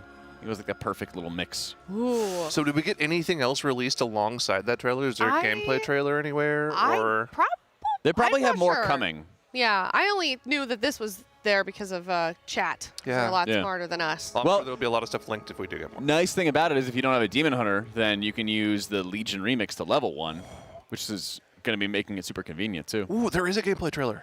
Oh. And a new race. Oh, refresh wowhead.com. Harinir?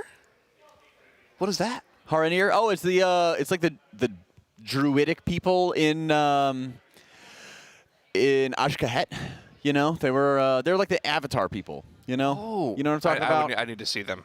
Yeah, we can go watch Avatar. You got them? Yeah. This is the thing that people wanted to hear more of this expansion. And then we heard very little. Okay. Yeah. Whoa, wait. Yeah. So will they be bat. You can Druid, be a bat? Hunter, Mage, Monk, Priest, Rogue, Shaman, Warlock, Warrior. So what's missing? You can't be, scroll back up.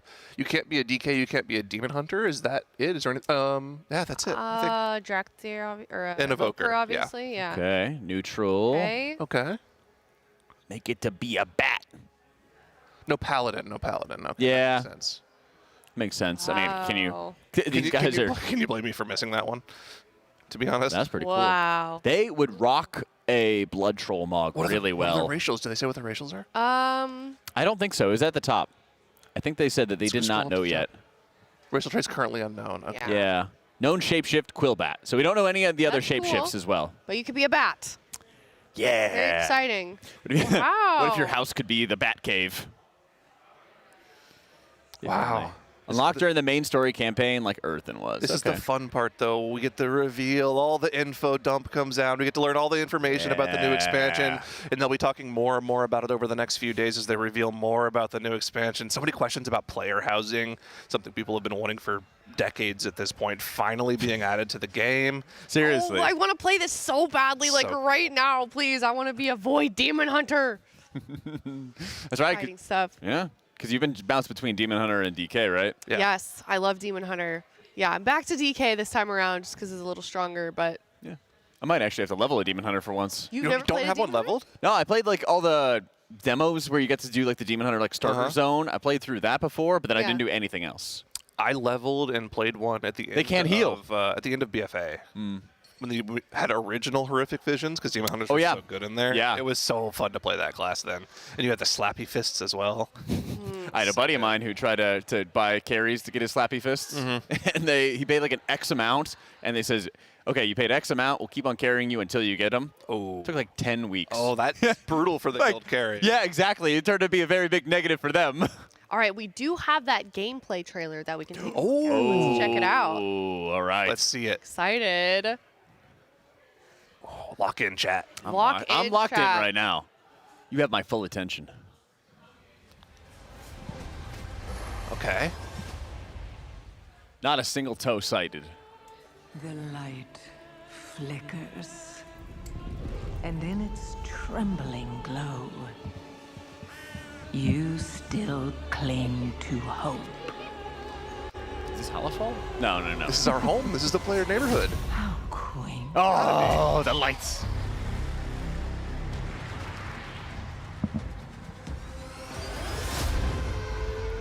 Whoa, Oh, no, wait, no, no, wait, no. Wait, oh, there There it we is. go.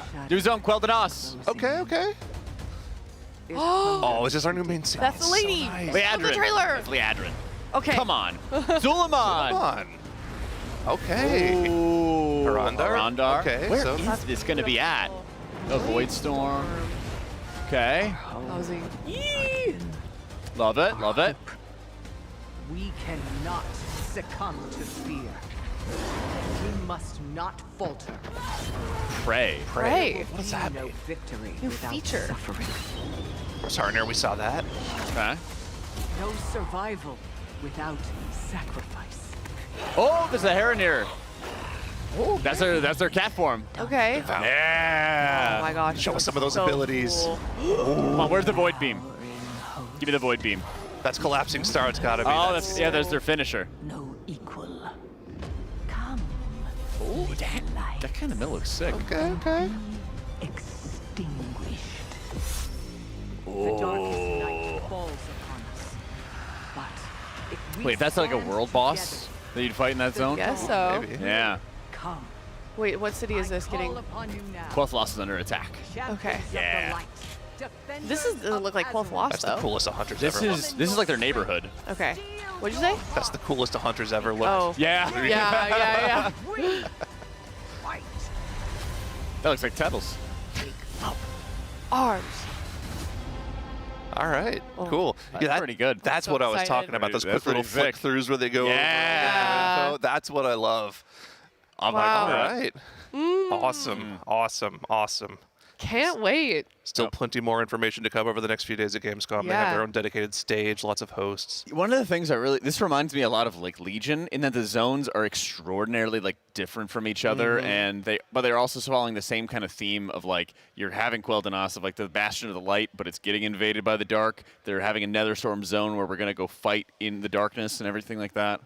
So we saw Voidstorm, the Heronir Zone, Yep. and what was Voidstorm, Quel'Danas, Heronir Zone, and Zulaman. Zulaman? Yeah. So we're kind of, so we might have like a B story of fighting trolls or working with the trolls, something along those lines. Where do we think this is all going to be? Like up in that northern area of the Eastern Kingdoms? So that's what I'm. It's in that armpit that Jack That's what was I'm really, describing. yeah, exactly. I'm kind of confused or curious as to where it's actually going to look like on the map if they're revamping all of the Quel'Danas zone for the new expansion. But then south of that goes the Ghostlands, and then there's sort of like the apex point of that was a nothing zone. They could move the Netherstorm zone to like off the coast, and that could be like an island for it.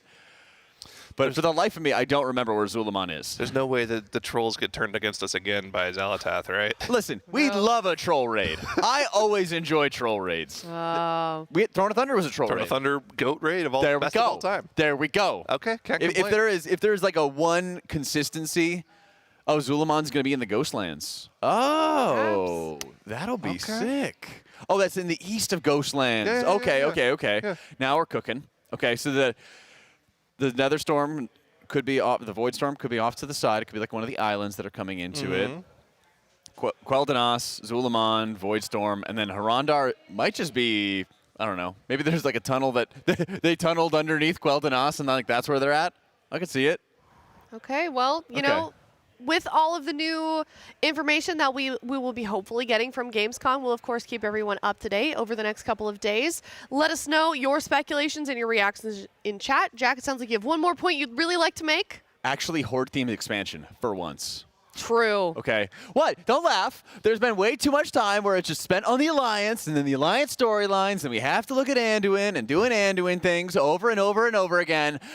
Finally, we get some Horde-themed. Finally, we get to see some stuff with Lor'themar Thoron, okay? They had so much build-up for Lor'themar in Throne of Thunder, where he went from this kind of like backstory leader to him like fighting in the front and getting to be a badass, and then they like shelved him for the longest time. We went through like extra war chiefs, extra stuff like that. And then we can finally have a story where he gets to go do cool stuff, Okay, I think Leandra was one of like the first Blood Knights, if I remember my lore correctly, and she gets to go do cool stuff too. Like, think about it. If you're actually a fan of all this stuff and you like the Horde Alliance tropes, the Alliance is just taking over forever. Okay, come here, this way, out of the way. Look at me, chat. This is finally our time. We finally get the opportunity to have a Horde-based expansion and not have to have all these storylines around Anduin all the time. It's exactly what we've been asking for the longest time, okay? Finally. It's going to be sick. Be there. All right. All right, with that, we're going to head to Monster Energy. Listen in. Thank you so much. We'll be right back.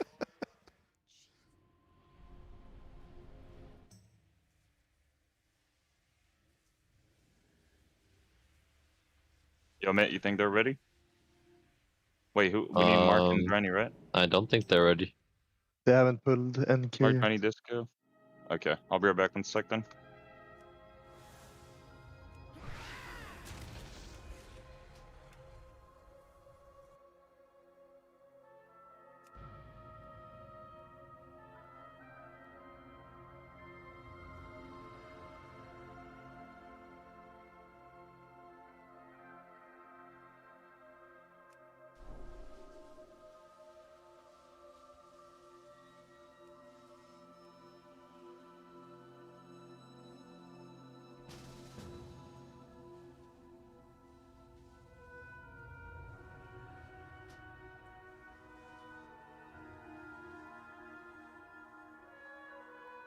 Yes, love the thumbs up, spam react, and everything.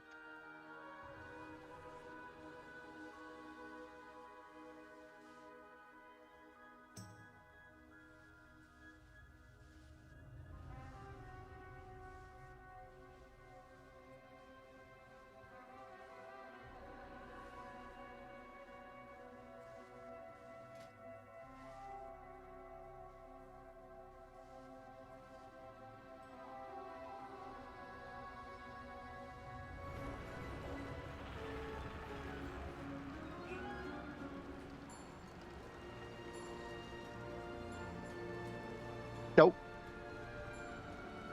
Nope.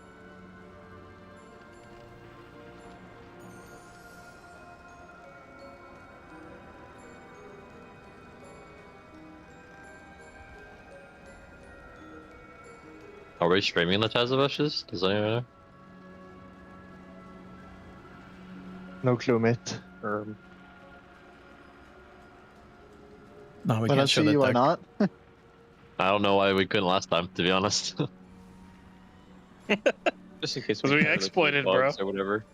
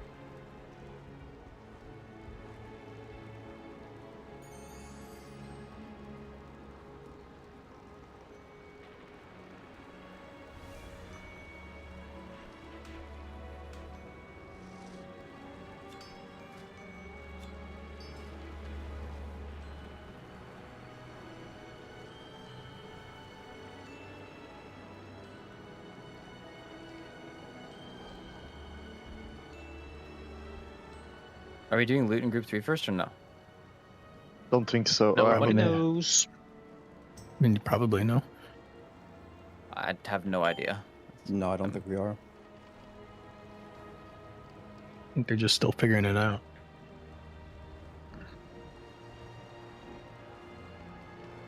Well, it'll be a brief, like 3 minutes, I guess.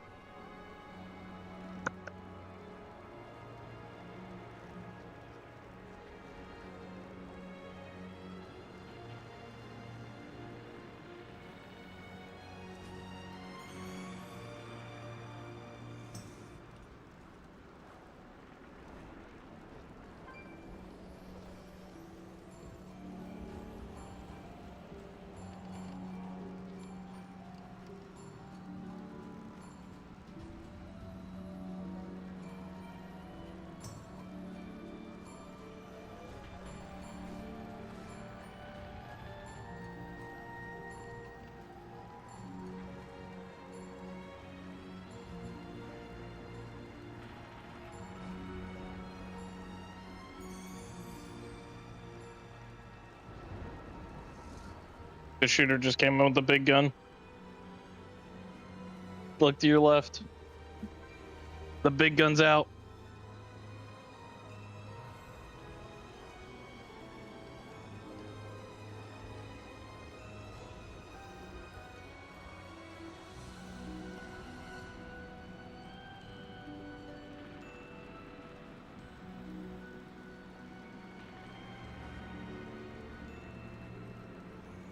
Got word from Baba, we can do Tazi now, and then the loot after.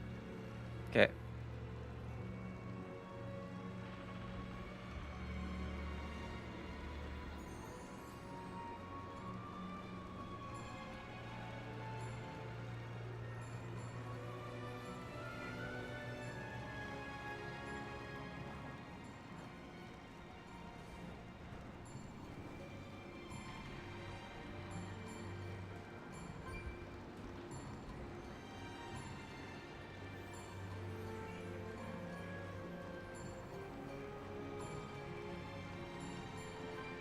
I think Zenni and Exile are in the raid right now.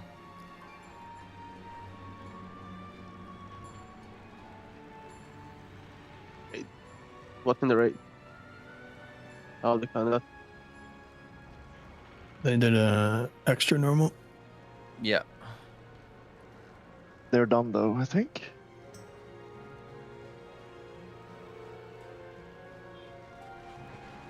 We're a lot stronger than when we did it last week, right?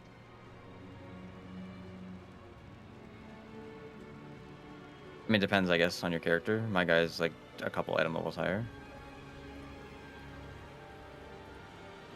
Exile will be a lot stronger, I think, is like the main thing. Like, Exile was pretty weak last time, but he should be a lot bigger. I'm a lot bigger, I think, because I used Farmer Plus entire Forge Weaver prog. Like, all. But I'm a healer. PG.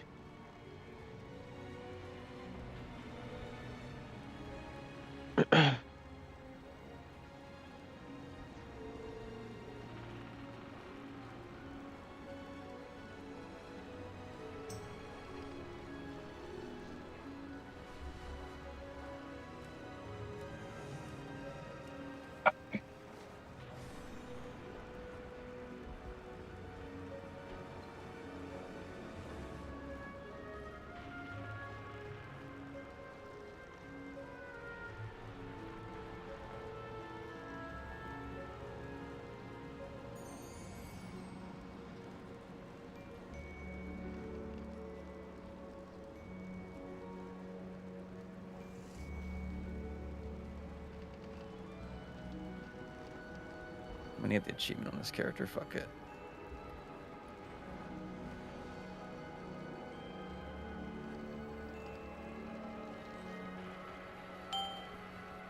Boom. Congratulations. Okay.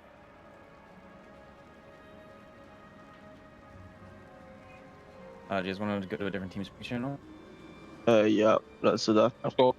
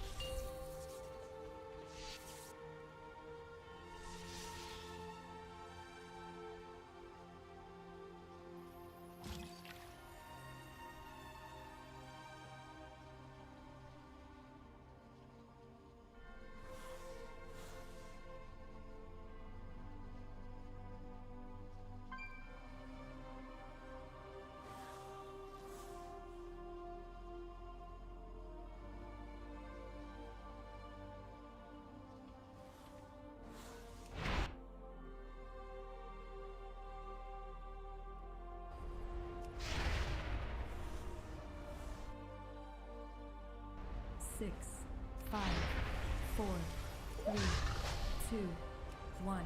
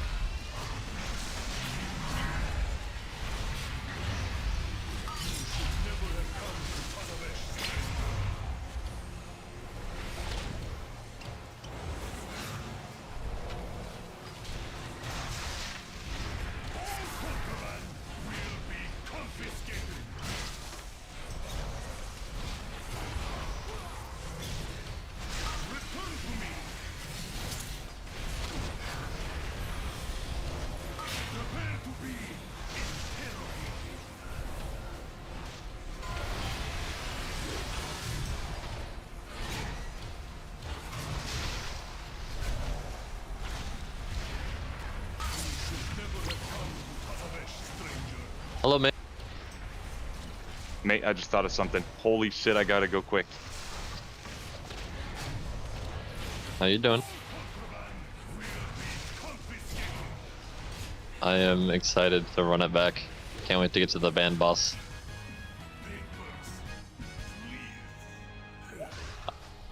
Just gotta do what we practiced on that boss, and then it'll be fun. Yo. How was EU breakfast? Good. Lots of protein? Dig.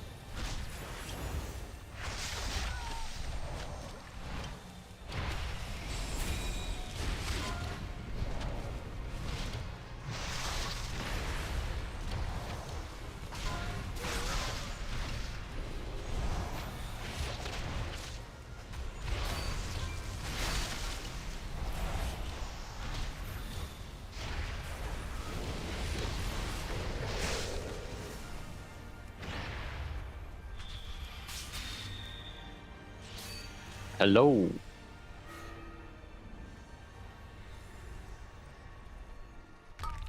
I'm looking at my gear and it's kind of weird to find an item I want to craft this week. No, that's after replay.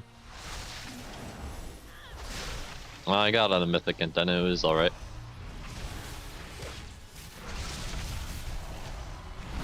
Yeah, I think it's probably the best item I could have gotten actually. Kinda weird.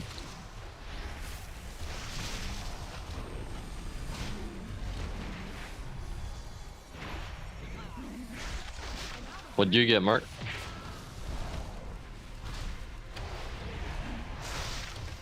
Ooh, that's gotta be good.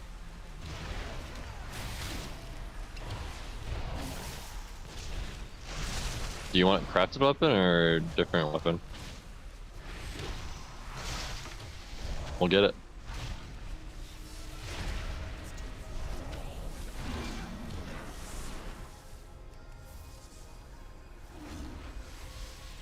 Just something about this tier is making me feel like you're just gonna get infinite weapons. Yeah, yeah. Have you not felt that much? Yeah, it started. It starts this week. It starts this week.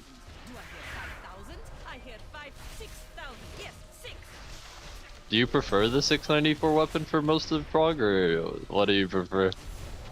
Okay.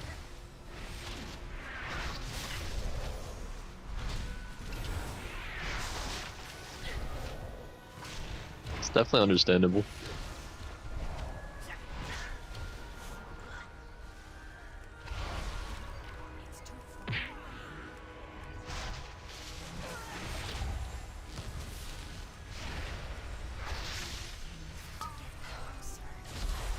Yo, Dranny.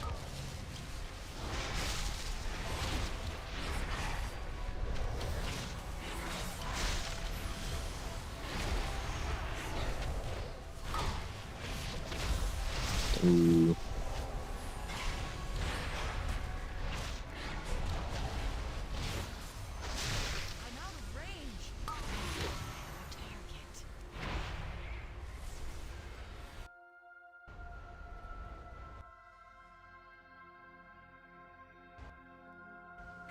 Zai has a profitable venture. Hopefully this inclines them to aid our own. What I need is a distraction. The kind with sharp teeth. BTR out? This beast will do nothing. Okay. And for the band boss. Everyone needs a defensive for the band boss. During this suck, you gotta hit something. You never know what can happen.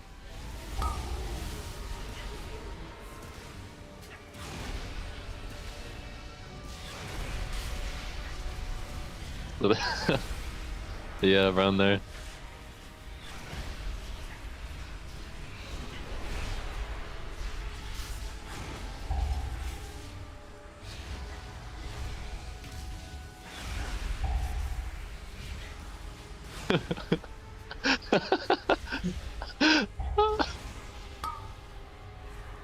What'd I do?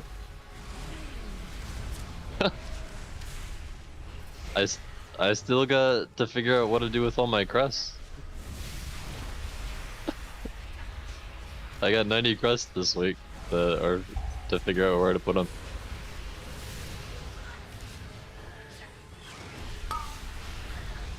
No, thank you, man. I'm planning on getting gloves from this so I can upgrade my 697 gloves. Actually, I should just be able to finish it off all night, right? 704. Oh, I can probably do that right now, actually. It's just 2 slots. Should I go do that, or do you guys think it's a waste of time?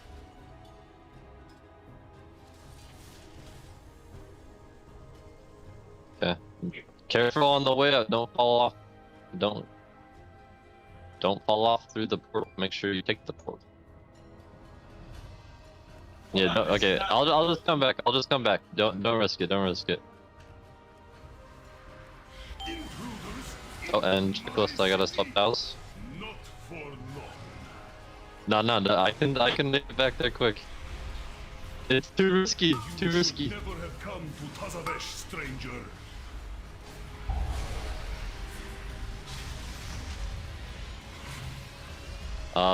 Journey's, if anyone has a preference, or Journey's call. Will be confiscated. Okay, I'm fine with it. Let us hear how loud you can scream.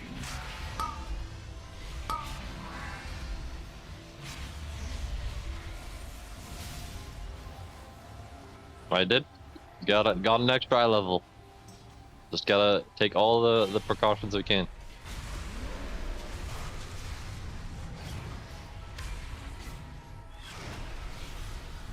You should never have come to Tazavesh, stranger.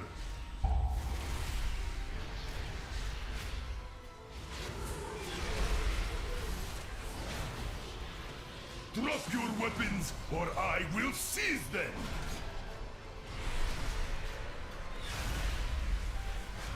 Return to me! Prepare I'm ready. to be interrogated.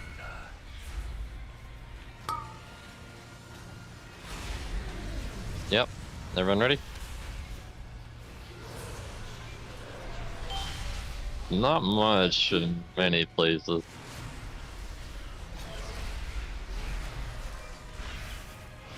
You should never have come to Tazavesh, stranger.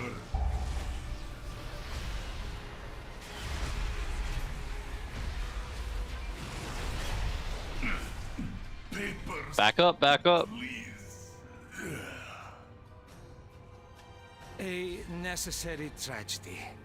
Unfortunately, we have now joined the ire of cartel so.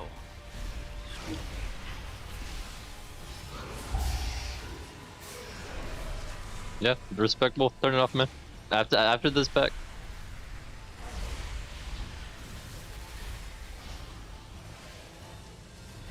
Yeah. It's a collaborative effort.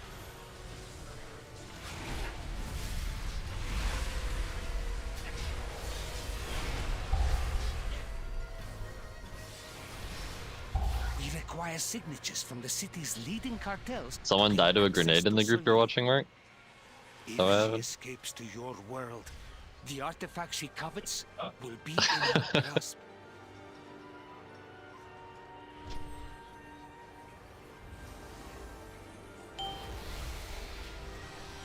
Remember they cast on not Shack anymore, so just kick them. It actually does a good amount.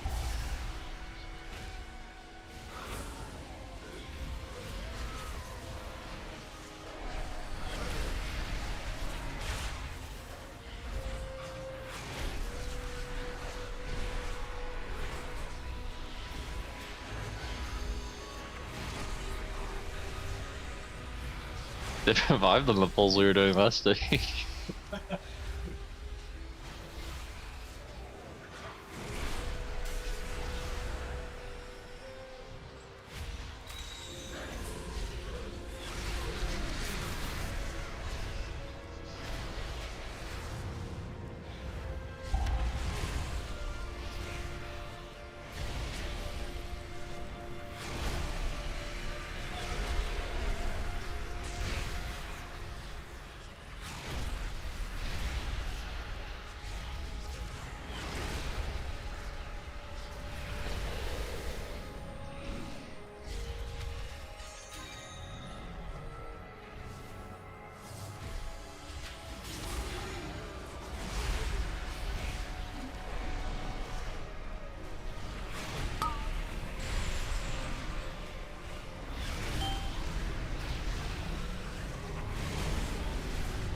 Yeah, I need mana actually.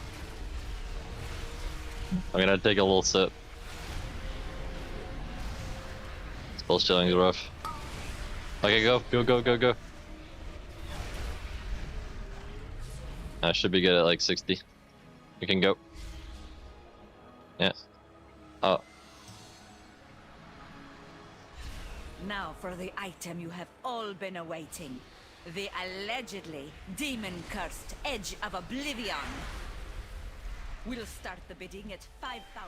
Do I hear 5,000? Welcome back, everybody, to the Race World First, and thank you so much to Monster Energy for that listen-in. But look at this special guest on the casting couch, or rather the Blacklyte casting chair in one. Kobe, one of my best friends and one of my league co-commentators. That's right. Damn right. Coming in for a little bit of a World of Warcraft cameo, if you will, and you can already see chat is rightfully popping off. Before we bring Kobe into the conversation around what we've been seeing, I just want to throw out a quick thank you to our presenting sponsor in Coinbase and the rest of our sponsors, Alienware, Philips Hue, Blacklyte, Monster Energy, Zenni, RaiderIO, Wowhead, Warcraft Logs, and of course, our charity partner in the Santa Monica Animal Shelter. We've appreciated all of your donations. Keep sending them in tl.gg/donate to help out all the animals. We've had some of those animals on site today from the Santa Monica Animal Shelter, which has been lovely. But Kobe, we're bringing you in at just the right moment for some splits and some hard mode Tazavesh. literally like 2 minutes right before we go on, I'm like, so when are they getting into the raid, guys? It's crazy. We got him from Twitch chat, and now he's just asking all these questions. Yeah, so okay, here's some good news. There is Mythic Raid kind of soon. So my understanding of the schedule is we're going to do these hard mode Tazaveshes, then we're going to break for lunch. Okay. And then we've got, I think Mythic Reclear will be the next thing. So we'll get to see the Mythic bosses. But then before we go back to progression, we've got a bunch of Heroic Dimensiuses to run. Ooh. So then we'll get into progression. I mean, this evening something. I probably should be taking notes on hard mode Tazavesh because like a free Mythic track piece. It's really good. Yes. Like, Oh my gosh. maybe I should be studying this. Yeah. Tell us as well. Take some notes here. Oh. Some guides you That's can still watch. stinging a little bit. Yeah, it's easy to have people die to some random nonsense, I would say. And somehow Dratnos, he's been doing his lap pulldowns recently, put all 4 of his teammates on his back. 8 of my guilders. I've done it twice. You done it twice? Yeah. Success both times. Success both times. Wow, that feels good. Did you have the same kind of loot luck though that Liquid had the first time around with as many weapons? I got a best stats weapon with leech on it. Oh my! That was pretty good. Yeah. Okay. But it's a character you're not going to play anymore, right? Yeah, we're gonna swap off that character soon, but it's okay. It's done, right? Like once it gets all the gear it needs, it's done. You swap. Well, you don't want to get the weapon dirty. Okay, you gotta keep that thing clean. Just hang it up. It belongs in the museum. Exactly.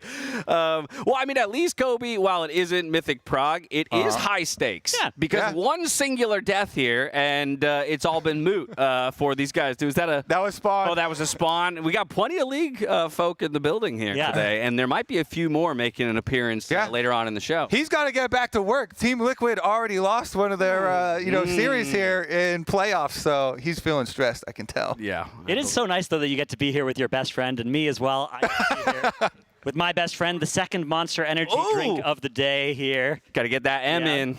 Keep that energy up. Keep it flowing. Well, Kobe, I know that you actually are currently playing. In fact, you've done more of the raid than I have. Nice. I've seen a lot of it, but you've cleared through normal. What's been your experience of the tier so far? I mean, normal. I was just brain off. Like I didn't read what any of the bosses did, and we got through the whole thing. Okay, so nice. I mean, normal is pretty easy, but then I went with my same group of friends, and we went into heroic. And after like 2 bosses, we're like, time for a break, guys. Maybe we'll have some people go study up. But what are you playing? We had a lot of people that were friends or alts that were very low in like green gear. I'm playing Demon Hunter. Okay. And so I mean, I always really liked Demon Hunter mobility. Mostly I do PvP. And in Dragonflight was when I first started Demon Hunter, and it was mega OP for PvP.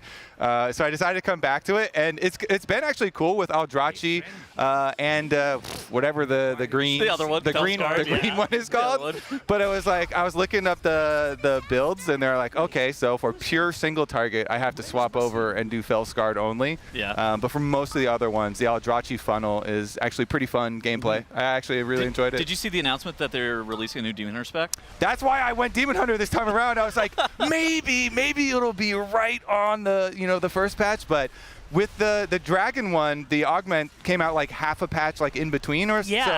My fingers are crossed. That was cooked. The 0.5 patch, maybe we'll get it or something. Well, so yeah, Kobe or is it walked official? into the facility about like 5 minutes, I think, before the midnight trailer actually ran, so we both didn't see because the Gamescom they literally just rolled like a trailer, so we missed it. Did you guys get a chance to see it?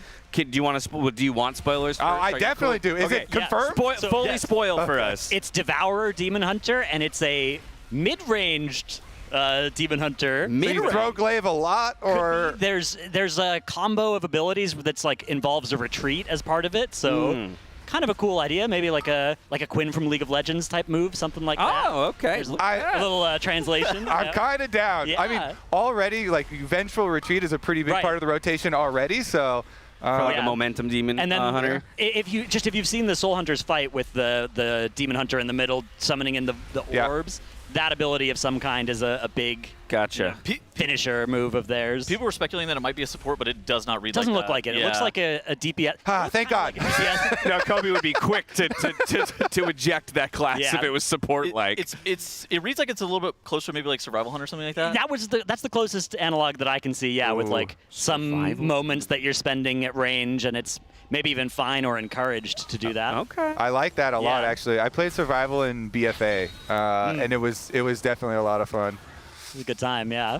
That is sick. So it's confirmed to be in midnight then, on release for midnight. Yeah. The real question though is how does it do in arenas? That's gonna be the real What's question. so sad is like the PvP population just keeps dwindling. Oh, I feel like I log on. I feel like I'm one of like 10 people left trying to get into solo shuffles. It's crazy because this is the season that had the most Week 1 Mythic Plus dungeons ran ever so far. So oh really? While PvP dwindling, Mythic Plus continues to be on the rise. That's where they're going. Yeah, that is where the M plus of the PvPers are going. Yeah. That's where all the loot is. Well, it's hard to casually play PvP. Like, frankly, it's just really hard to casually play Arena. In Mythic Plus, you can kind of just know what your class does and be like, oh yeah, I'm just gonna play. Yeah, that's what all my friends, because I always try and get my Discord friends to come like play threes with me so we can get gladiator mounts, but they never want to because they're like, well, then I have to learn what all of the other classes' abilities are. Yeah, which.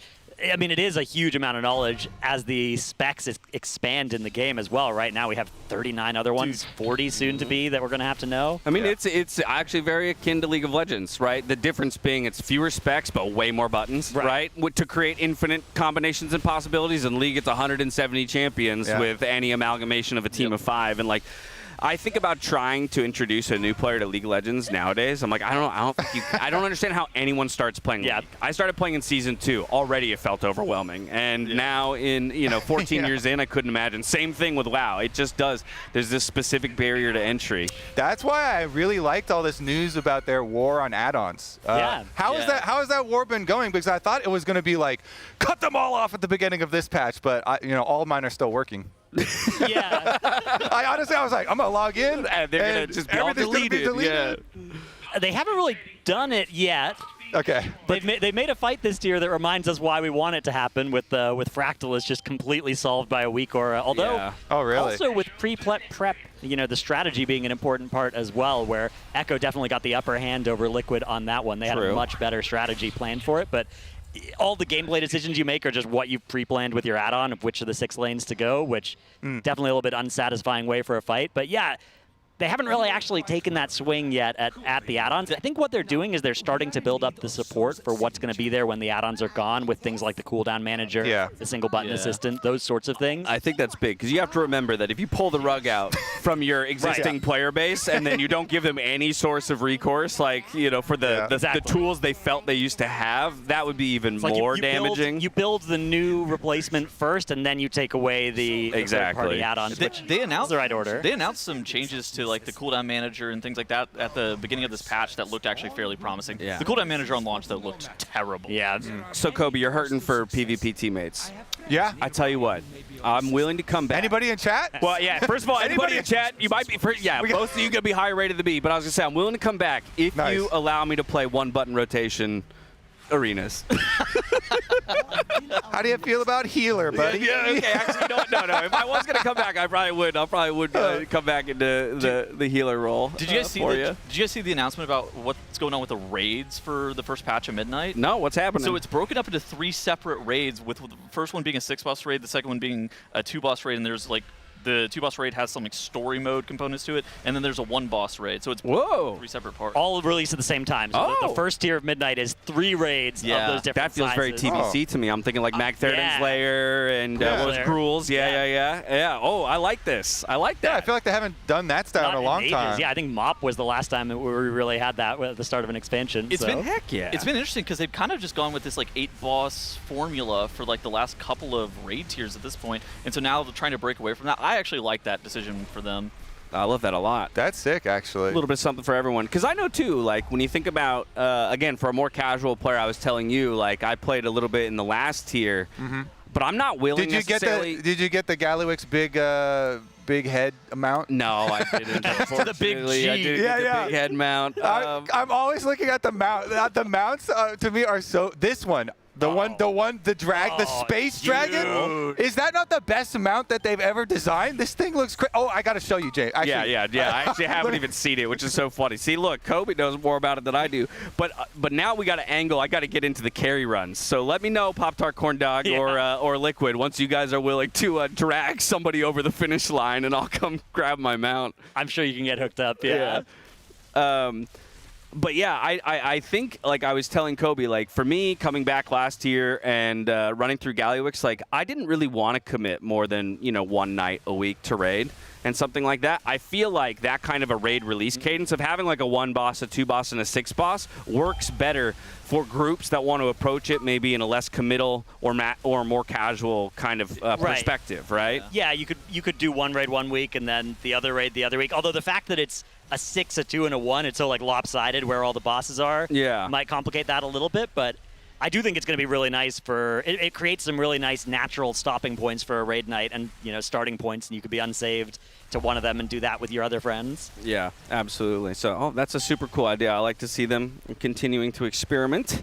They didn't announce any like expansion level features or anything like that. So there's a new allied race. Okay. That are the Heronir, yeah. That's something. And then there's something called hunts, which are outdoor world things of some kind. Is that not crazy? Yeah. Damn, that is a sick thing. That mount is insane. Just the cutting edge mount you're looking at? Yeah, this is, oh my goodness. Yeah, this top photo, like actual high def over Amazing. here. Yeah, who do I got to talk to get one of these bad boys? Well, I mean, I'm pretty sure that's what you get for appearing on the show, right? That's in your contract, your writer. Yeah, you make sure to include that little post-event carry. I swear that is the coolest mount that I've ever seen. That is actually very dope. That is my number one. There's also player housing. I mean, the player housing stuff. That's the big thing, yeah. Right. Which we already knew about, right? Nothing on that scale that we didn't know about was announced today. They're doing early access for that?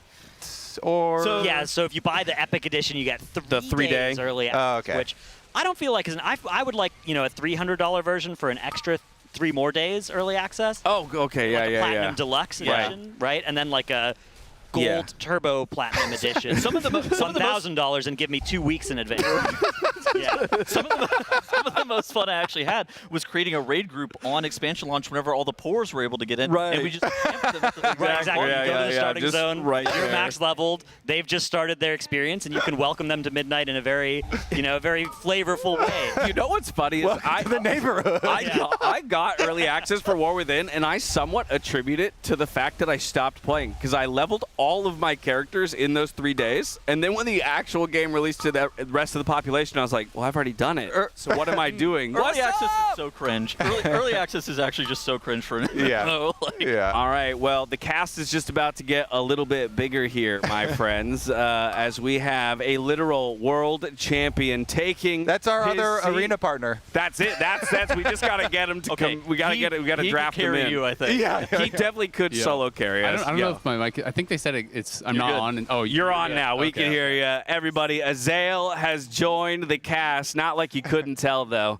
from that beautiful voice and the literal world champion aura that I know is coming through right now. How are you, dude? It's been a while since I've seen you. I know, exactly. I was gonna only come give you a hug. Yes, man. please. I'm still tethered, so I can only come so far. But it's so good to see you. Nice to meet you both. I don't think. Nice to meet you. Hi, yeah, nice to meet you. Tettles, Dratnos, this is Azael, Azula, seeing some of her old friends. No. Yes. I know. More her uncles. She's so happy to see them all. Yeah, I'm good, man. It's cool to actually come out and see some of the Race the World first. Obviously, I've been a big WoW guy for literally since the game came out. No way. But I've never actually come to one of the Race the World first in person. I used to do a lot of raiding way back in the day in the Stone Ages. When you pressed one button, Yeah. But we're back. You can do that now. You can do it again with the one button rotation. Yeah, the one button rotation. I haven't actually tried that. It's all come full circle. It's pretty funny. Well, how are you, man? Just in general, how's Good. life? Life is good. Have a kid on the way soon. Yeah, which is congratulations. Crazy. So excited for that.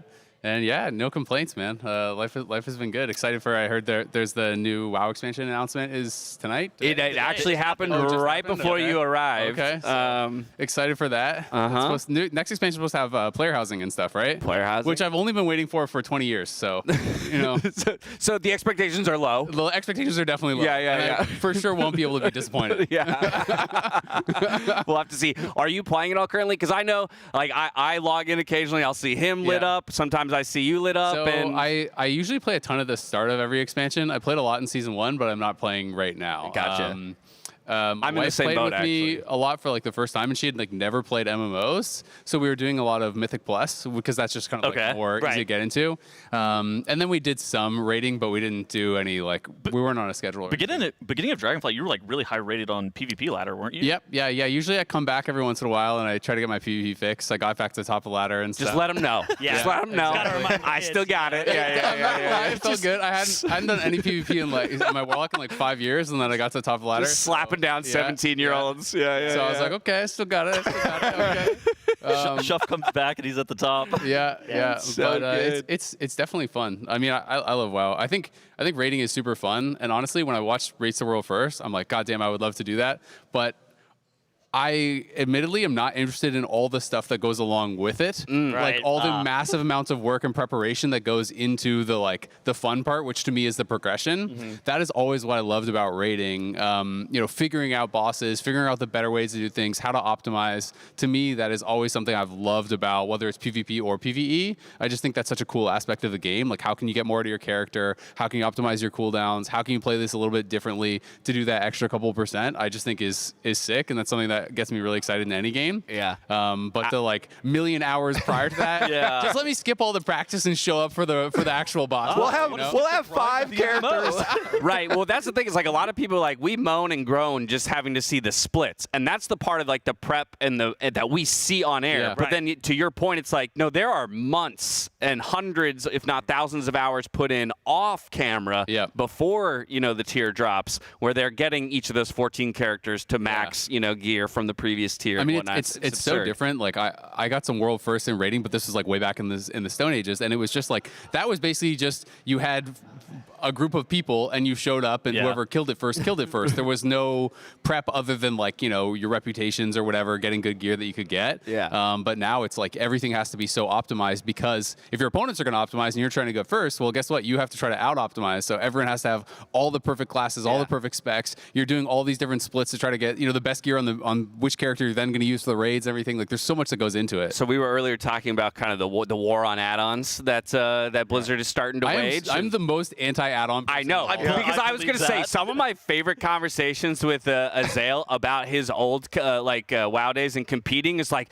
man, we used to have to like literally count in our brains. Like we would see someone use a key CC spell or something, and then I would sit there and like I would count to 24 to know like this is our window to kill or something like that. It was one of the things that honestly gave me a really big advantage in PvP, because a lot of the tournament players would use add-ons online because they wanted an advantage for ladder. I never did ever, and so I literally you can edit the combat log to like highlight certain abilities and stuff. So I had interrupts as different colors, so I would read the combat log as I was playing and track all the things, and then I'd have the stopwatch in game. I'd use that to track as a timer to track people's interrupts. You just created all the add-ons in your own. Yeah, that's what it is. Right. And then I did that, and then I would do a lot of it's a 2-minute cooldown or whatever, and I pressed mine about 10 seconds after, so I know his is going to be up, when there's 10 seconds left on my cooldown and things like that, which I always thought added a really cool element to the game. And even just from the like Boomer comes back and plays WoW once in a while POV that I'm in now. I just hate having to come back to the game, and it's like, but before you have fun, go download these 3,000 weak auras. Otherwise, you're going to get your ass kicked. I literally was talking to Kobe about this. I was like, being here at the race, obviously seeing it all, I want to get back in there. But I'm sitting at a computer that doesn't have anything necessarily installed. And just the process of downloading everything, setting up weak auras, putting my UI in the right place, then relearning a priority list for the class that I now want to play and stuff. It's like, it just feels like there's so much work I have to do. And that's even as somebody who has also played WoW for a very long time. Now imagine you're just getting introduced to it for the first time, and it's like, wait, there's that many steps between me and playing the game? Well, and I got to kind of experience that, which was really interesting playing with my wife, right? Because it was like, it's just the way that you think about the game as a player who has played for literal years and years of played time versus someone who's stepping into WoW for the first time was just so funny, right? It's like, for me, I'm just like, we have to blast through these quests as fast as possible. We must get to max level. And she's like, ooh, I got a hat that looks cool. I remember doing transmog runs like, with her. Look at these pants, they're green. And I'm like, on to the next. I'm pretty removed from this experience. Like, we have a different perspective. And then when I'm like, okay, you need this add-on, this add-on, this add-on, this add-on, and you need to watch these videos to do this rotation and make sure you're doing that. And then you have to figure out, and it's like, okay, it's a lot, right? You have to kind of be able to ease in. And if you don't have someone to help you, I do think it's really intimidating to start WoW because there's so much knowledge that is just baseline expected of you, right? And if you get in as someone who's never played a game, you don't even know the concept of like not standing in fire type of thing, right? Yeah. Like, and how to tell what is really obvious to us, what is like a beneficial buff to stand in versus what is something that is actually just going to kill you and ruin your time. That's stuff that's hard to learn if you haven't been playing the game ever or a game like it. And it's just, that's the reality of a game that now has persisted, right, this long. I was kind of saying, I feel that way about League of Legends now, finally, right? It's like 14 years in, I couldn't imagine somebody trying to sit down and learn that game with now 170 different champions, like crazy amount of items. Like, where do I even start? How do I even begin to understand how to approach this game? And WoW does feel like that in a lot of ways. But hopefully the war on add-ons will make it a little bit more approachable. I think the one-button rotation is good for that. It's been good for leveling alts. There you go. I just log on. I stick that thing on one button and spam I'm going to call it the Hikili because I know it's kind of like ripped from that or it has the same intention. But that as well, like kind of a rotation helper, I think is a brilliant addition to the base game. I assume it's pretty disadvantageous. Yeah, it depends. Right? The one button is supposed to be like a 20% nerf. Like you're supposed to be like 20% less effective. That's better than most WoW players. Well, that's what I'm saying. It doesn't work at all for Demon Hunters though, because it won't use any like mobility things. Yeah. Oh. So I was like, I am not touching this. It won't use your massive cooldown. But like if you're playing a BM Hunter or something, you're kill command. Well, you press like 2 buttons anyways. But now I'm pressing 1 button. But now I'm pressing 1 button. Efficiency. 50% less. Oh my god. That's too good. I had something that just escaped my brain. Dradnos. Yeah, I mean, I see the one button as... I knew That's a good connection. I knew I could go to Dradnos. That's a good connection. Yeah, feel free to make the segue however clean or not as you like here. I totally blanked on where I was going to go after that. I think the one button and the war on add-ons, though, it's like you're waging a war on that exact new player experience. If this game is overwhelming, I don't know what to do. There's so much that I need before I can get into this. And it's like the two different sides of it, right? We're going to prune how high the ceiling is and raise how low the floor is at the same time, making it so that if you're just getting into it, there's like less aspirational, I need all these weak auras, all these add-ons, and there's like an approachable, okay, here's how you do your rotation, right? Here are the 5 buttons you want to press, and we'll light up the one, and you can move off this once you start to understand it yourself, but you don't have to spend 3 hours reading a guide and 3 hours downloading all your UI before you can just start playing. I mean, it's kind of interesting because it doesn't really work for healers or tanks at all still. Which, well, we don't care about those. DPS are the... Now, hold on. We only care about those when we're queuing for Mythic Plus and you can't find anyone. Or solo shuffles, which take 2 hours to get a queue. Yeah. Like, you need to make your kid a healer, buddy. Yeah, I mean, it's definitely interesting. I don't have a problem, I guess, inherently if they want to have, the ability to actually edit the UI tremendously and have all these things, but I would rather that all be a part of the game and then everyone is on the same playing field, right? So they obviously have added a lot of customization from where it used to be, where you couldn't even move frames or do anything.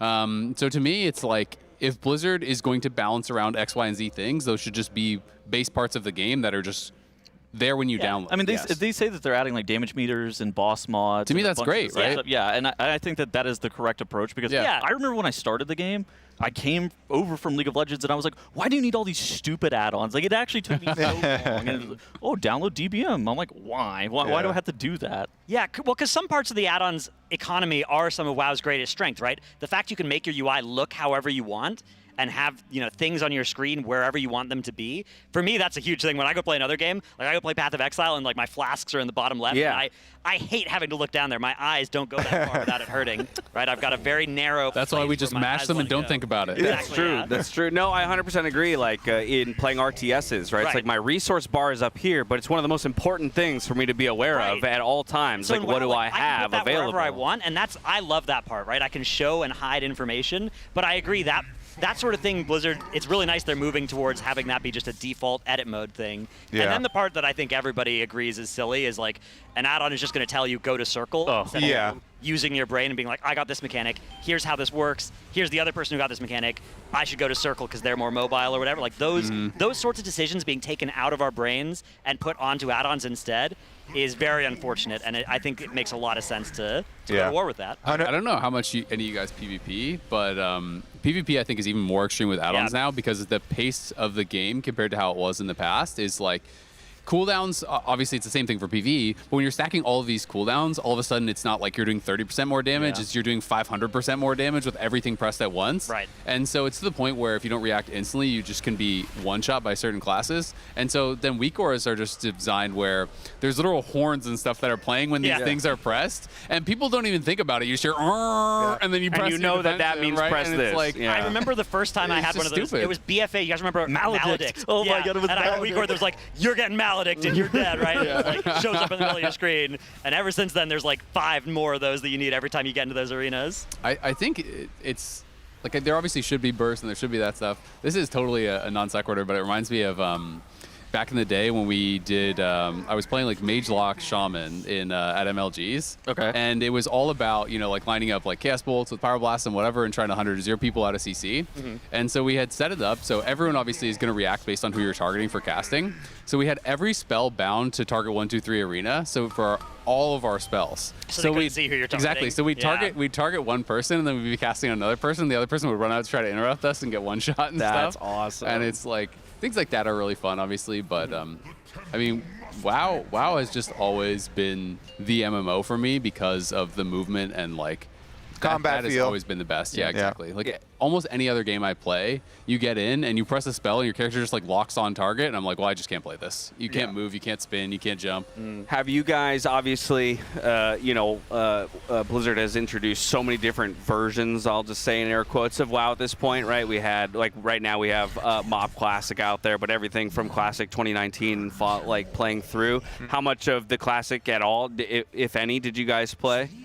I didn't play any Classic. No. I played the MoP remix thing when they did that for Transmogs and stuff. Legion remix on the way? I'm definitely going to do the Legion one also because there's a lot of really good things there.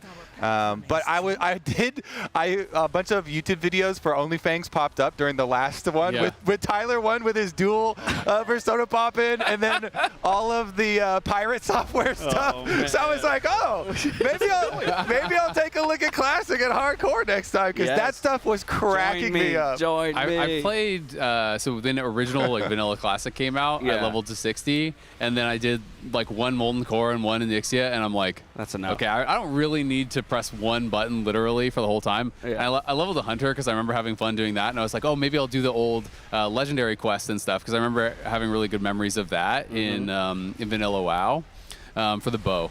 Not the Hunter one. The Hunter one. Is that where you go into burning steps and you have to like kite a dude forever or something? You go to different dudes. Yeah, you go to different little demon dudes. They had different ways they had to beat them. So I was like, oh, maybe that would be fun. But I raided like 1 time, and you're literally just standing there for most of the time out of mana, just auto attacking. And I'm like, all right, that's enough. I've done. That's why hardcore I liked because there was that extra element of risk. And now it's everything's on the line always, and you get the high intensity moments. But it's been fun to watch people like I've seen been watching Zaryu go back and play like MoP arenas and stuff like that, and that gives me some of the older vibes that you're talking about. I mean, at that point, some more add-ons are in the game. Yeah, I did some TBC arena and a little bit of I guess Wrath of the Lich King arena and stuff, just because that was kind of fun as a throwback. But it like.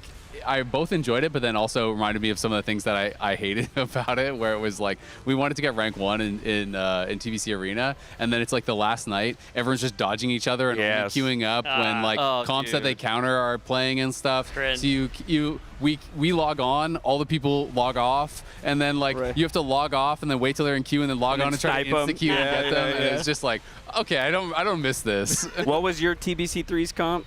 That I played this time? I played with Venruki and Soda. We played Mage Lock Druid. So I was talking about Soda earlier in the week because they were asking me like, oh, who were your like not Soda Poppin'. No, that's what I was talking about. Soda Poppin' was really good at Arena too, actually. Yes, no, but that was funny because when I had said Soda, everyone's like, is he talking about Soda Poppin'? And I was like, no, SODAH. This is OG top. Because as a healer, that's one of the people you emulated if you were playing in TBC. And that's who I always looked up to. Look at this, our leaderboard. On the left-hand side, Echo now in the top slot, which means that in their time progressing here on Nexus King, I know, or I was hearing, I think on the way in today, that they dropped a healer, and they're trying to 3-heal it right now to maybe kill before reset. That's the idea, yeah. I don't know if that's possible. I don't either. My suspicion is it's not likely, but yeah, I'd say that DPS check looks formidable on that fight. Yeah, I mean, a 30% wipe in P3 is tough. I still think that it's going to be a very difficult fight. People don't necessarily even know if the damage check is achievable. It seemed like on the Spotlight last night, Max believed that it was going to be doable with another reset. He believes it's absolutely killable with the reset. He estimated like a 5.5 million DPS requirement per player, and of course that's a lot of damage for this tier, even with this week's gear. But if you drop a healer, that's all of a sudden going to go down to like 5.25, 5.3. Maybe, I mean, that still sounds like a lot of damage, but maybe they can make it happen. I think the bigger thing is going to be consistency in phase 1. Right. I mean, this fight is just insanely strict movement-wise. There's like twitchy movement requirements, making sure that you're actually getting in the soaks in time. That is... I can't wait till we get to watch some of that. Hopefully we get to watch some more Salhadar later today. Please, This is actually a pretty interesting fight, though, the Time Cap and Hooktail hard mode fight. This is, like, I think where most runs... Yeah. I'm looking. Yeah, so the hard mode swap here is the ads don't get hit by the first breath that hits them. Only the second breath will actually kill them. Oh. So you can try and hit them with 2 breaths, or you can just DPS them down yourselves, which you can see THD is tabbing over there and actually just targeting them a little bit. Maybe they're just going to kill them with it. Yeah, they're getting AoE down under the boss and that meat grinder now. This is looking like some good Demon Hunter funnel opportunities. That's right. Quarry funnel. But this content, I think, feels the most like hardcore classic to me, because you die once and all that loot is gone, right? Yeah. Like, it is like a hardcore ARPG experience or something like that, where you're just playing super safe. We saw Hopeful earlier was waiting for Lust in front of that last boss in their group. Which I love. I love them exploring more content that's in smaller groups. Like, that has less demand for, again, trying to organize 20 schedules into 3 nights a week. I don't know anything week. about the hardcore thing. So how does this work? So it's hard. So this is just Tazavesh, which is kind of a mega, we call it a mega dungeon. And it's hard mode. You have the option to go into hard mode. You have 1 shot at it per week, but a single death through the entire dungeon from any member means you don't get the hard mode extra loot at the end of the dungeon. I don't know why you would say. I don't know why you suggest that. It's not buggy. Well, also, even with your friend group, like, people are going to get mad at the person who dies. You do not want to be the one person that dies. Sure, lock in. You better lock in. But it is, because it's a huge piece of loot. It's a myth track piece of loot at the end of the dungeon on top of for each person. So you get 5 myth track pieces on top of everything you would already get in the dungeon. So is it hard enough that any of them are failing it? They succeeded 6 out of 6 groups. Okay. But we've had failures in other guilds. They're pretty good. But Don't look at me. Stop. But we've even had people on this couch here struggle to. Were you the Dyer? No. I was not. Not the Dyer. I was sweating on the PTR and was I practiced on the PTR, so I was not the person who died, but I was somebody else. sad whenever somebody else in my group did. So it's definitely not free. Definitely not free. That's cool. But the nice thing is it's not time gated, so you can it's not like an M+ where you're also racing against a timer, so you can. So you go wait for every cooldown. Go at your own pace if you want. Yeah. Which is nice. I mean, because a player at my skill level, if I went in with a group of friends, we probably would be doing that. Let's lust every single boss. Let's make sure we're discussing this pack before we pull it, so we all understand what could kill us. All right, lunch break, everybody. We'll be back. We're acing it, or we are failing, and that's that. We're full speed ahead, huh? 1 pack's dead. Time to pull the next one. Okay. Azale's a tank. All right, we're on your timeline. You get good loot from it regardless. Like, you do. Every single boss that you kill, you get hero track pieces. Yeah. So cool. It's just as good as going in. That's hype. I actually love that. I was watching a group do it, and they were CCing mobs in the packs before pulling them, just like classic. It was like we saw a sheeped mob and a caged mob, and they were just fighting half the pack.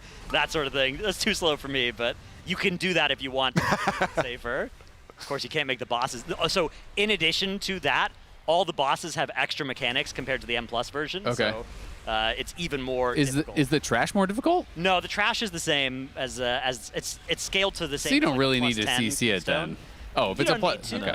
I guess +10 at the very start of the season has some challenge, but like there are some packs with like double casters that people are scared of, but oh, but didn't like also we do have a success here in the boom. Ooh, oh nice. They're at the end of the dungeon. Yeah, that's what the loot end. Was, but is this last week they got generationally good loot out of that one. This time around, yeah, I don't know. Well, the chest is like to the left. It spawns of that over on the portal. right. Actually, Yeah. you might not have seen it before, but it would be up on the stairs. Yeah. don't Maybe this week. Maybe this week. Is it just random mythic track from any of the M+ stuff? From Like this it's basically dungeon, like just specifically this dungeon. But there's some good stuff in here, and like he was saying, And does it rotate every week, basically? It's always it's always this mega dungeon. That's a good idea, though. Maybe next season, it's a different hard mode each I love week. the idea. For a I'm different not sure I like the M+. 1 attempt per week thing. I kind of wish you could just reset it and try again if somebody died. Like, that would still be hard. It's 8 bosses. You have to do deathless. I feel like that's enough to reward doing, even if it takes you a couple tries. Yeah. But especially, I think, if you want it to be accessible for most players, because this sounds really fun to me, but I also think back, when I was playing a lot in Season 1, I was playing Blood DK and Mythic Plus, and once I got, I don't know what, I was something over 3,000 or whatever in Mythic Plus score, no one would invite me anymore because everyone wants a Protection Paladin, because they were God mode at the start of the expansion. I don't know if they're still OP, but it was like... And so I could see that being frustrating, where especially if you only get 1 chance a week, there's a 0% chance you're getting invited in a pug if you are not the most meta class. I do think that this is kind of the pug versus like solo player dynamic, Yeah. where like if you have people that you're doing it with, or doing it week in and week out, or at least just a couple of people that you're consistently doing it with, you're going to get better just as a group. Yeah. Whereas if you're trying to pug it, I think there's an item level or like a gear level where pugs are going to start being successful, but it's not. yeah, free. as like first week, I think the pug success rate in here was probably south of 1%. Like, there's so many things that can go wrong. You got to get people in voice too, which there's always apprehension about, especially in World of Warcraft. Yeah. I think any online game, let's be honest, man. I love this final boss fight as well. And Scott's group is about to get there. We actually have THD's group as well, looking like they're just about to pull Saleya as they well. have 4 minutes on Lust. I think they might be waiting. Oh, you're right. They're just chilling then. 4-minute countdown for that one. 7 minutes on Lust here. For Scott, so they might just clear trash. We'll have a pause. But it'll be cool to get a couple looks at the final fight and then see what kind of loot comes out, as long as they're successful. Yeah. How hard is the raid looking? Like, for the last couple of bosses, are people thinking that it's going to be killed in the next couple days? So what's really interesting is there's like 2 breakpoints. Right now, the 4th boss is a wall for, as you can see here, pretty much everyone outside of the top 4.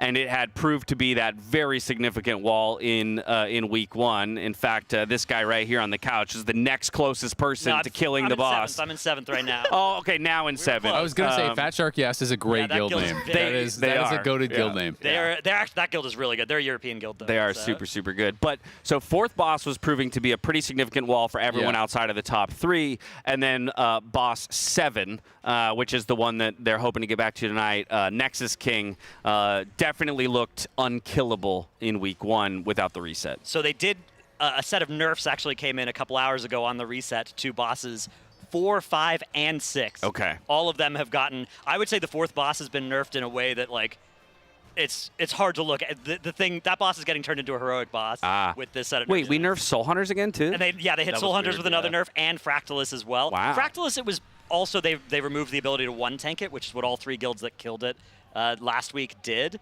And Blizzard usually doesn't like 1-tank strategies being good, so they took some health off, and then they made it so you have to 2-tank.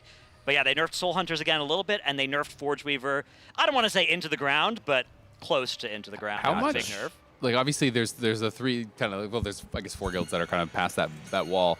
How much do the guilds that are down? So you said you're in 7th right now. Yeah, that's me. So I'm curious, how much are the other guilds actually doing all these splits and all this extra stuff that is obviously a significant advantage? Because to me, it seemed like in the Race to World First, you can't realistically win the Race to World First unless you have a massive community around your guild and you can do all these heroic splits, and you can do all this stuff. So is that still a part of the guilds that are lower on the standings here, or not really? Yeah, so the guilds in 5th through 10th here probably all are around a similar level of commitment, with like 3 to 5 split runs depending on the guild. Okay, so still versus quite a lot. 12 to 14. Yeah, 12 to 14. So it's a slightly different configuration of the splits, right? Most of these guilds, I think the guild in 4th, that's a Hot Pot Hero over in China. They raid like a full Race to World First schedule and everything with full splits commitment, and I think they had higher eye level for a while than the top 3 even. Yeah. I think the community element, though, is a big piece, too, right? Because when you're talking about doing those 5 splits, it's mostly just 5 alt runs. Exactly. It's you know, my guild, for instance, we have 25 raiders, and then we have 5 like helpers that are former raiders or friends or somebody's sister or whatever that come in and do our splits with us. But it's not come find us in the looking for group queue. We're bringing in, you know, anybody and everybody who can help, because you're right. The demand, you know, for participation is absolutely massive, and you have to have so many people behind you to pull off something as big as a world first. We do have. We got to lock in. A little Celia fight. Yeah, they're going to lust after the second one of this hyperlight jolt here. So this is a really intense phase 2. So you have to hit all 5 of those stars with that jolt, or else they'll all re-shield. I love this fight. And you take more and more damage each time you miss. That's not the hardest part here. The big change on hard mode, so in addition to this fragmentation that you have to dodge from all the stars, there's going to be the collapsing star that the boss puts out in a sec. That's going to be a soak that needs to be soaked 4 times. Each time you soak it on hard mode, it'll grip in everybody else and you. And if you soak it multiple times, you get a vulnerability that leads to you taking increased damage from it. So you need to have different people soak it each time. So it's that lighter white. It's over there, right? just left out of frame, and you can see boom. There's one getting gripped in, and if that overlaps with any of the other mechanics on this fight, that grip can be deadly. There's the second soak. Yeah, and you can see short debuff timer there. So yeah, you have to kind of do it in stages. Yep. One more soak to go. Last Bam. one, and they've managed to do it just. And see, right now the energy fragmentation's coming out. If they'd been even a few seconds slower, they'd be getting gripped during this energy fragmentation. Oh God. Very That looks painful. So the timing is really Lust? there. Question mark? So we don't want to hit Lust yet because the boss is about to immune. Yeah, Right. The boss jumps into the middle and relocates all of these 5 relics of the first one. Yep. Then we get arrows. They get shielded up again. And we need to the bring tank the arrow can die to here. one. If the tank actually gets hit with double line or double arrow here, he can actually get 100 to 0. Nicely done, though. He dodged out of the way of the second line that was going through that relic. Yeah. And now we hit Lust and we murder the boss before any more mechanics, I believe. Beautiful. That's going to be the plan. Yep, it dies right out. That boss is that boss is getting sent to the Shadow Realm. Yeah. Another successful hard mode for Team Liquid here. Let's see what the gear is. Show me the loot. 5 belt. The curse of 5 belt. Oh no. Yeah. Yeah. That is one of the weird things about kind of the direction that Blizzard has gone in general, or especially this raid, is how few slots there are that are kind of available. Mythtrack, so Leah's secret technique trinket. Interesting one. I don't think Warlocks are too happy about that. That would be really good for a tank or healer to get. That's a trinket that gives somebody else some stats, which is it tradable among your group? No. I don't think so, no. Oh, so it's like vault, like it's locked to you. None of the Mythtrack items, even if you have even if you have the same 7 level, item level in that slot, you can't trade. Yeah. Oh, okay. Interesting. Yeah, I wonder what everybody item. else was able to pick up though in this group. Yeah, I don't know if we have the tech to show it. I know when a mythic boss dies, we have tech to show it, but Right. I You think have this to is flip coded between a the little different POVs.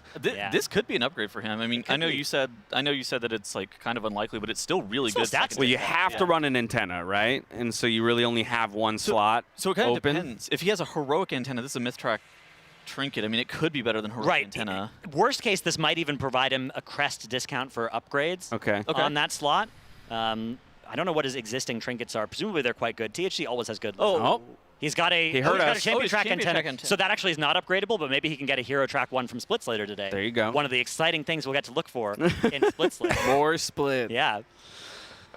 But yeah, it is kind of an interesting thing right now in this tier where like you have 4 slots dedicated to your set pieces, and then you have a few pieces like the cloak and belt, belt and boots even, because boots coming off of Soul Hunters empower your cloak, and your cloak is kind of a necessary element. So is it like a legendary cloak thing? I literally don't know. Yeah. Okay. There's also 2 embellishment slots from crafting, which fantastic system, of course. Yep. But so therefore you're left with like your 2 rings and maybe like a trinket or something that you can actually like kind of mess around and hunt for certain pieces. Yeah, it's a very restrictive season in terms of if you are a really high-end raider, there's some slots that are just this has to be this item, and then every other item that could drop in that slot is not relevant. I feel like that makes loot kind of less exciting. Yeah. You know, it's like with Legion was the one where we all started with the weapons right at the start, right? And to me, that was like getting a weapon is the most exciting thing. Like especially if you're playing a melee class, you like get your new big sword or whatever, right? So to me, I was actually really sad when they did that, where it kind of took away some of the excitement of the loot. I agree. Artifact power was what was the BFA one called? Heart of Azeroth. Yeah. Those ones were pretty bad too. Yeah. You should ask him whenever he shows up in a couple seconds about his thoughts about artifact power. You might get a monologue. Ooh. Oh yeah, are we heading into lunchtime here? So So a little. I think what's on the menu is lunch, then Mythic Reclear, then Heroic Dimensius, I believe is the order of operations. Oh, Mythic Reclear before going back into heroic stuff. Yeah. Okay. Those higher item level items, I guess, will give them more information when they do the heroic with the lower eye level. Might not need to do as many Dimensiuses as well. Yeah, maybe. Yeah, if we get lucky. Probably not. Oh, yo, give me that shit, is that? Yo, what's good? Hey, we got Kobe here too. Oh my God. It's a League of Legends party up in here. Are you happy with your trinket? Yeah, I'm one of my favorite Kobe quotes right here. Is that TP suck? I'm friends with Cruiser the Bruiser. So. Hell yeah! Oh my God! Hey, well, be careful if you ever have a bad Warlock TP or something. Now I'm using that. That TP suck. Anyway, how are you, man? Yeah, man. Successful hard mode run? Oh, yep. So always successful hard mode run. Any specific reason why it was successful? Oh, now that you ask, I can see really well. Why? Well, really? Why is that? Yeah, it's because of my new Zennies. Oh. Well, hey, we got a couple glasses wearers here on the desk who might be in the market for a new pair. Oh, look at that. Am I the only person here whose eyes work properly? Yeah, I think you might be the only one. Your eyes may work properly, but they can work better with Zennies. Oh, I got to get some of those. Yeah. And you'll just look better. That's true too. Right. Look at this swag. Well, so fill the new guys in, the league folk in. How do they get their hands on a pair of Zennies? Enlighten us. I mean, yeah, you can get your Zennies at tl.gg/Zenny, and there's a bonus. There's more? Yeah, there's more. Oh. If you use code Team Liquid, you get 10% off. That's like free, basically. Yeah, oh my goodness. You can get like so many of them. That deal rocks. Yep. Some good shit right Zale actually just started wearing contacts, and I hadn't seen him without glasses. I don't know if I'd ever seen you without glasses, but it actually shocked me. He showed up to the dive, and I was like, oh, my God. Yeah, we were having a conversation about that, like, literally just the other day. Like, for those of us who wear glasses, now that's, like, how I see my own face. So even, like, you look at yourself in the mirror without glasses, and it's like, I've had glasses for a long time. Yeah, who is that? Yeah, I look real strange about them. Yeah. But yeah, that's why I always wear my Zennies. Heck yeah. Yep. So GG/Zenny. Code Team Liquid, y'all 10% off. Zara just said nice Zennies. Another glasses wearer right there. Yep. All right, friend. We'll go enjoy lunch, and we'll see you for Mythic and Heroic splits later. I bet you NA's going to win Worlds this year, for sure, guys. That's right. You heard it here first.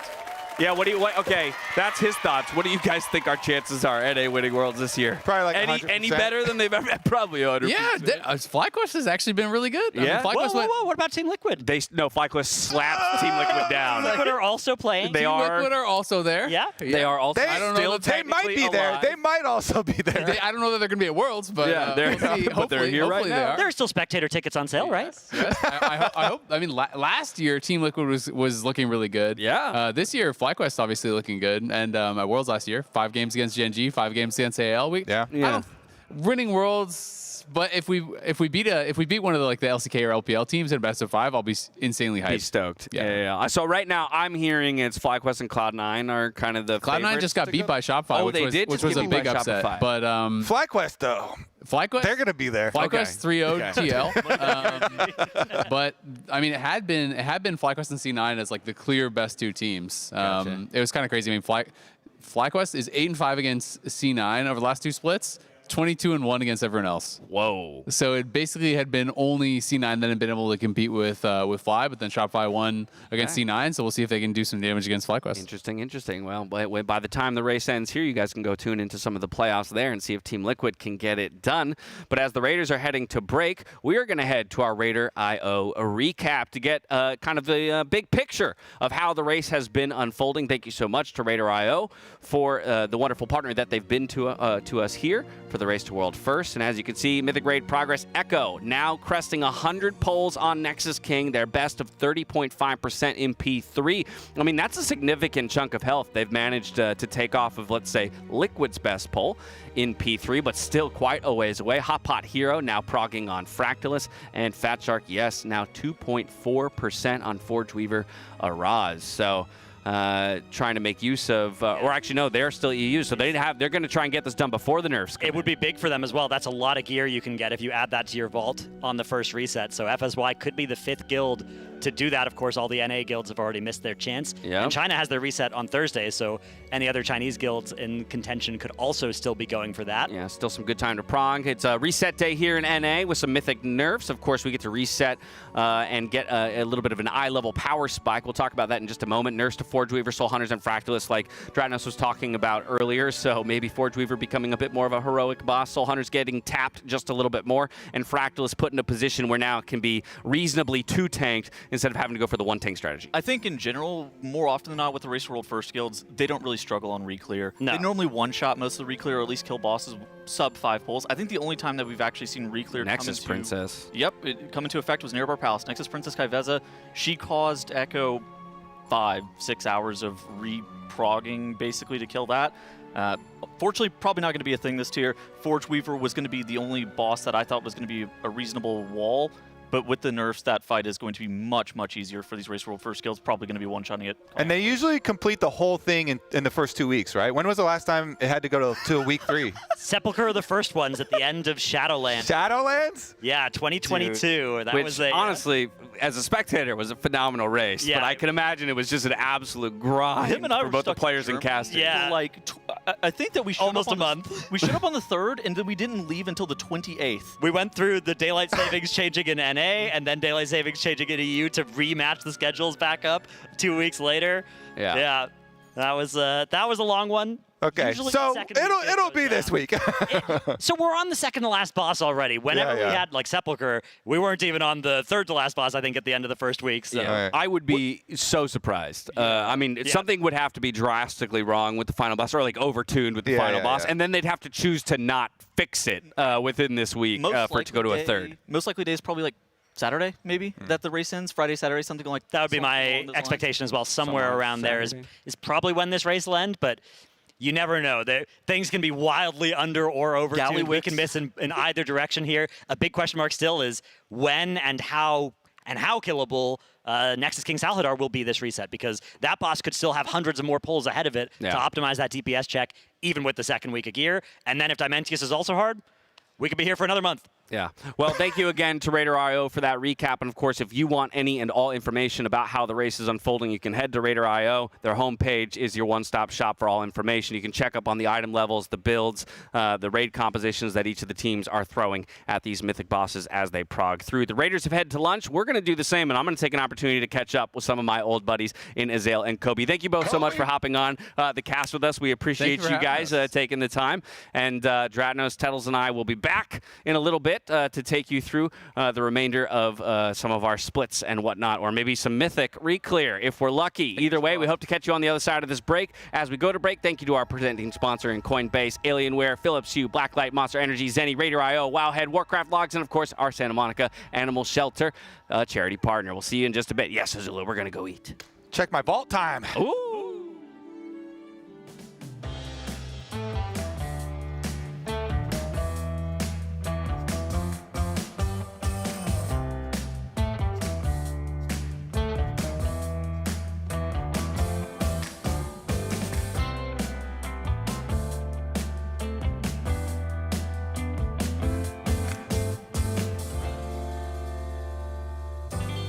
Someone I'd like for you to meet. Don't be a third wheel. Enter the sweepstakes and meet your perfect match. Ever since humans first walked the Earth, they've searched for one thing.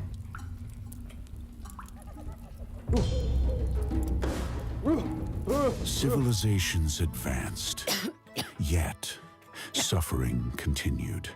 There seems to be a strange curve in the lower vertebrae. I'll call this the lumbar. We must give it support.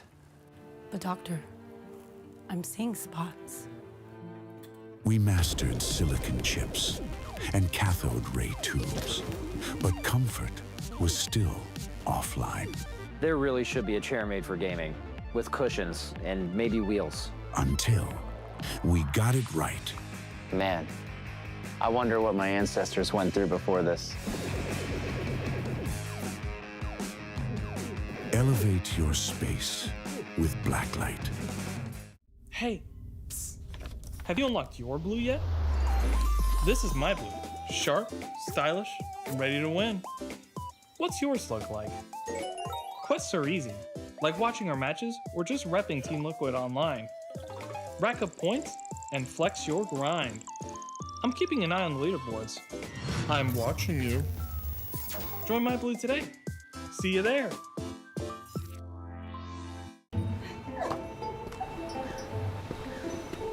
Hey, what's up? Why'd you want to meet all the way up here? Do you ever think about your future?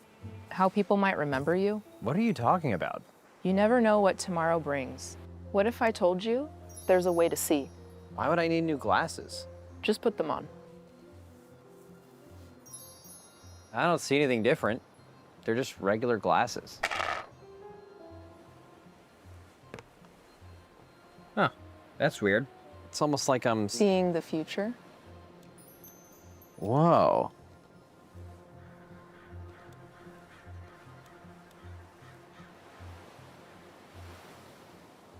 Yo, brah, can you toss my frisbee back? Alienware's highest performance desktop yet, equipped with powerful Intel Core Ultra processors. With an innovative design engineered for optimized gameplay, encounter the return of Area 51 at Alienware.com. Hey guys, we're looking at the new Race World First Apparel collection. Let's get started. Shadow Tee, new design. We have the Alliance jacket, blue and clean. Had the Void hoodie, super warm. Had the Horde jacket, new style. We had the Sylvanas Sherpa, very soft. Had the new race jersey, has Dementius on it. We have the Derp hoodie, great for raiding. We have the Void tee, new print. We have the mouse pad, slides real smooth. And finally, we have the Derp tee. If you guys want to grab any of this, you can at tl.gg/RWF.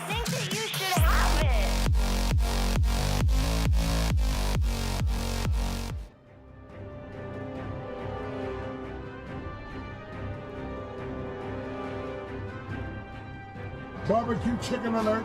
Barbecue chicken alert!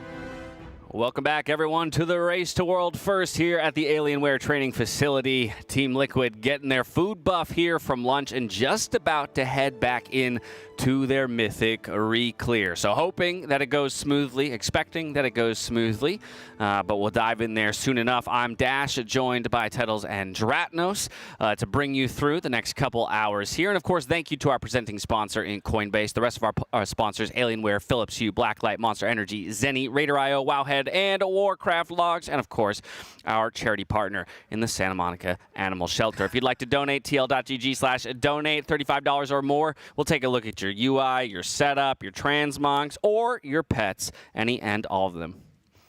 But how you guys feeling about this Mythic Reclear? We did have those nerfs come in. Maybe we kind of reiterate what they are for the fans at home, but how do we expect those to play into the cleanliness of this Reclear? Yeah, so Plexus Sentinel already. I think you're muted. Hello? He's muted, right? He's muted to us. Okay. But I don't know if he's going out to the universe at large. Okay, well. You want to hit it one more time? How about you explain? Yeah. All right, Tettles, you explain. Yeah, so there were nerfs that went out to Fractalist, Soul Hunters, and Forge Weaver Araz. The Forge Weaver nerfs were fairly substantial. It took 10% off the HP of the boss. They reduced the movement speed of the ads whenever they're running. They also made them have less HP. They also increased the arming time of the pylons whenever they're shooting those beams. Those phase beams, I think, caused a lot of wipes and just individual deaths during those intermissions. So Forge Weaver has turned from a boss that is a 70-pull race roll first boss. Now it would probably be 10-pull maybe race roll first boss. So they're going to one-shot it basically during the Reclear. They've already played the hardest version of the fight. It's not that big of a deal. Fractalist and Soul Hunters both got HP off of their health. Fractalist is no longer a one-tankable encounter due to some of those changes. Basically, Dryning was doing some bubble bop shenanigans and taking the tank buster mythic mechanic pillars. That's no longer able to be bubbled through. And so this is a situation where now they're going to have to two-tank it. But I think that realistically, Reclear should probably be one-shot straight across the board, no more than maybe 4 or 5 pulls on any of the bosses. I think it has a high degree of likelihood of just being straight one-shots, though. Yeah, I'd be inclined to agree. Welcome back. I think we're looking for one shot on most of these bosses, like Plexus Sentinel, Lumathar, Soulbinder. These were all one shot the first time, so second time it should be for sure, right? I don't know how much to read into this, but 14 seconds ago there was a hotfix post on Wowhead. But it says that it applies to War Within, Mists of Pantheria, Classic, Season Discovery, WoW, Classic Era, and Hardcore. So now I want to be careful not to... Sometimes these posts as well, like they keep update. It'll say like 14 seconds ago, but it was actually the one from an hour or so ago. Gotcha. What's happening in this one? Well, Rider of the Apocalypse fixed an issue causing Chains of Ice from King's Thor's Trollblade to sometimes fail. To apply to large enemies, which I do think was something that was affecting like a Fractalist or maybe even a Dementius. I'm seeing some Demon Hunter, Felsguard fix an issue that prevented soul fragments generated by 4-piece tier set from applying their effect when consumed by casting Spirit Bomb. Druid Balance Keeper the Grove fixed an issue with ornaments of the Mother Eagle 4-piece, causing damage dealt to absorb shields to not count. That was a good bug. Love that. If you looked at stats for Plexus Sentinel for Balance Druids on Mythic, it did no damage. And then the rest of the percent increases here were already announced. These were the previously announced. I was going to say another Fire Mage buff would be a little nutty, but... So it looks like some bug fixes across the board. I was familiar with a few of these. The Felsguard one for Demon Hunter was a sizable. It was an annoying thing. You generated that soul, and then you had to actually manually make sure you walked over it to get the damage increase because it wasn't sucked in by your abilities like the others were. And then the rest of these, it just looks like a couple of nice quality of life, fixes to these issues. The Shadow Priest one, I think that was one that randomly started on the patch launch. Yeah. And so then they changed Shadow Crash to actually apply dots to targets that weren't in line of sight. It was annoying in Mythic Plus is basically the TLDR of that one. Okay. Yeah. Okay, so not too much big news here. Very, very minor QOL bug fixes. Right. None of this should change too much, although... Yeah, so I know DKs have issues against large enemies, but I don't think it's these ones that are the big ones. I know there's travel time on Empower Rune Weapon that they're really mad about on Fractalist and Dimensius. Yes. That is still here, so Frost Reaper's Tether, I guess, is probably a little bit of a nice thing for them. But I know the DKs were playing Unholy on Fractalist, I think largely because of the cringe travel time issues with some of their abilities. It's because you don't get killing machine procs until the Empower It's like the hits projectile's in the air, so you have to change your rotation if it's going to take a couple of seconds to do that. Which that is really annoying. Yeah, they do not enjoy that at all. Gotcha. Well, and as we know, they ran a Mythic split last night for Dranako's Mage and for Atlas's DK. So again, Liquid already kind of eyeing specific classes that they think might be in on the penultimate or ultimate boss and doing their best to get them geared up.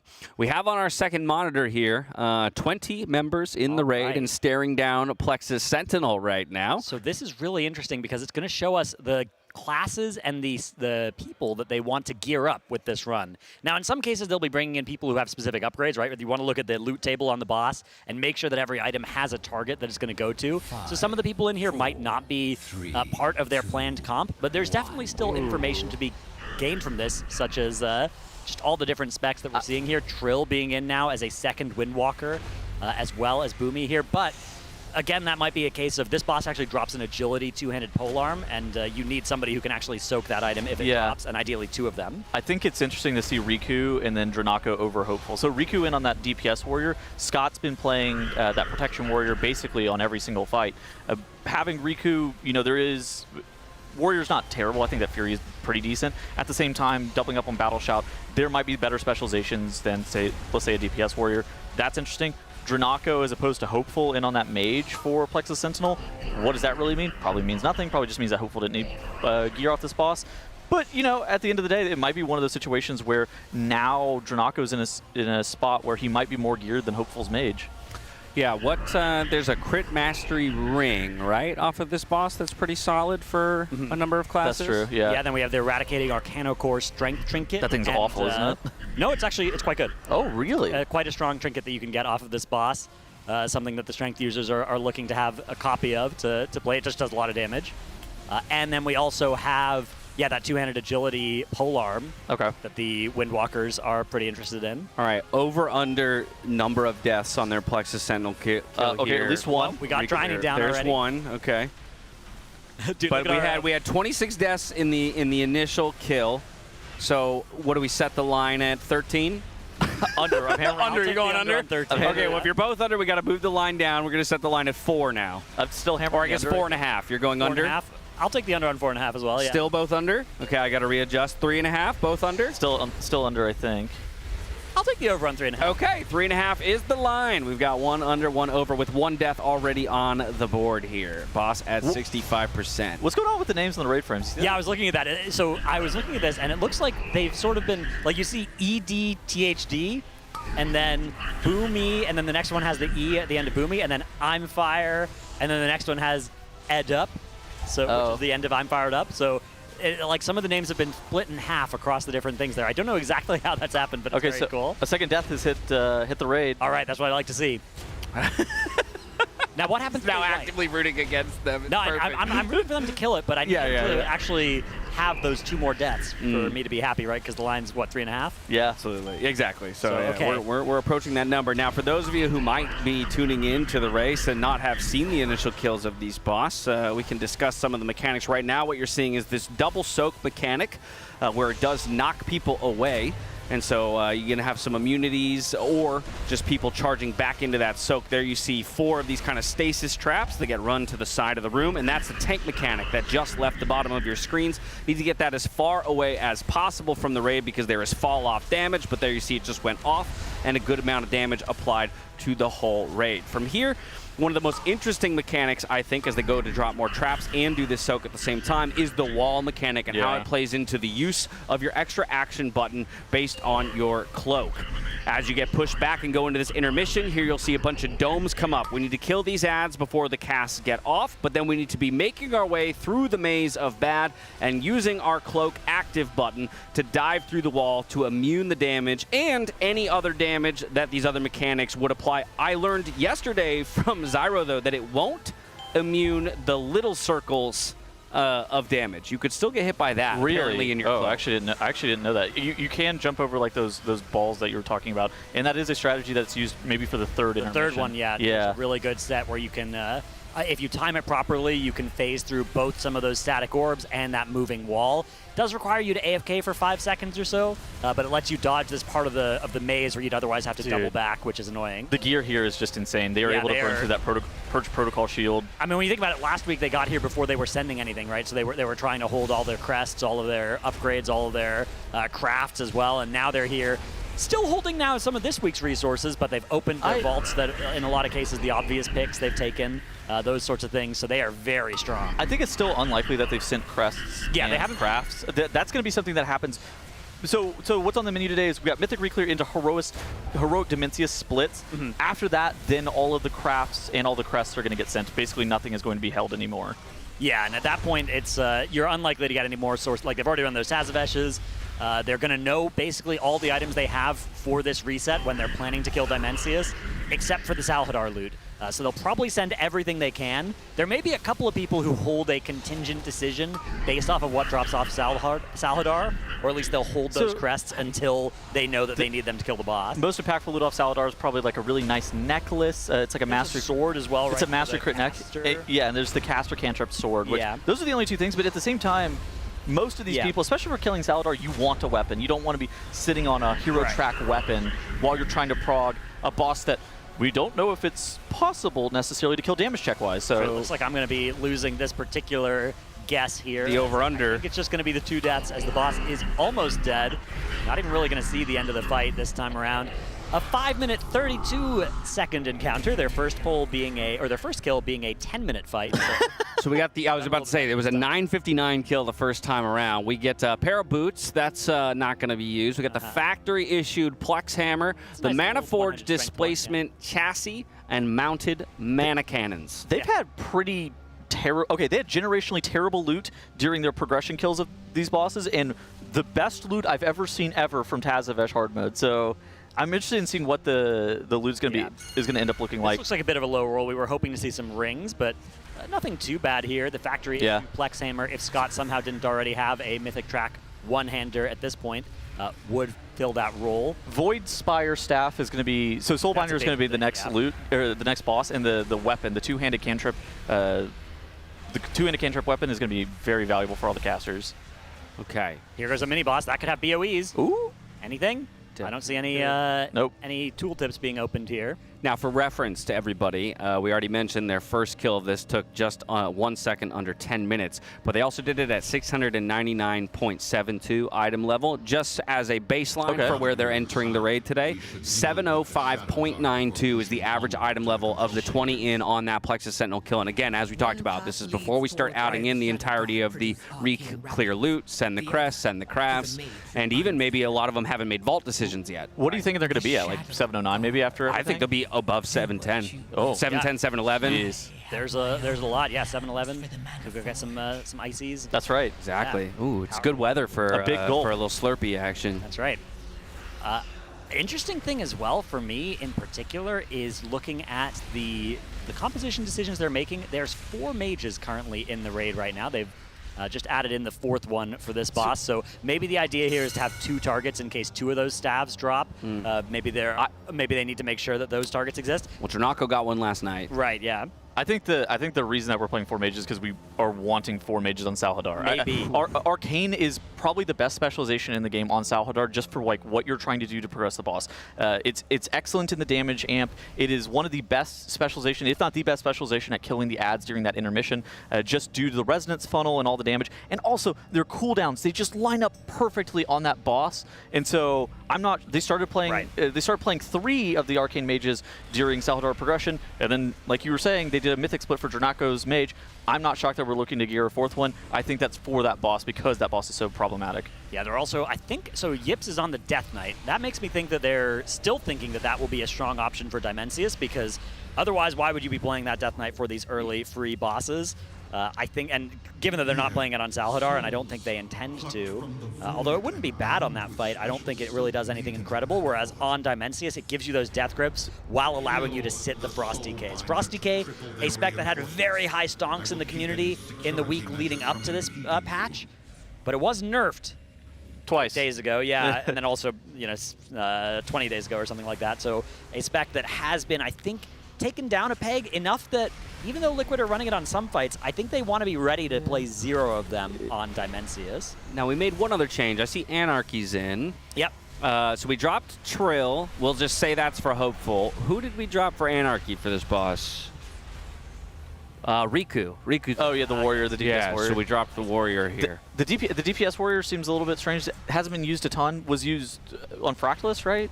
Yeah, because he just ramped up during that Again, it may just have been a case of loot optimization, right? Yeah. Making sure, so that first boss has a desirable strength trinket for strength DPS players, and you probably just look at your raid and you're like, okay, we need to make sure that if 2 of these drop, they go to 2 people that don't already have it and are most likely to be used for stuff. What about Ret Paladin? Well, you could give it to Dryny. Dryny. We have a Ret Paladin in the raid. What are you talking about? We have our dedicated Ret Paladin in already.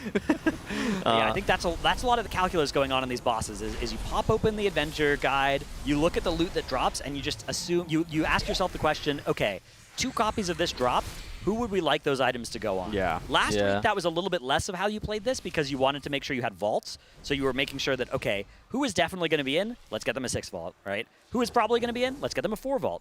This time around, the vault is very irrelevant because we are not expecting this race to go to a 3rd region. It could happen, but it's yeah. Something that they'll do some optimization around, but they will sacrifice a vault if it means potential for a loot going on somebody that they might use on Dimensius. It's interesting that you were talking about DKs earlier. I think the tinfoil hat theory is that Dimensius might actually require 2 Death Knights, not even 1, just because of the ads during the intermissions that you were kind of calling out earlier. On Heroic, there's 2 of them. There is the world where there's 4 of them, 1 in each quadrant on Mythic. That might be another reason for the Blood Death Knight as well, because Blood could still handle that by themselves with grip into mass grip, whereas SDK couldn't do that. Are they close enough? Yeah, 20-yard range, so if you grip the far one near the middle, and then you mass grip off of it, I believe you could hit all 4. Are we talking about the Nullbinder? Yes. During the intermissions? So hypothetically, if instead of there being 2 of them, there were 4 on Mythic, wow. Then I think a Blood DK could still get all of them. In theory as well, high explosive trap, you could just drop a high explosive trap. I think a Sigil of Chains in the very middle of the room could also work. My Vengeance DH believers out there, hashtag stay strong, hashtag I mean, if you kick them, will they just run across to us or no? They'll just start casting. They're not kickable. It's like it's only stops. stunnable cast. It's a protected cast. Gotcha. Yeah. That's why then we need a grip. We have no idea what that looks like on Mythic as well.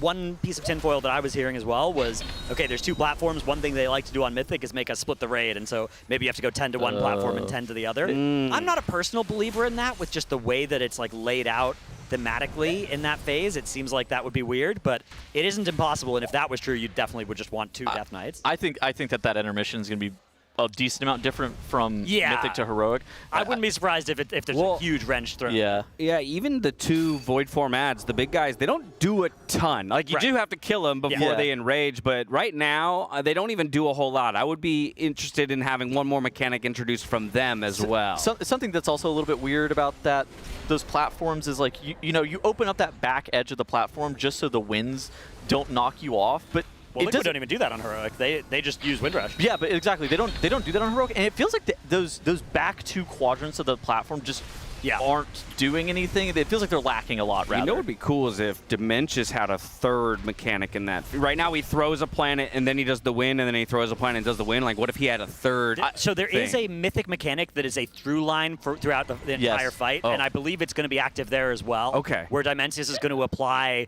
basically reverse gravity to some people.